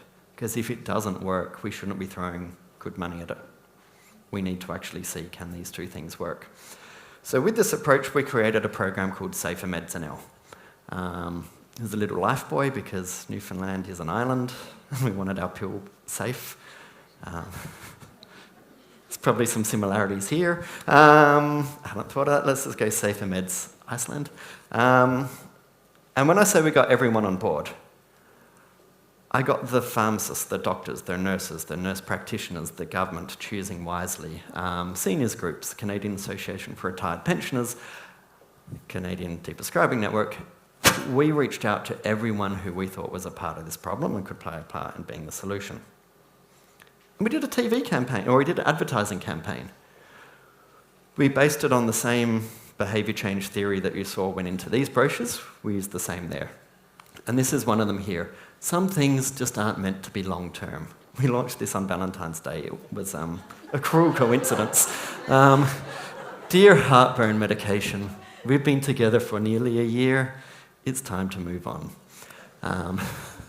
Don't know if Valentine's Day was the right day, but it's always made me laugh. Importantly, you'll notice we never said stop your medicines. We taught people, for most people, heartburn medications are recommended for only 3 months. That's the guidelines in Canada. We wanted to reinforce that and get them to go, oh, I've been on it for like 5 years. And then we said what to do next. Ask your pharmacist, doctor or nurse if you can safely stop your reflux medication. Again, we didn't want people stopping because we know with reflux medication, 1 in 5 to 1 in 10, depending on the study you read, will get rebound acid. And when I said that in the government meeting, 4 of the staff in the government said, yeah, I did that. I stopped and got terrible reflux. I'm on it for life. I'm like, crap. So we wanted to make sure it was done collaboratively. We ran 7 campaigns. We distributed the brochures that we were hearing about before, 16,000 brochures went out across the province from pharmacists, nurses, family doctors, and our seniors groups. They were so engaged. Literally at one of our annual meetings I came along with a car full of boxes of brochures, and I left with no brochures. We gave out 10,000 brochures in one afternoon, and they went everywhere. But we also had normal things like website, newspaper, back a bus, ice hockey rinks. They love their hockey there. And if this works, I'll show you one of the adverts we ran on TV.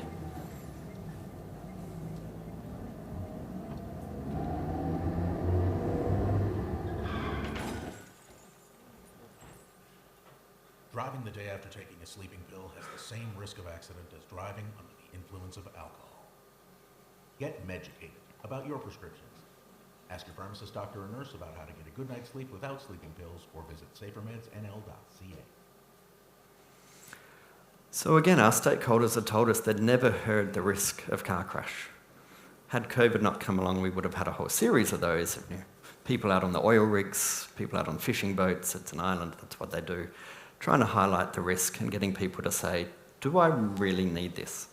And I think that's something we could consider here. But the question everyone's dying to ask is, wow, that was a really cool campaign, but did it work? Who thinks it worked? In a province where drug use has gone up since I was born and been steadily increasing, who thinks we made a difference? Who thinks we did nothing? Who thinks they need more coffee because they didn't raise their hand at all yet? Or who thinks they can't understand my accent? Sorry. This data just says females. Males is exactly the same. I was just too busy to put it all up there. And it shows what percentage of the population in Newfoundland and Labrador take sleeping pills. Which one am I on? Sedatives, yes, sleeping pills. It's nicely colour-coded, not by plan, but as you'll see, the older you get, the more people take sleeping pills. To the point where when you're those at most risk of a full and cognitive impairment and losing your memory, we give you the most of these medications. And the use has gone up year on year on year on year. Now, I don't know how many people read interrupted time series analysis, so I'll step you through it. This is where we started our campaign. Now, what we do to see whether it makes a difference is we draw a dashed line that shows what would happen if we did nothing. What if status quo happened and it would continue going up like that? And then we work out, using dispense data, what actually happened. And you'll see it dropped. For the first time in 20 years, we had a reduction in sedative use. And I'm really happy because this is in the old people who are most at risk of harm. But I was even happier that it happened across every age group. We were really only interested in the people most vulnerable, but what we found was that there was a culture change across the entire population. And I want to ask, is that important here? Because I saw the ADHD going up, and when the minister asked me about that, I said, oh, I don't know, but I'm pretty sure that my 15-year-old daughter doesn't walk into a neurologist and get ADHD medication and then go to the pharmacy and get it all on her own. She would need me. So am I part of the problem here? And in this case, we were able to see that, yes, no matter what your age was, we could make a difference.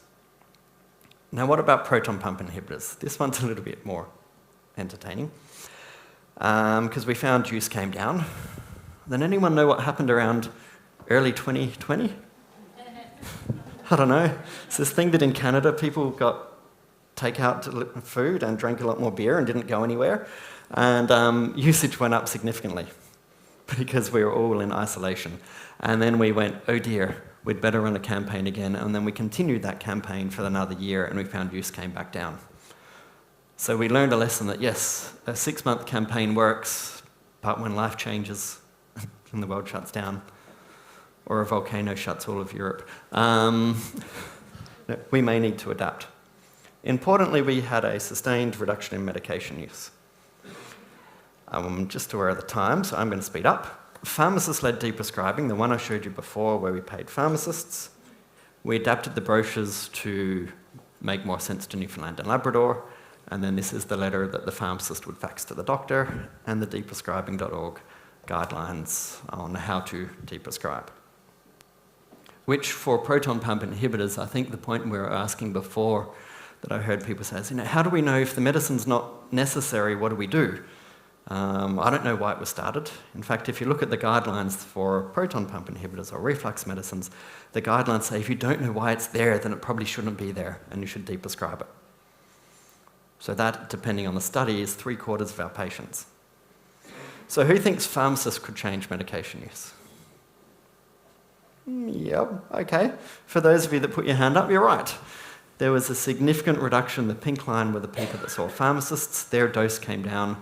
And really importantly, for up to 40 months, or more than 3 years, their dose stayed lower. So paying the pharmacist to talk to the patient and plant the seed of thought that maybe I don't need to be on my PPI or my reflux medicine was really effective.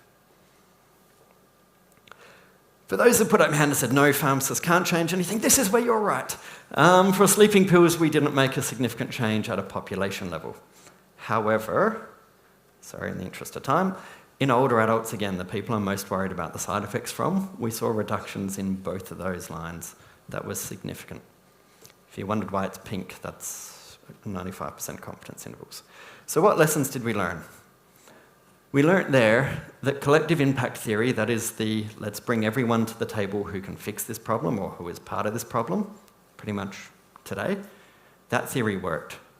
Public education campaigns were able to reduce risky medicines. However, we needed to sort of continue them for a while. We learnt that some pharmacists could really embrace the professional services, and those that did were able to reduce medications, and that we could sustain those reductions long term, which is good because most of our studies don't go that far. So I asked before, who here has a loved one who takes medicines? My next question is going to be, who here thinks it's your responsibility to do something about the medicines that they're taking? Not so many. So if I go to Newton's first law, back to the inertia, they're just on so many pills, they've been started by someone, it's just happening to me. Newton's first law is an object will not change its motion unless it's acted upon by an unbalanced and external force. So the Titanic is going to keep going unless that external force is the rudder or the iceberg. Your patients are going to keep going. Your loved ones, grandma, grandpa, mum, dad, brother, sister, are going to stay on these crappy pills unless there's an unbalanced force. And my challenge to you today is that you need to be that unbalanced force, whether in your professional role as a prescriber or a dispenser or someone who administers the drugs, or whether it be in your role as an advocate, a friend, family, loved one. I think you all need to be the unbalanced force.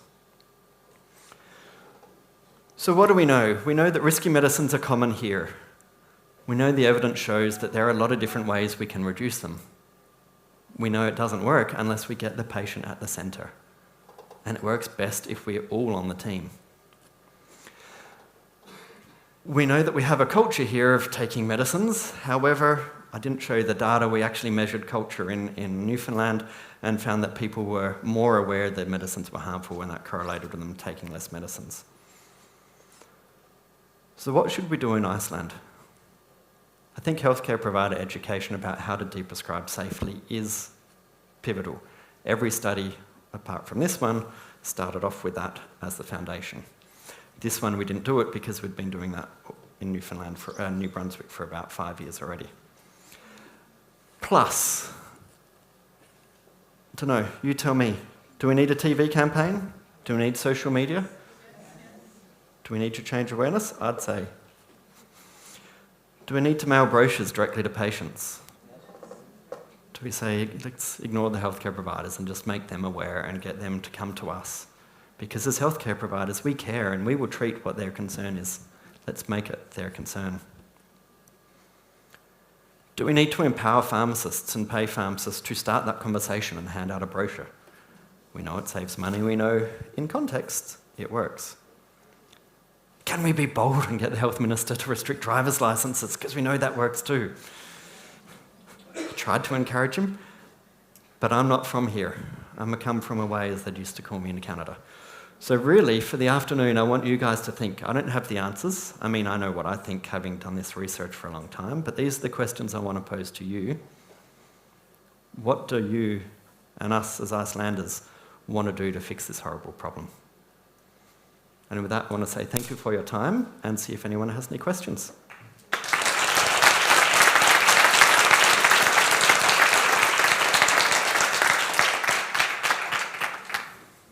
Thank you.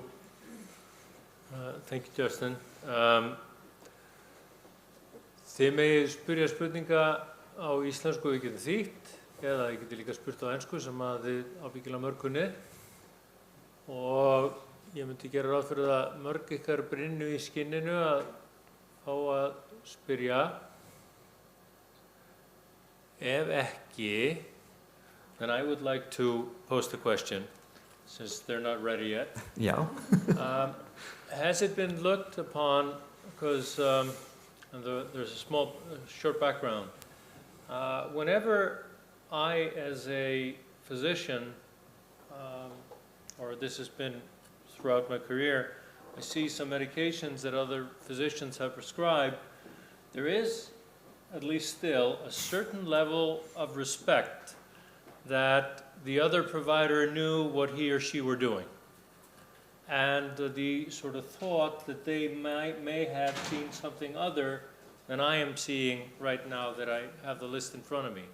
Has this been looked upon in studies, whether this is one of the barriers to deep prescribing? It is definitely one of the barriers. That work that Lisa Kudashian was doing at the University of Sydney has investigated that and not found any clear answers with how to solve it apart from picking up a telephone. We had a presentation on this at the International Conference on Deep Prescribing last week in France, and one of the people there said she writes a memo back, they're on a sleeping pill, the patient doesn't know why, I can't see an indication for it, and then she makes it really patient-centred. And at the moment, Mr. Smith's having trouble with his memories, he had a fall last week, which is unusual for him, and his daughter is concerned. I'm worried this could be side effects of the benzodiazepine. Since there's no reason I can see for staying on it, can you confirm?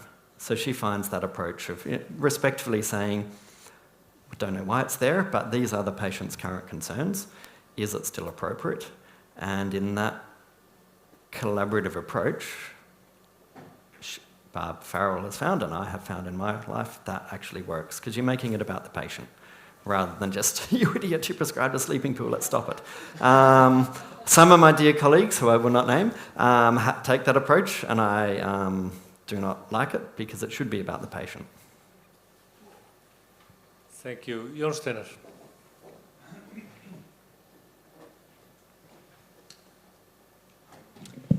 Hello, thank you very much for your lecture. I'm a GP, and as you say, we have to do something in Iceland. A public awareness campaign. I wonder who would be responsible for that? Who would take that task? Who would do it? That is a great question, and I wish the Minister for Health were still here in the room, because I would task it with, he probably needs to start. I know there is an awareness campaign that is happening now. Back to my comment before while you're coming to the microphone, I think the government needs to start the fire. In Newfoundland and Labrador, they put up the funding for us. As researchers, we brought the expertise into behaviour change and all the analysis as our part of the bargain, but they covered the cost of the advertising, which we've done an economic analysis and found it was actually pretty cheap if you choose the right medium. Anna Birna Almarsdóttir, hún komin hérna til að svara fyrir hver myndi gera vitundavakninguna. Hún rétta manneskjan aðeins til að svara því. Já, það að fara af stað vitundavakning. Byrjar 1. nóvember undirbúningur að því og við fengum styrk úr fléttunni sem fyrir það raun og nýsköpunarsjóður, þannig að þurftum aðeins að setja það niður hvað var nýsköpunin í þessu, sko. Af því að Kanadamenn og Ástralir hafa verið að gera þetta áður, en við erum að gera þetta alveg frá grassrótinni, sko, frá notendunum sjálfum. Þeir eiga að skilgreina hvaða samsetningu viljum við, eins og hérna upp á þessum menju hérna. Og viljum við nota þennan bækling kannski til dæmis, að því að Kanadamenn hafa alveg opnað á það við fáum að nota þessa bæklinga. Og allt bara það sem þeir hafa gert, megum við alveg stela og staðfæra og hvað sem sko. Þannig að þetta lyfjafræðingar verða vonandi mjög mikið í þessu vegna þess að við erum líka að sækjum styrk til þess að þeir geti tekið virkan þátt í þessu. Það annar styrkur sko. And then I have a comment on the driver's license restriction. Yep. Ég heit Anna Birna Almarsdóttir, ég professor við Kaupmannahafskóla í Danmörku. So in Denmark they did this driver license restriction, very impactful, but about 10 years earlier they did an even more impactful intervention, which was directed at the GPs. So they were already much lower than Denmark, no, much lower than Iceland when they did the driver's license restriction. Yeah, politically it could be a very difficult thing to do in Iceland. We drive even more than the Danes, so, or we are more, what do you call it, more dependent on cars than they are. So I'm not so sure that would be high on the list if I was to make the choices. I would rather go for the ground problem, which is how do we, our culture, which I also know is a pill for every ill, so that's where I would go first before the driver's license restrictions. Yeah, thank you for that comment. And I guess my brain's been thinking while you've been talking. Back to your question before, my first slide showed 80% reductions in mortality from cardiovascular disease because we improved blood pressure, cholesterol, and smoking. I'm pretty sure people didn't just decide one morning we're going to stop smoking as a nation. I know in Australia we invested a lot on campaigns and legislation and restrictions to get rid of smoking from our society. Governments do that when there is both evidence and pressure from society. In Newfoundland and Labrador, the seniors groups were the most vocal about this problem, and they were hammering on the minister's door, the Minister for Ageing, saying, we are over-medicated, we are at risk, we need to do something. And as a government, they had to act and said, look, we need evidence, what do we do? And we went through what we knew from evidence, and that's where they decided to fund it. So my impression from Iceland is that we're at that breaking point now. The lovely people I've met in my time here show me that small ideas catch on very fast, and I think now is probably the right time to put pressure there. Yeah, we have a question for another, we have time for another question. One more question. Hi, my name is Helga. I'm from the Icelandic Nurses Association. I did my master's actually in Canada, and I was very impressed with the public awareness TV campaigns they did there regarding where to go in the healthcare system. So I can see that they have gone now to the drug use. My question is, have there been any studies on nurses, the prescribing? I didn't see that on your slides. Most of our studies on nurses deprescribing are done in aged care homes. Nurses are commonly, how do I say this politely? When I talk to family doctors in aged care homes, they tell me that nurses are the problem because they say, Mrs. Jones won't sleep and I want her to go to bed. Give me a benzodiazepine. To the point where in my clinical life, I got threatened with, I'll only stop the drug if I can give them your phone number and they will call you at 3 o'clock in the morning. And I said, bring it on. I didn't get any phone calls, lo and behold. But the studies in nursing homes do work. They work best in collaborative practice.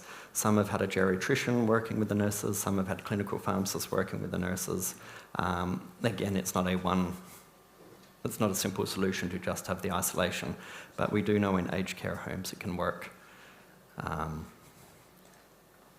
So it's maybe a bit about culture as well. Yeah. It is a lot about culture. And in that case, I said before, we normally start a medicine because a patient walks into our clinic or our pharmacy and says, I want help with this. In a nursing home, there's a patient wants help and there is their advocate. And that adds an extra complexity. but the studies do show, done properly, it is effective. Good question. Thank you, Justin. Takk. I'm very sorry, but we don't have time for more questions. Fólk sem vill spyrja Justin spurningar, þau geta spurt í hléinu, við ætlum að taka smá kaffihlé. Í kaffihléinu þá fáið ykkur kaffi. Eftir kaffihléð þá ætlum við að setjast á borðin sem eru búið að skrá ykkur á. Það listi sem lítur svona út á öllum borðunum og þið ætlið að sjá nöfnin ykkar og á hvaða borði þið eigið að vera á. En takk æðislega fyrir frábæra hugmyndir og mér heyrist allir vera mjög spenntir fyrir því að fara af stað í vitundarvakningu. Gjörið svo vel og fáið ykkur kaffi.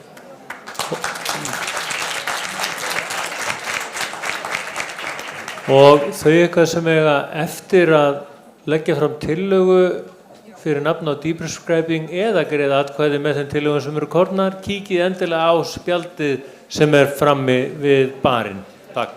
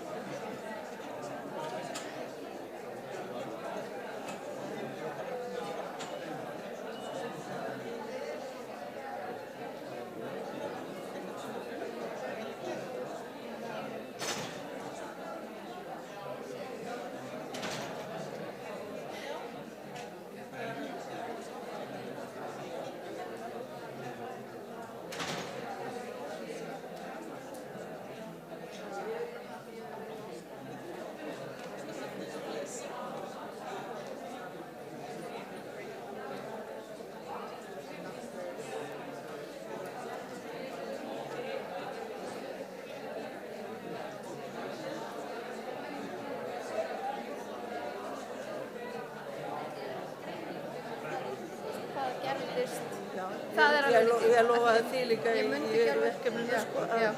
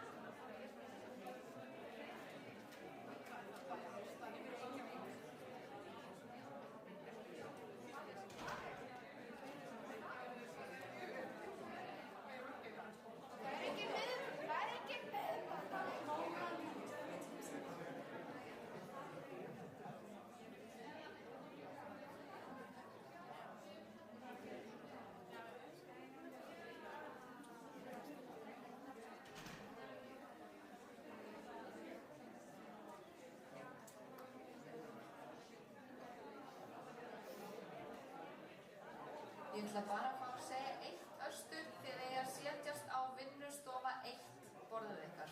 Margir eru nú þegar búinir að sitja á því borði, en þetta sem sagt vinnustofa 1 borðið ykkar. Þið fáið upplýsingar þegar þið færi ykkur yfir á vinnustofa 2 borðið ykkar.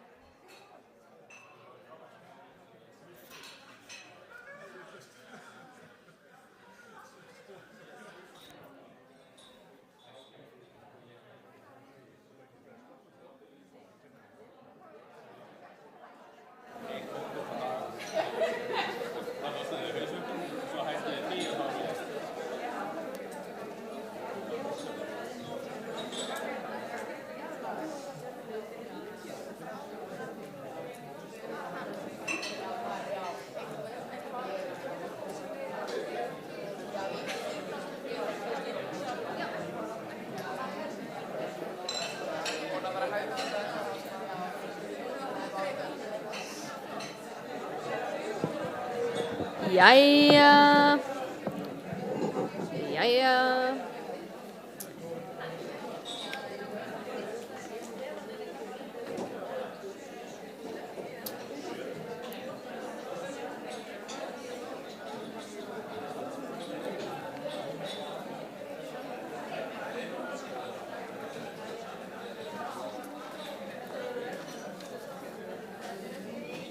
Heyrðu,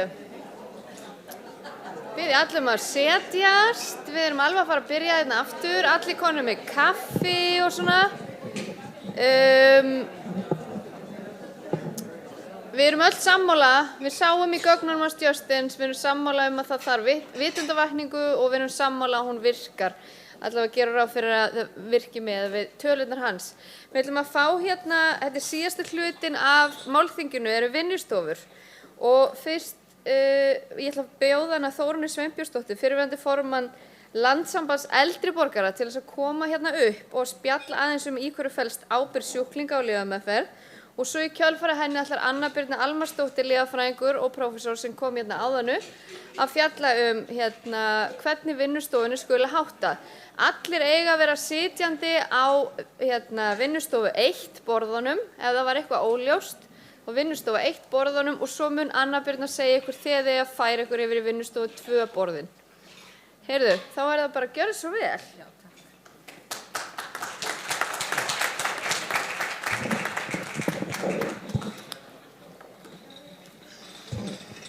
Fundarstjórar og góði gestir. Gefa þeim eina myndu. Við erum að koma inn.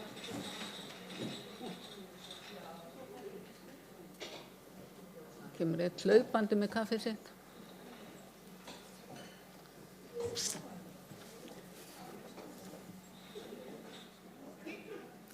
Jæja, þá getum við hafið þessa vinnu.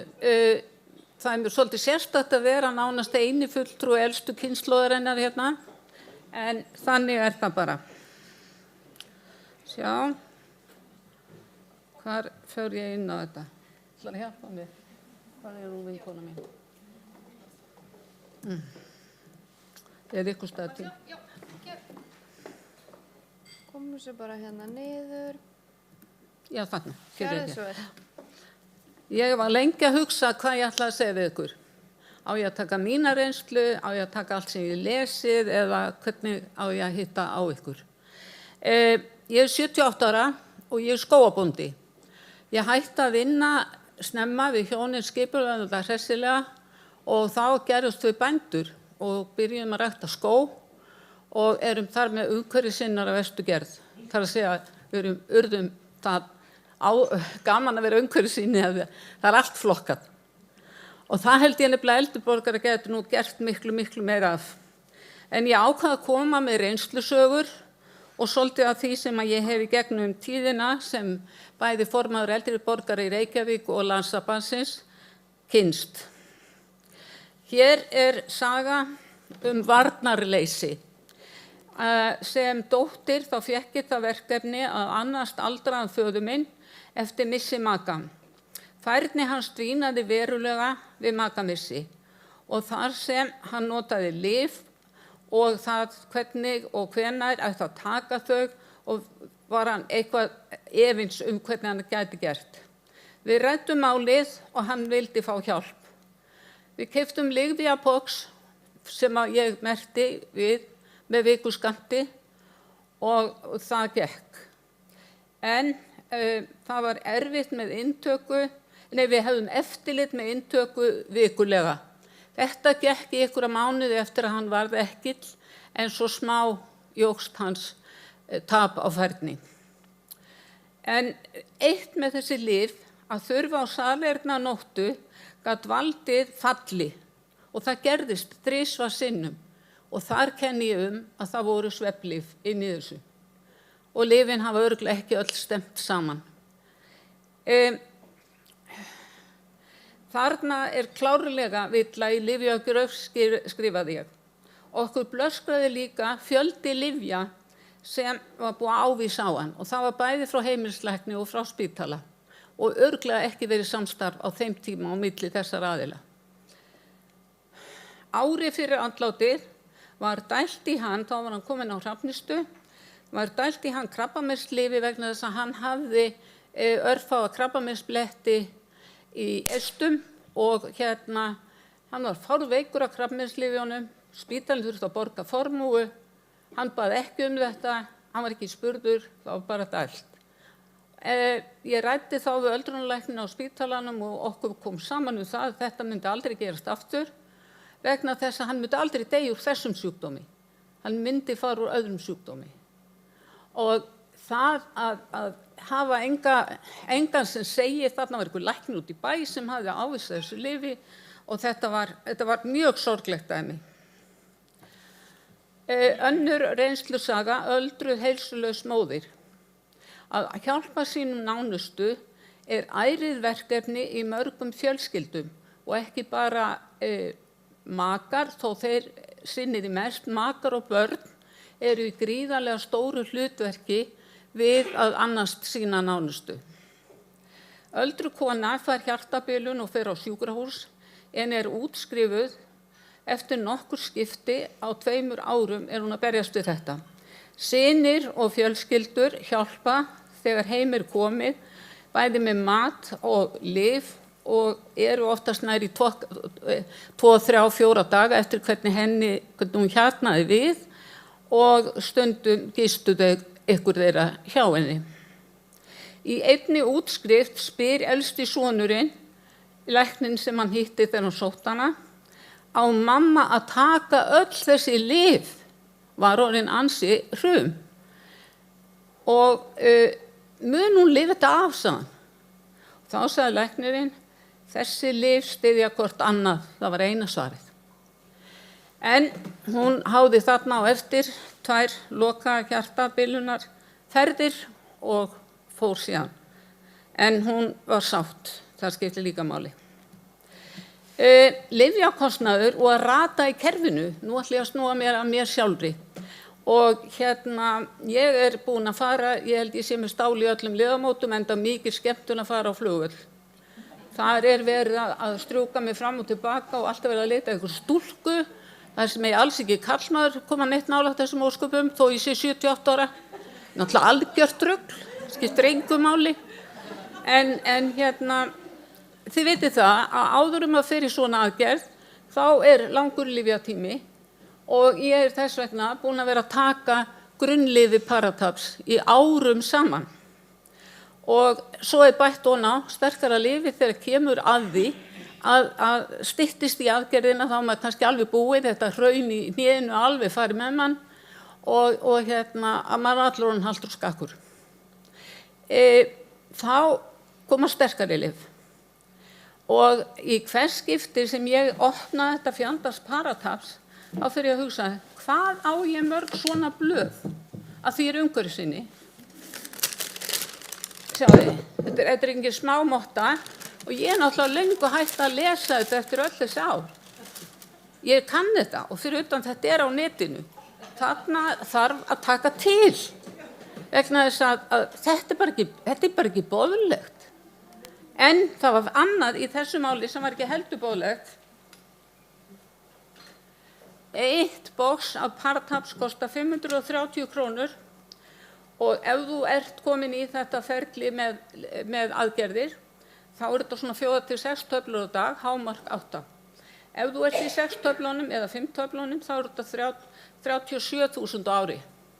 Fyrir ykkur að glópa til vitleysu eftir mörg box af lyfjum, þá mér úthlutað 300 töflum. Af hverju fékk ég það ekki fyrr? Vitið hvað þetta kostar á þessum sama tíma? Þetta kostar ekki, þetta 72 pakkar af venjulegu en 7 pakkar af þessu sem fer yfir árið. Og þetta kostar minna heldur en 30 töflur. Hvað að? Hvort verið að hugsa sjúklinginn eða stóru lyfjafyrirtækin? Getið þið sagt mér það? Nei, þið getið það ekki. Það veit enginn kannski apótekararnir hérna. Hvernig væri það? En þetta stórkostnaður fyrir þá sem eru þessi 2 neðstu tíundir fátækra eldri borgara, bara segi fátækri, þetta mál fyrir þá, svona upphæði. Þannig að það eitthvað bogið við þetta. Hins vegar þegar ég var útskrifuð núna fyrir 5 vikum á Landspítalanum þá fékk ég mjög skýra línu að trappa mig niður í lífum. Það gekk allt eftir, alveg 100%. En það eitthvað að þegar við erum með pappír, eða ef ég hefði geymt alla þessa pappíra, að þá væri ég með það bil 2 pakka af 4 blöðum sem að ég verði að henda í ruslið af fylgiseðlum. Hvað að? Getum við gert betur og hvað það? Lyfjaskammtarar eins og hér hafi verið nefndir eru komnir á markaði og það líka vel við þá. En þá kom bara í ljós að við erum búið með kvótann. Það ekki til peningu fyrir meira þessu sem 100. Þetta gengur ekki. Og það þarf þess að fræða fólk þá leið að hætta vegna lyfjaávana sem mikil. Og þá komum við aftur að því sem var rætt í ráðan svefnlyfin. Þau eru best geymt í skúfunni, segir hún Gerður Erla, Sveinsdóttir læknir, og þú notar þau ekki, bara veist af þeim þarna út í horni. Ég vil ganga ennþá lengra vegna þess að áhættan af svefnlyfjum, eins og hér hefur verið nefnt bylturnar, ég held að faðir minn hafi dottið í þessi skipti vegna svefnlyfja. Það verk að vinna í þessu máli og það verður að breyta þessu. Þetta svo galið að það ekki tali vegna þess að fólk í lyfjamóki og eftir sem líkami okkar breytist með aldrinum, þá erum við veikari fyrir að taka þessi lyf. Og þar komum við þá að ykkur klínisku lyfjateknunum að vita hver breytingin verður. Og ég nú aðeins með smá yfirbót. Ég held að það eigi að skima fyrir fólki sem í áhættu og reyna að ná til þeirra með einhverjum hætti, kannski inn í þetta verkefni sem þið að fara í. Að bera sjálf ábyrgð á lyfjunum sínum, það hefur verið mitt mottó, ég geri það ennþá, en það af því ég á rafræn skilríki og ég get það. Maðurinn minn, hann fær pínu hjálp hjá mér, en fólki sem yfir áttrætt allt og fátt með rafræn skilríki. Hvað gerist þá? Hver umboðsmaður þeirra? Gengið frá því formlega að það sé einhver umboðsmaður eða sem hefur umboð? Vegna þess að það mikið mál að vera umboðsmaður eins og við sáum á lyfjafjöldanum hérna áðan. Og fólk hefur kannski ekkert vita á þessum lyfjum. Við erum hér að horfa á mál sem ég held að þurfi átak í að finna betri lausnir. Lyf nefnilega ekkert grín.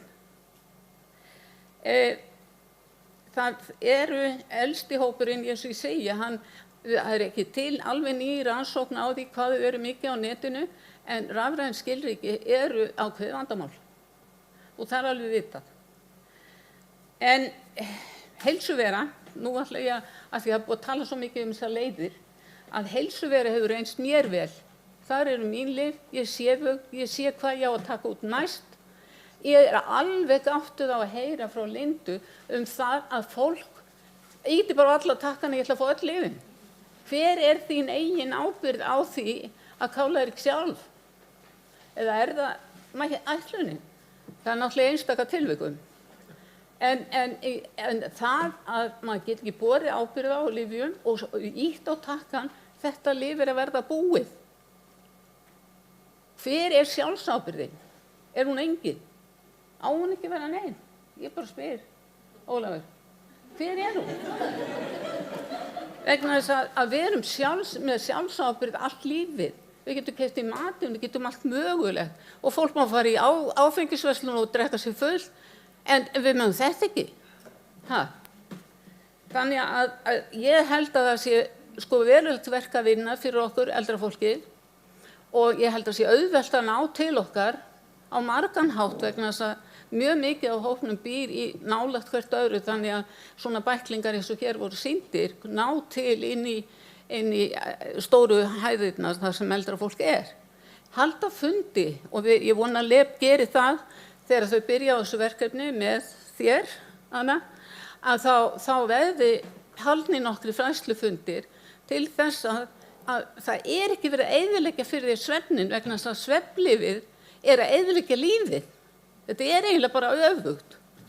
Þetta ekki gott. og allt sem hægt að gera. Og þá segi ég við ykkur, og það vinur okkar Ólafs, Janus Guðlusson, hann búinn að gera kraftaverk. Það fullt af fólki búið að henda lyfjum með því að vera í hreyfingu, útiveru og öllu því. Ég allt önnur manneskja þegar ég úti í sveitinu minni. Ég ekkert lík haltrandi kellu eins og ég núna. Og ég planta plöntum og ég að fara að planta núna á miðvikudaginn. Að vitið það, maður sofnar eins og engill. Og ef við hittum á dag þar sem við hreyfum okkur ekki nógu mikið og ég kannski að basla við að já, nú ég að fara að sofa. Kallinn kannski ennþá að kíkja á eitthvað, þá segi ég, Þórhallur minn, haltu nú aðeins í hendina á mig. Þá ég farin. En það ekki allir sem eiga góðan kall eða konu. Og það allt og margir sem einir og einmannaleikinn, hann leiðir til þess að fólk biður lyf. Og það vítahringur. Og þess vegna þarf félagslega aðstoð og meiri örvun og það líka vitað að örvun, öll örvun, dregur úr líkum á Alzheimer og ýmsum öðrum sjúkdómum. Þannig að örvun við hópinn sem einmana eiginlega eitt af stóru verkefnum okkar inn í allt hitt. En Janus og Pálmi þekki nú Janus því að Pálmi kom til mín 2013 eða 14 Pálmi og sagði við getum lengt góðu árin 5 ár ef við förum leiðinans Janusar út að hreyfa sig og hann búinn að bæta við sína virkni. Nú ræðir hann meira mat og hann ræðir meira svefnlyf og allt mögulegt og lífsgæði og einmanaleikann og svo mælir hann árangurinn og fólk verður bara húgt að fara út að ganga. Og það markmiðið vegna þess að hann ekki svona einnota heldur þetta að lágmarki 2 ára prógram. Og ég veit að þið strákar að þið þekki Janus, þið viti hvers konar ævintýri hann En hreyfing, lífsgæði, barnabörnin, tala við þau, ef við erum á netinu, áreitið börnin ykkar, veriði með þau. Ég meina að það alveg satt, við fáum þau ekki pönnukökur lengur eða vöflur, að barnabörnin gefa okkur svo mikið að þau senda okkur myndir eða segja hvað alla, auðvitað hittum við öðru hvoru, en það minna eftir COVID, það engin spurning. Við verðum að vinna sjálf í að fá þessa andlegu næringu sem við þurfum og þá þurfum við engin svefnlyf. Kæru vinir, takk.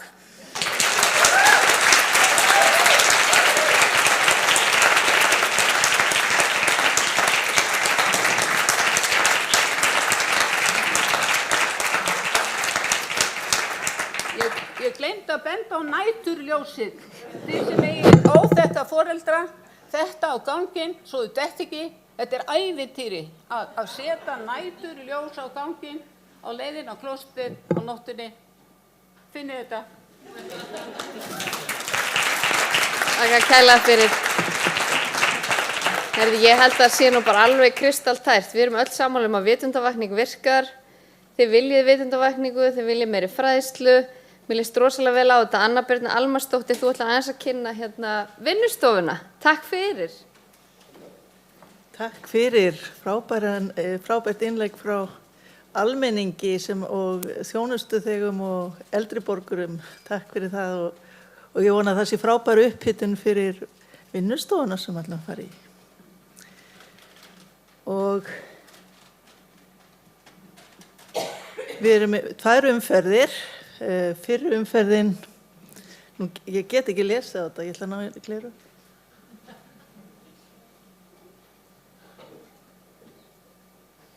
Já, fyrri umferðin það á borðunum ykkar spurningar og það eru við erum með 1 borð hérna við erum með 1 borð fyrir fulltrúa almennings, undir það geta verið sjúklingar, aðstandendur og bara þjónustu þegar skjólstæðingar, whatever, hvað við viljum kalla það.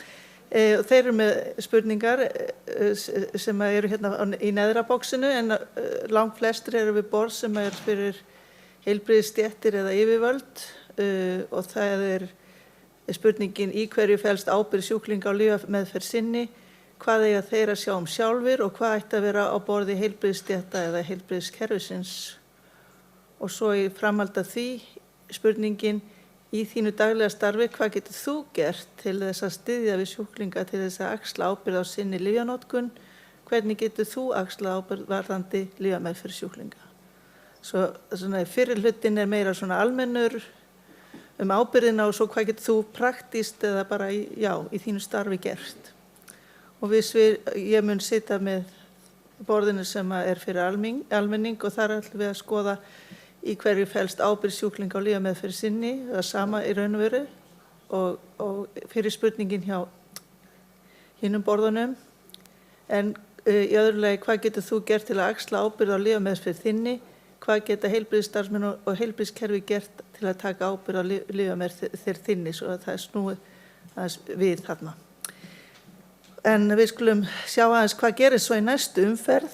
Þar spurning, þar takið þið svona hringborð því þá hristum við upp í borðunum, þá bara færum við fólk þannig að það séu fulltrúa frá öllum borðum við eitt borð til þess að segja frá hvað gerðist á þeirra borði. Þannig að þá til dæmis eru ykkur af heimilislæknaborðinu að segja frá því hvað gerðist á því borði og svo eru lyfjafræðingar kannski við borðið sem segja frá því sem að þeir gerðist og fulltrúar sjúklinga að segja frá sínu. Já, þannig að þá tekin sá hringur í annar umferð og við gefum ykkur 5 mínúta hlé til svona færa ykkur á milli og þá fáið þið borðstjórnanda sem að tekur passar upp á að þið tala ekki á lengi ykkar stétt og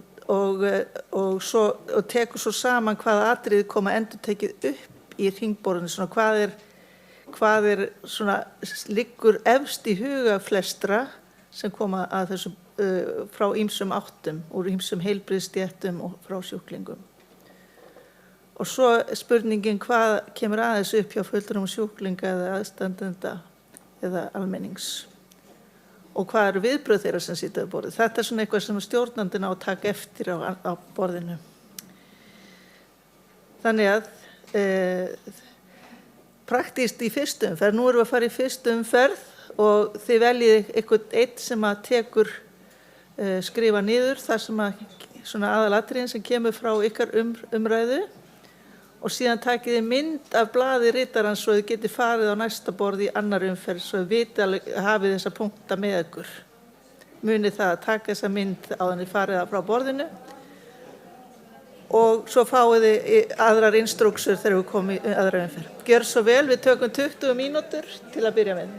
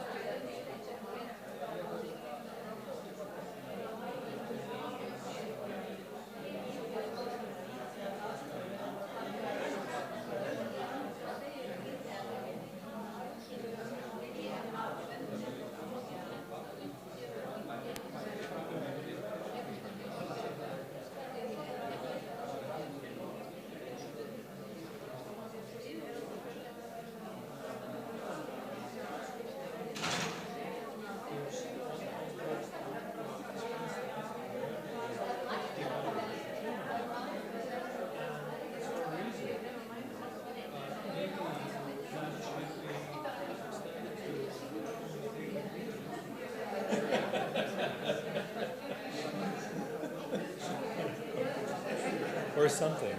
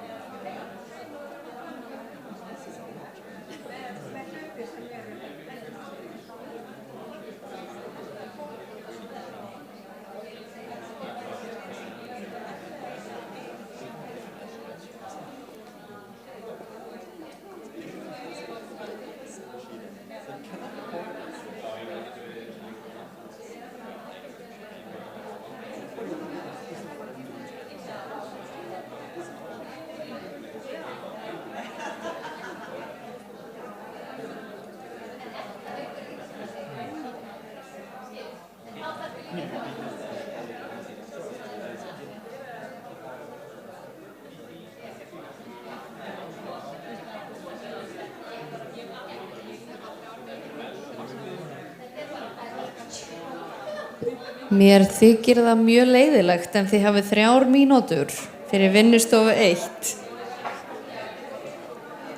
3 mínútur, 3 mínútur.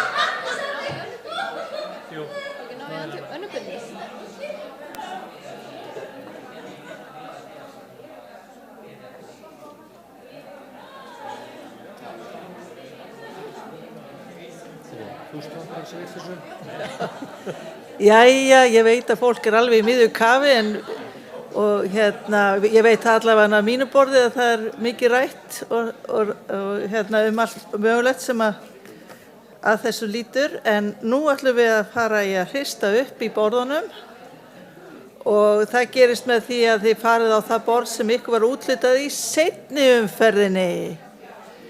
Og ég ætla síðan að fá að tala við þá stjórnendur sem eiga að stjórna þeim borðum hérna frammi á gangi. Þannig að nú hefst 5 mínútna hrókering, gjörðu svo vel.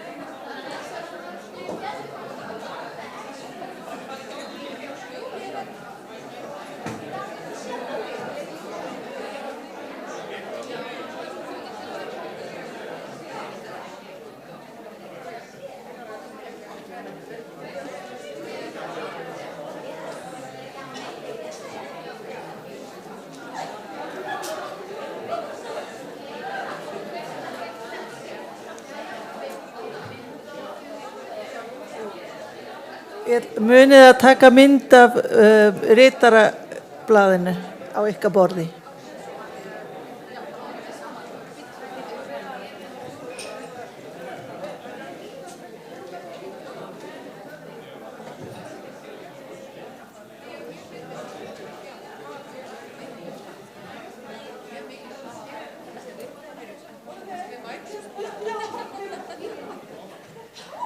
Allir með á hreinu að þeir sem voru að skrifa, þeir eiga að elta Önnu Birnu, hinir verða eftir. Þeir sem voru að skrifa, þá er ég að tala um þeir sem héldu utan um hópinn. Það var alltaf einn sem hélt utan um hópinn á hverju borði. Veist það þú? Já, það ferði þetta. Já, ferði fram.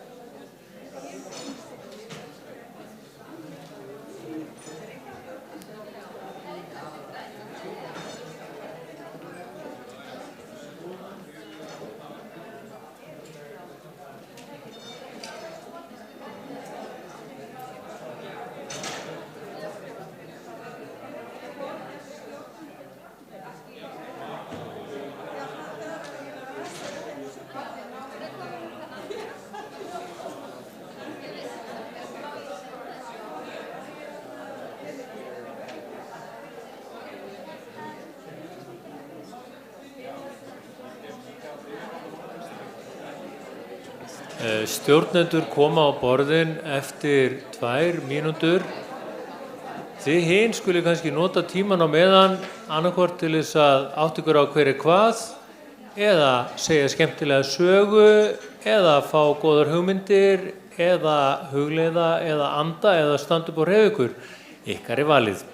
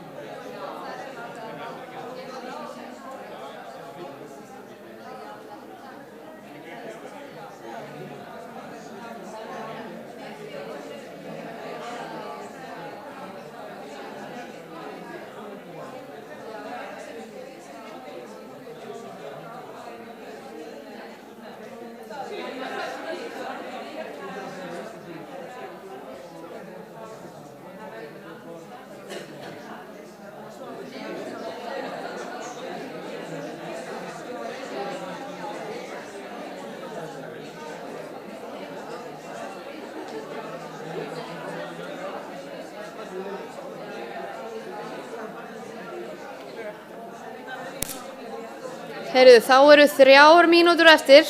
Nú þarf að skrifa hratt. 3 mínútur eftir.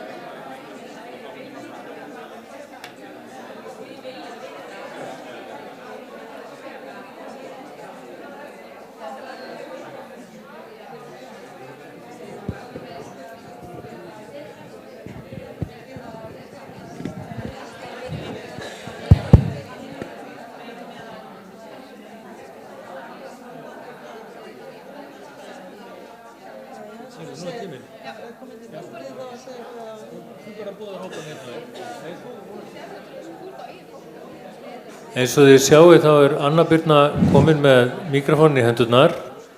Hún ætlar að stjórna ykkur næstu svona 10 mínútur korterið. Gjör svo vel, Anna Birna. Takk fyrir. Nú finnst mér að heyra svo hátt í mér allt í einu. En jæja, takk fyrir góða vinnu. Og nú verði ég eiginlega að stoppa fólk af því að nú þarf ég að heyra í hvað gerðist á hverju borði. Nú kemur spenningurinn. Hvað skyldi hafa gerst á hverju borði? Já. Og það komið maður á mikrofónin. Ég þarf að fá nefnilega mikrofón á borðin. Eða ég var að fá...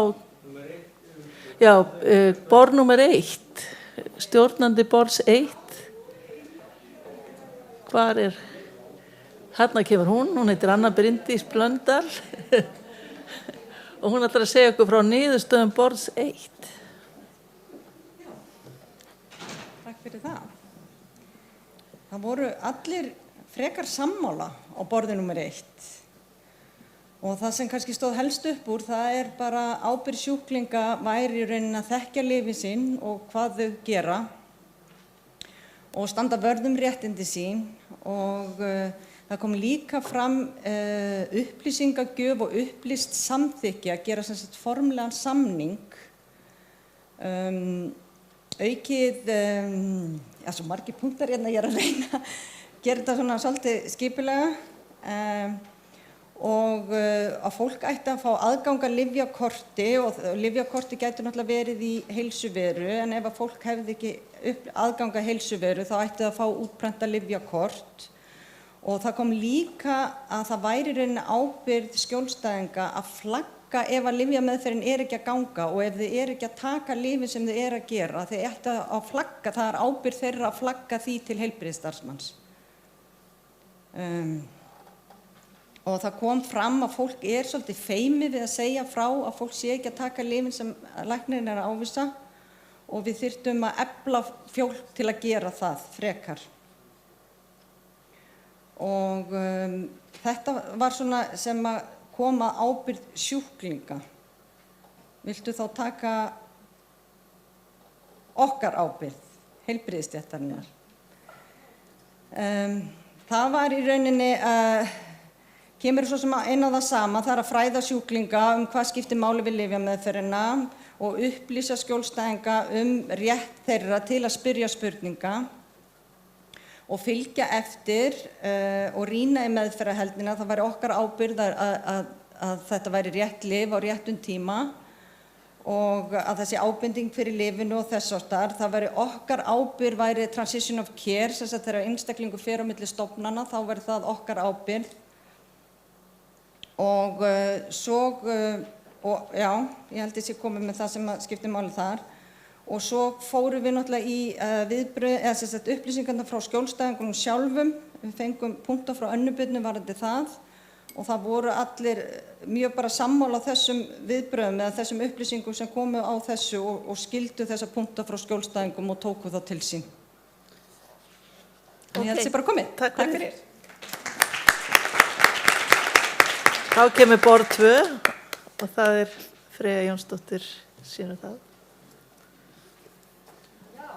Ég veit við erum öflug en þetta var hratt task. Ég ætla að gera mitt besta að fylla inni hér á Önnu Bryndísi. Það er virkilega gaman að fara hringinn. Við punktuðum aðeins niður nokkra þætti, ábyrgð sjúklingana að taka inn lyfin í samráði við sinn lækni, þekkja lyfin og við hverju þau eru og halda einhvers konar lista. Þetta dreymir okkur öll með miðlægt lyfjakort, en ef það er ekki það, þá einhvers konar lyfjalisti, það sem er skýrt.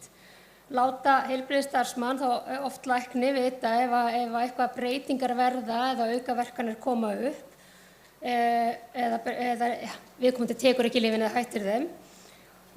Fylgjast með að eiga lyfjalager eða lyfjabirgðir og endurnýja í tíma ef kannski þarf á einhverju skoðun áður en það er hægt að endurnýja það. Og svo töluðum við aðeins þennan mun eftir lífsferli sem að fer í að stundu þurfa aðstandendur eða caregivers að koma inn í þetta hlutverk, því hvar maður er staddur í sinni heilsu.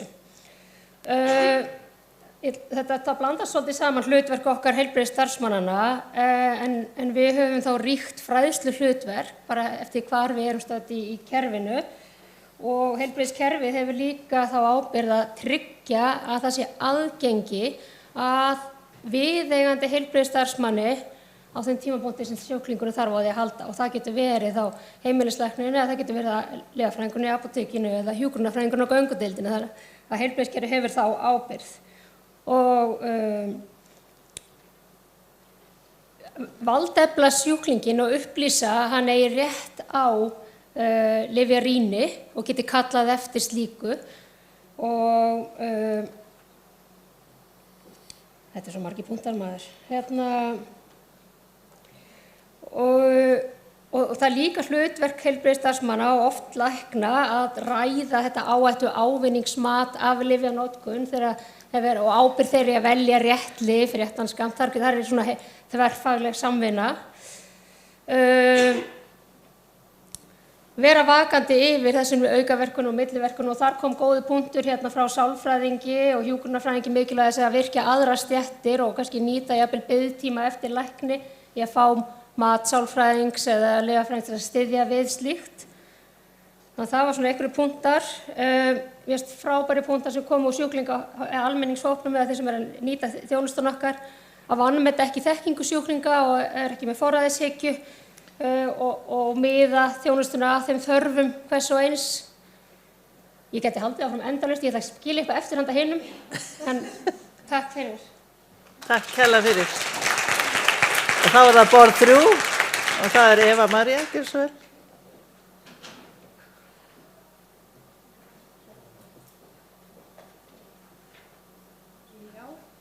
Já, þetta er nú alltaf svipað, nokkurn veginn að sama. Þannig að við byrjum á því að tala þetta er ábyrgð sjúklings að standa vörð réttindi sín og standa vörð eigin heilsu og þessi punktar sem kom allir, þeir bera þess merki. Þú veist, sjúklingurinn ber ábyrgð á að láta vita ef breytingar eru á hans lyfjameðferð og við ræddum já, það ábyrgð sjúklingsins að þekkja lyfin sín hreinlega, af hverju ertu að nota lyfið þitt, af því það kemur alltaf oft fyrir, finnst mér, að fólk veit það ekki og það skrítið. Við þurfum að vera með heilsulæsi og lyfjalæsi í þessu landi. Fólk þarf að skilja hvað í gangi. Við fórum síðan í þetta með að lyfjalagerinn, hvað áttu mikið lyf? Þú veist, það ábyrgð sjúklings að sjá að eiga nóg af lyfjum og vera út í tíma að endurnýja þau. Svo það þetta með í viðtölum við okkar heilbrigðisstarfsfólkið þú veist, það var rætt þetta með að sjúklingur ná að hlýða, hann á að fylgja fyrirmælum læknis oftast sem þá kannski ávísa lyfjum, en það rosalega mikilvægt í því að spegla sjúklingin og fá álit hans og þú veist, að spyrja sjúklingin hvað finnst þér þessa lyfjameðferð, því þarna erum við að valdefla einstaklingin og auka meðferðarhæfni, ekki bara segja svona tekur þú lyfið. Þetta ræddu við og fannst svolítið mikilvægt. Já, og út frá því aðlaga hvert viðtal að sjúklingnum og spegla hans vilja og þarfir og þú veist, horfa alltaf á einstaklingin, það ekki allir eins.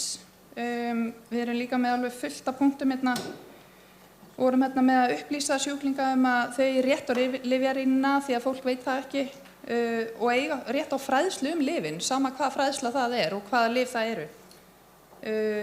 Já, held að ég ætla að skilja líka bara eftir eitthvað fyrir næstu borð. Takk fyrir, kærlega. Þá það borð 4, gjör svo vel.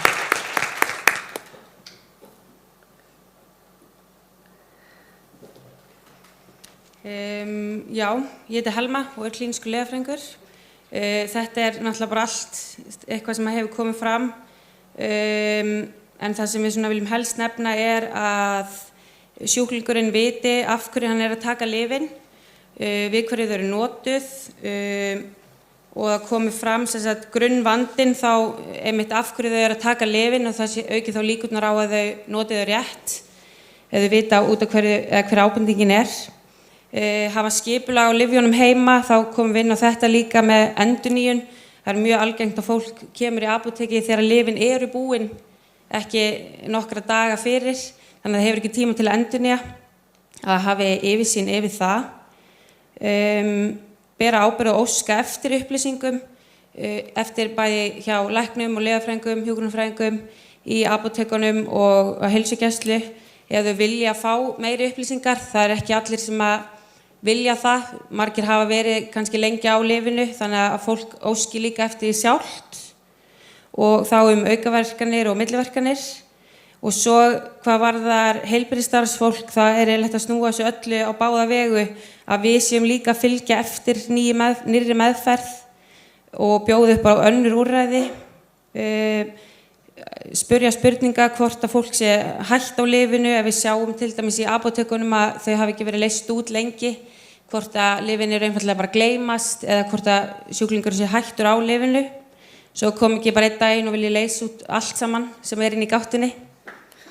Og það kom líka fram að til þess að lyfjafræðingar í apótekum geti unnið sín störf að þá vantar aðgang að lyfjagagnagrunni landlæknis og nú komið fram að miðlægt lyfjakort á að leysa einhvern hluta af þessum vanda, en lyfjafræðingar á spítalanum hafa aðgang að lyfjagagnagrunni landlæknis og það væri frábært ef það væri líka í apótekunum. Því við nú þegar vitum 90% af lyfjasögu fólk sem ef það kemur í okkar apótek. Og svo frá sjúklingum það var bara sama og hefur komið fram forræðishyggja, taka fram fyrir hendur sjúklings. Sjúklingurinn þekkir sig best sjálfur og hlusta á sjúklinginn, aðgengi að heilbrigðisstarfsfólki, að það mögulega leysi ekki vandann að loka á endurnýjun ef að þú þarft svo að bíða í 6 vikur eftir tíma hjá lækni. Já, og líka það að fá skriflegar upplýsingar. þú meðtekur bara hluta af upplýsingunum munnlega í einni læknisheimsókn. Það sé gott líka að fá skriflegar upplýsingar en þá er kannski líka ábyrgð sjúklingsins að punkta niður. Já, takk. Takk hérna fyrir, Vilma. Þá er það nummer 5, Elín Ingibjörg, gjör svo vel. Já, ég er bara nummer 5, Elín. Það hafi náttúrulega mjög margt komið fram, en það sem kom fram frá fulltrúum sjúklinga var að það er mismunandi aðstæða til að taka ábyrgð og að einstaklingar eiga að hafa frelsi til að fela öðrum einstaklingi ábyrgðina. En einnig að treysta einstaklingum til að þeir geti kynnt sér ef þeir treysta sér sjálfir. Og svo kom fram þetta sem kom fram hjá Helmi líka að ekki vísa bara að panta sér tíma ef það er svo ekki hægt, ef það er ekki færi leið. En út frá þessu kom mjög flott frá stjórnvaldshópnum að þegar heilbrigðisstarfsmaður veitir upplýsingar og ef sjúklingur er fær það, að það sé gerður skriflegu samningur þegar lyfjameðferð hefst, þannig sé hægt að valdefla sjúklinginn og sérfræðingar í heimilislæknunum tóku þeirra komment var svona í floti við þetta að þeir vilja virt samtal við sjúkling þar sem að þeir geta rætt af hverju þeir hefja meðferð og hver eru markmiðið og að taka lyfin rétt og ræða skort á meðferðarheldni en einnig af hverju þeir vilja ekki hefja lyfjameðferð. Af hverju ætti að leita annarra leiða. Og apótekin geta tekið þátt í ábyrgðinni með því að vera þannig að það sé hægt að leita til þeirra og þeir geta hjálpa til að hvenær og hvernig á að endurnýja. Að skjólstæðingar bera ábyrgð á að láta vita ef þeir upplifa aukaverkanir eða einhver óæskileg áhrif. Já, og síðan kom bara dálítið gott því það kom frá skjólstæðingahópnum lyf laga ekki öll vandamál og hvernig getum við þá upplýst fólk aðra leiðir og það er þá the government sem á að vera með svona, svona eins og þetta. Átak til vitundarvakningu. Og þess vegna er hugræðin atferlismeðferð ekki kennd í skólum. Það var dálítið góða punktur. Takk fyrir. Takk fyrir. Ok, þá er eitthvað að borða eftir, já. Borð 6, gjör svo vel. Sæl, ég heiti Guðrún, ég var að borðið 6, ég ætlaði bara að hafa þetta stutt, ég held að flest hafi komið fram.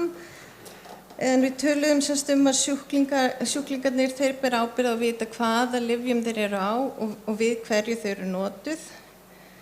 Fara eftir fyrirmælunum og kannski þekkja helstu aukaverkanir lyfsins og láta þá líka vita ef lyfjameðferðin er ekki að skila tilætluðum árangri eða ef það er einhverja aukaverkanir sem sjúkling getur ekki sætt sig við. Þeir þurfa að hafa þá eitthvað svona utanumhald í kringum sína meðferð og líka vita hvert þeir eiga að leita ef það er eitthvað sem kemur upp á. Taka ábyrgð og ákvarðanir eftir að hafa fengið viðeigandi upplýsingagjöf frá heilbrigðisstarfsmönnum og læra að taka samtal við heilbrigðisstarfsfólk með auknu heilsulæsi. Og svo ræddum við líka að heilbrigðisstarfsmenn þeir þurfa líka að skilgreina svona hvernig eftirfylgni með meðferð verður háttað, útskýra það fyrir sjúklingunum og hver ber ábyrgð á að fylgja meðferðina eftir og ræða hvaða valkostir eru bæði önnur lyfjameðferð eða einhver önnur meðferð heldur en lyf. Og ræða við sjúklingin hlutfalli milli áhættu og ávinnings í meðferðinni og sjúklingurinn ber það ábyrgð á að taka ákvörðun hvað hentar honum best. Já, takk. Takk hérlega fyrir. Og þá ætla ég að biðja borð 7 að koma.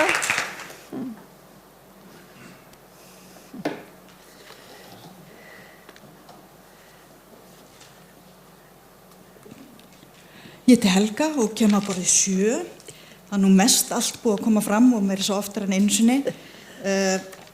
Kannski það sem að við vorum svona svolítið að spá í var líka tímalengd meðferðar, að hún sé rædd strax í upphafi.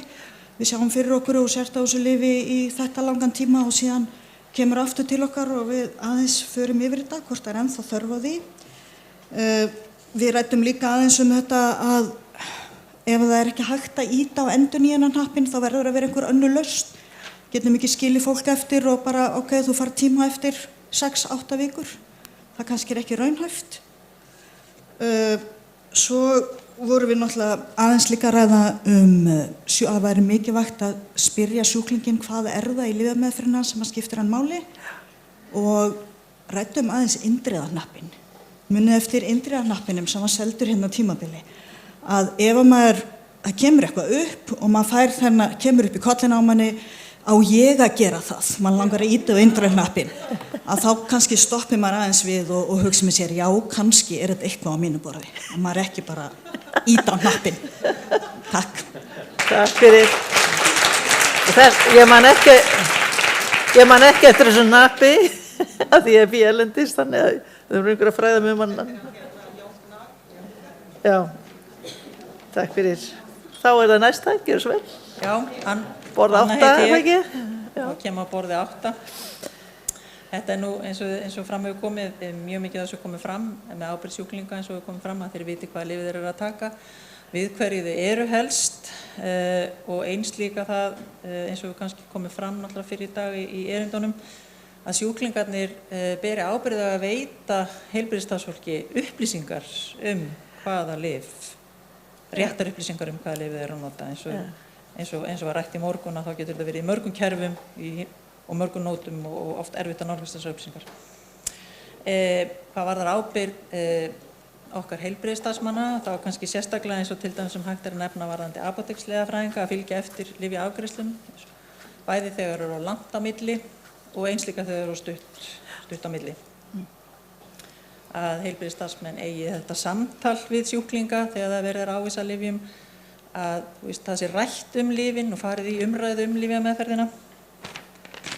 Og eins líka þó að séu margir sjúklingar sem eigi sína innan gæsalappa sína lyfjafræðinga að þá eru líka margir sjúklingar sem átta sig ekki á þessu góða aðgengi og eru kannski rægir við að fara og vita ekki að þeir geti farið og hitt lyfjafræðinga í apótekum og í apótekunum þá að lyfjafræðingarnir komi í auknum mæli fram, eins og við segjum, séu ekki sem sagt á bakvið heldur séu meira í nánum samskiptum við sjúklingana. Já, svo kannski mætti nefna hérna varðandi ráðuneytin og opinberar ráðuneytin að það sem þeir geti gert er að vera með herferðir, eftirlitin, bæði með ávísunum og hugbúnaði. Þannig að það er svona, já, helst maður nefna. Takk fyrir. Og þá borð 9. Herri, þá held ég síðasta borðið. Nei, næst síðasta. Það er eitt borð fyrir norðan sem ég á að taka með. Þórunn heiti ég frá borð 9. Þannig síðast en ekki síst. Já. Hérna, það er rosalega margt búið að koma fram og bara fullkomlega sammála þessu öll saman við á borð 9. Það sem kannski vil draga fram ábyrgð sjúklinga þekkja sín lyf og líka að upplýsa lyfjanotkun og hvernig gengur í lyfjameðferðinni eða á lyfjameðferðinni og eiga þetta virkt samtal við heilbrigðisstarfsfólk. En svo líka þetta, við vorum líka með indriðahnappinn að við eigum öll að láta okkur þetta varða og ef við erum eitthvað svona að setja spurningamarki við það að taka það til okkar, kannski ennþá freka þá. Við erum að fræða og upplýsa, upplýsingarnir eru samt oft munnlegar og við getum bætt okkur með að gera meira skriflega leiðbeiningar og hafa líka eftirfylgnina skýra til þess að skilja fólk ekki eftir í lausu lofti. Og síðan það eru á Landspítalanum til það sem kallast sjúklingaráðin 10. Það svolítið tekur á þessu að spurðu, segðu frá, láttu vita, þekktu lyfin, allt þetta sem er mjög gott. Og svo þetta síðasta kannski sem við nefna virka biðin. Ef það bið eftir tíma hjá lækni, hvað getum við gert á meðan biðin til staðar? Getum við kallað eftir upplýsingum og þá líka upp og bara viðmót sjúklinga, eitthvað staðar en við getum að byrja sagt meira hvað það sem þú vilt ná fram í þínu viðtali, hver eru lyfin og svo framvegis. Takk. Takk fyrir.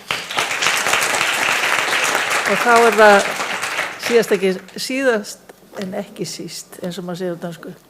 Nú ég þykistunni sak. Ég ekki fundarstjóri.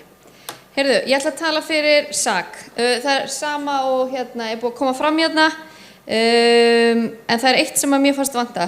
Það er hérna, ég fór enda fram, þannig að getur verið ég hafi ekki heyrt það. Það er margir sem missa yfirsýn yfir lyfin sín í lyfjaskömmtun og ég held við séum öll sammála það að hérna, það er orðin svo mikið sjálfvirknivæðing og með meiri sjálfvirknivæðingu verður hérna, aukin afköst í ávísunum en kannski ekki aukin gæði. Fræðsla til almennings er mjög mikilvæg, við erum búin að ræða það 100 sinnum. Það þyrfti að vera alltaf lyfjarýni eða lyfjayfirferð þegar fólk byrjar lyfjaskömmtun. Síðan kemur hérna setja í reglugerð að það þurfa að standa á lyfjapökkum úr apóteki við hverju lyfið er. Ég veit að nú þegar er ákveðin hérna, kassi sem þarf að fylla inn í, en mjög margir læknar skrifa bara punktur til þess að fá hana kassa frá, að þeir geta örugglega ekki klára ávísununa á þess að fylla eitthvað inn. Þannig að punktur er bara mjög fínt. Það verða að fylgja upplýsingar skriflegt ef fólk er að byrja á nýjum lyfjum frá lækni eða upplýsingar á lyfseðli eða þetta sé nýtt lyf svo að lyfjafræðingur geti tekið boltann. Og mér langar bara að skjóta inn í eins og með ávana- og fíknilyf fyrir hvert einasta skipti sem að sjúklingur fær ávisa ávana- og fíknilyfi með 2 klikkum, að þessu auðvelt, þá þarf hann 12 sinnum að mæta í apótek. Bara svona skilja þetta eftir hjá okkur. Og svo er hérna, fólk er ekki oft meðvitað aukaverkanir og hvað skuli gera ef það koma upp og hvert fólk eigi að leita. Þetta var SAK, takk fyrir það. Má ég aðskilja þetta með skriflegu upplýsingarna sem þú varst að segja næst síðast? Já. Hvað var það? Já, sko. Skriflegar upplýsingar? Já, í rauninni tengist það því að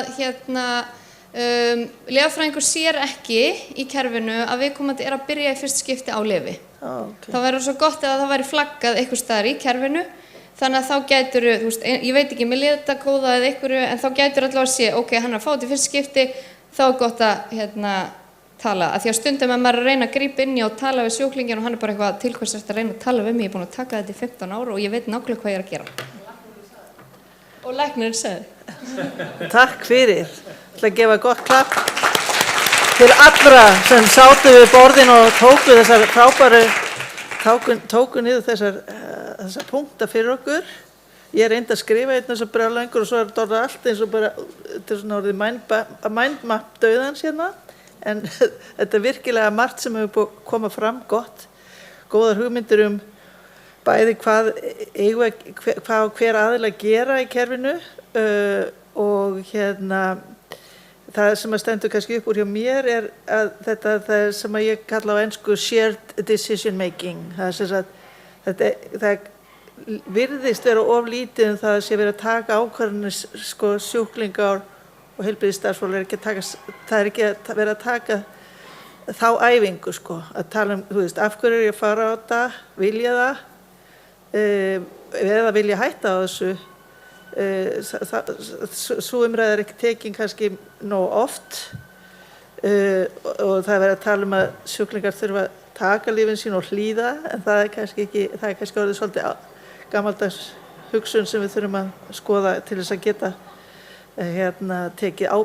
fundið út úr ábyrgðinni, hvar ábyrgðin liggur og það liggur líka eftir hjá mér eftir að hafa verið við borð skjólstæðingana að þeir eru svo margvíslegir að við þurfum að finna inn á það einmitt hvað get ég gert með þessum einstaklingi versus næsta einstaklingi sem kemur til mín og það gildir yfir alla línuna af heilbrigðisstarfsfólki og stjórnvöldum líka. Og mér finnst að fyndi með hennan Indriða Hnapp að það er mjög gott að hafa hann kannski svolítið í fókus að við getum ekki haldið áfram að ýta ábyrgðinni á milli okkar eins og einhvers konar hlutkesti þetta sé eins konar boðhlaup bara sem maður setur á milli þar sem maður hendur á milli einhverjum kesti og ég held að sé rosalega mikið kemur mjög sterkt fram að það þurfi að auka upplýsingar til sjúklinga hvað þeir geta, hvað hafa þeir bara réttinn til þess að setja spurningamerki við meðferðina og réttinn þeirra til að eða bara veita þeim líka innsýn í hvað þeir geta gert sjálfir og hvar þeir geta fundið upplýsingar ef þeir vilja taka meiri ábyrgð sjálfir eða geta treysta sér til þess og það gildir náttúrulega líka aðstandendur sem vilja taka þátt í lyfjanótkun síns fólks að taka ábyrgð. Það mjög mikið þetta endurnýjangar. Þetta með endurnýja lyf virðist vera mjög stórt þema hérna sem ég átti kannski ekki von á en það spennandi einmitt að skoða það, hvað í gangi, hvaða girðingar getum við sett upp og það í lagi að setja upp þessar girðingar gagnvart sjúklingum.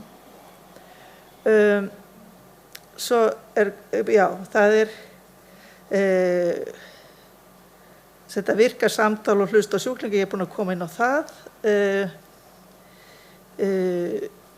Og það ýmsar svona praktískir hlutir eins og hvað stendur á miðanum á boxinu mínu, veit ég við hvað þetta er. Ég held að það myndi vera stór bæta að fólk viti, þannig að þau geti þá allavega að tala að þetta er hjartalyfið mitt og þetta er svefnlyfið mitt, sem er mjög ofarlega í huga núna, vegna þess að það fer vitundavakning í gang fljótlega það. Það er slagorð í bresku heilbrigðisþjónustunni sem heitir What Matters to You, sem er hvað skiptir mig máli, og það er eitt af því sem ég held að við verðum að gera, að það er að valdefla sjúklinga og aðstandendur þeirra í því að velja hvað skiptir þá máli og vita hvaða möguleika þeir hafa og maður stýr ekki blind eftir því hvað er svona klíniska leiðbeiningar kannski. Já, yes.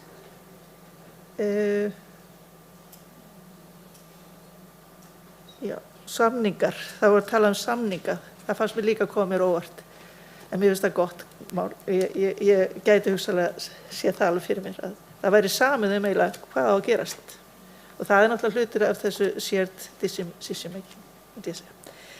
Þannig að þetta er mjög flott vinna, ég vona að þetta er náttúrulega allt tekið upp og þetta er allt skrifað í bak og fyrir á ýmsum stöðum, þannig að við vonandi fáum gott yfirlit í skýrslu sem verður gerð þetta málþing, þannig að þá getum við öll fara að vinna eftir því og reyna að róa saman í sömu átt. Þannig að þakka kærlega fyrir flotta vinnu. Ég biðst velvirðingar að fengu svona stuttan tíma fyrir svona mikilvægt málefni, en mér fannst koma ótrúlega flottar niðurstöður út af þessu. Takk fyrir mig.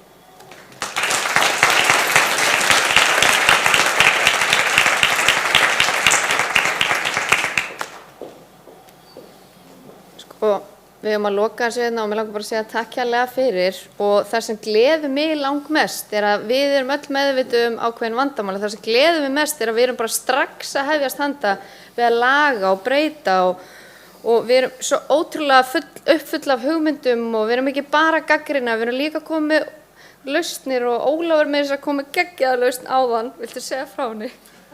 Já, hún er nú ekki alveg lausu lofti gripin, en þannig er að kerfi hafa í gegnum tíðina nota alls konar aðferðir til þess að ná tökum á starfsfólkinu sínu með tilliti til hvernig það þjónustar sjúklinga og hvernig það hjálpar þeim. Ein er til dæmis að heilbrigðisstarfsfólk á tilteknum heilsugæslustöðvum fái laun í samræmi við hvað það vísa miklu frá sér og hvað það rannsaka mikið. Það er að segja í öfugu hlutfalli. Þetta virkar, við vitum þetta. Ég vann í heilbrigðisstofnun út í Bandaríkjunum, þar sem að þau voru í vandræðum með hvernig þau áttu að fá starfsmennina til þess að mæta í berklaprófið sitt einu sinni á ári. Og þau fundu lausnina. Og hún var svo, ef þú varst ekki búin að fara í berklaprófið fyrir 1. ágúst hvert ár, þá fyrst ekki kaup. Það mættu allir. Og þess vegna datt mér í hug, hvernig við gætum minnkað ávísun á ávana og fíknilyfjum. Og hún er svolítið róttæk, en hugsaði samt hana. Hvað með ef að þeir læknar eða heilbrigðisstarfsfólk sem skrifar út of mikið á ávana og fíknilyfjum missi bílprófið? Það verður ekkert mál. Ég held við ætlum bara að þakka fyrir okkur í dag og þetta var frábær ráðstefna og takk fyrir. allir sem komu að þessu og takk hérlega fyrir allir sem mættu og sátu hérna allan tímann.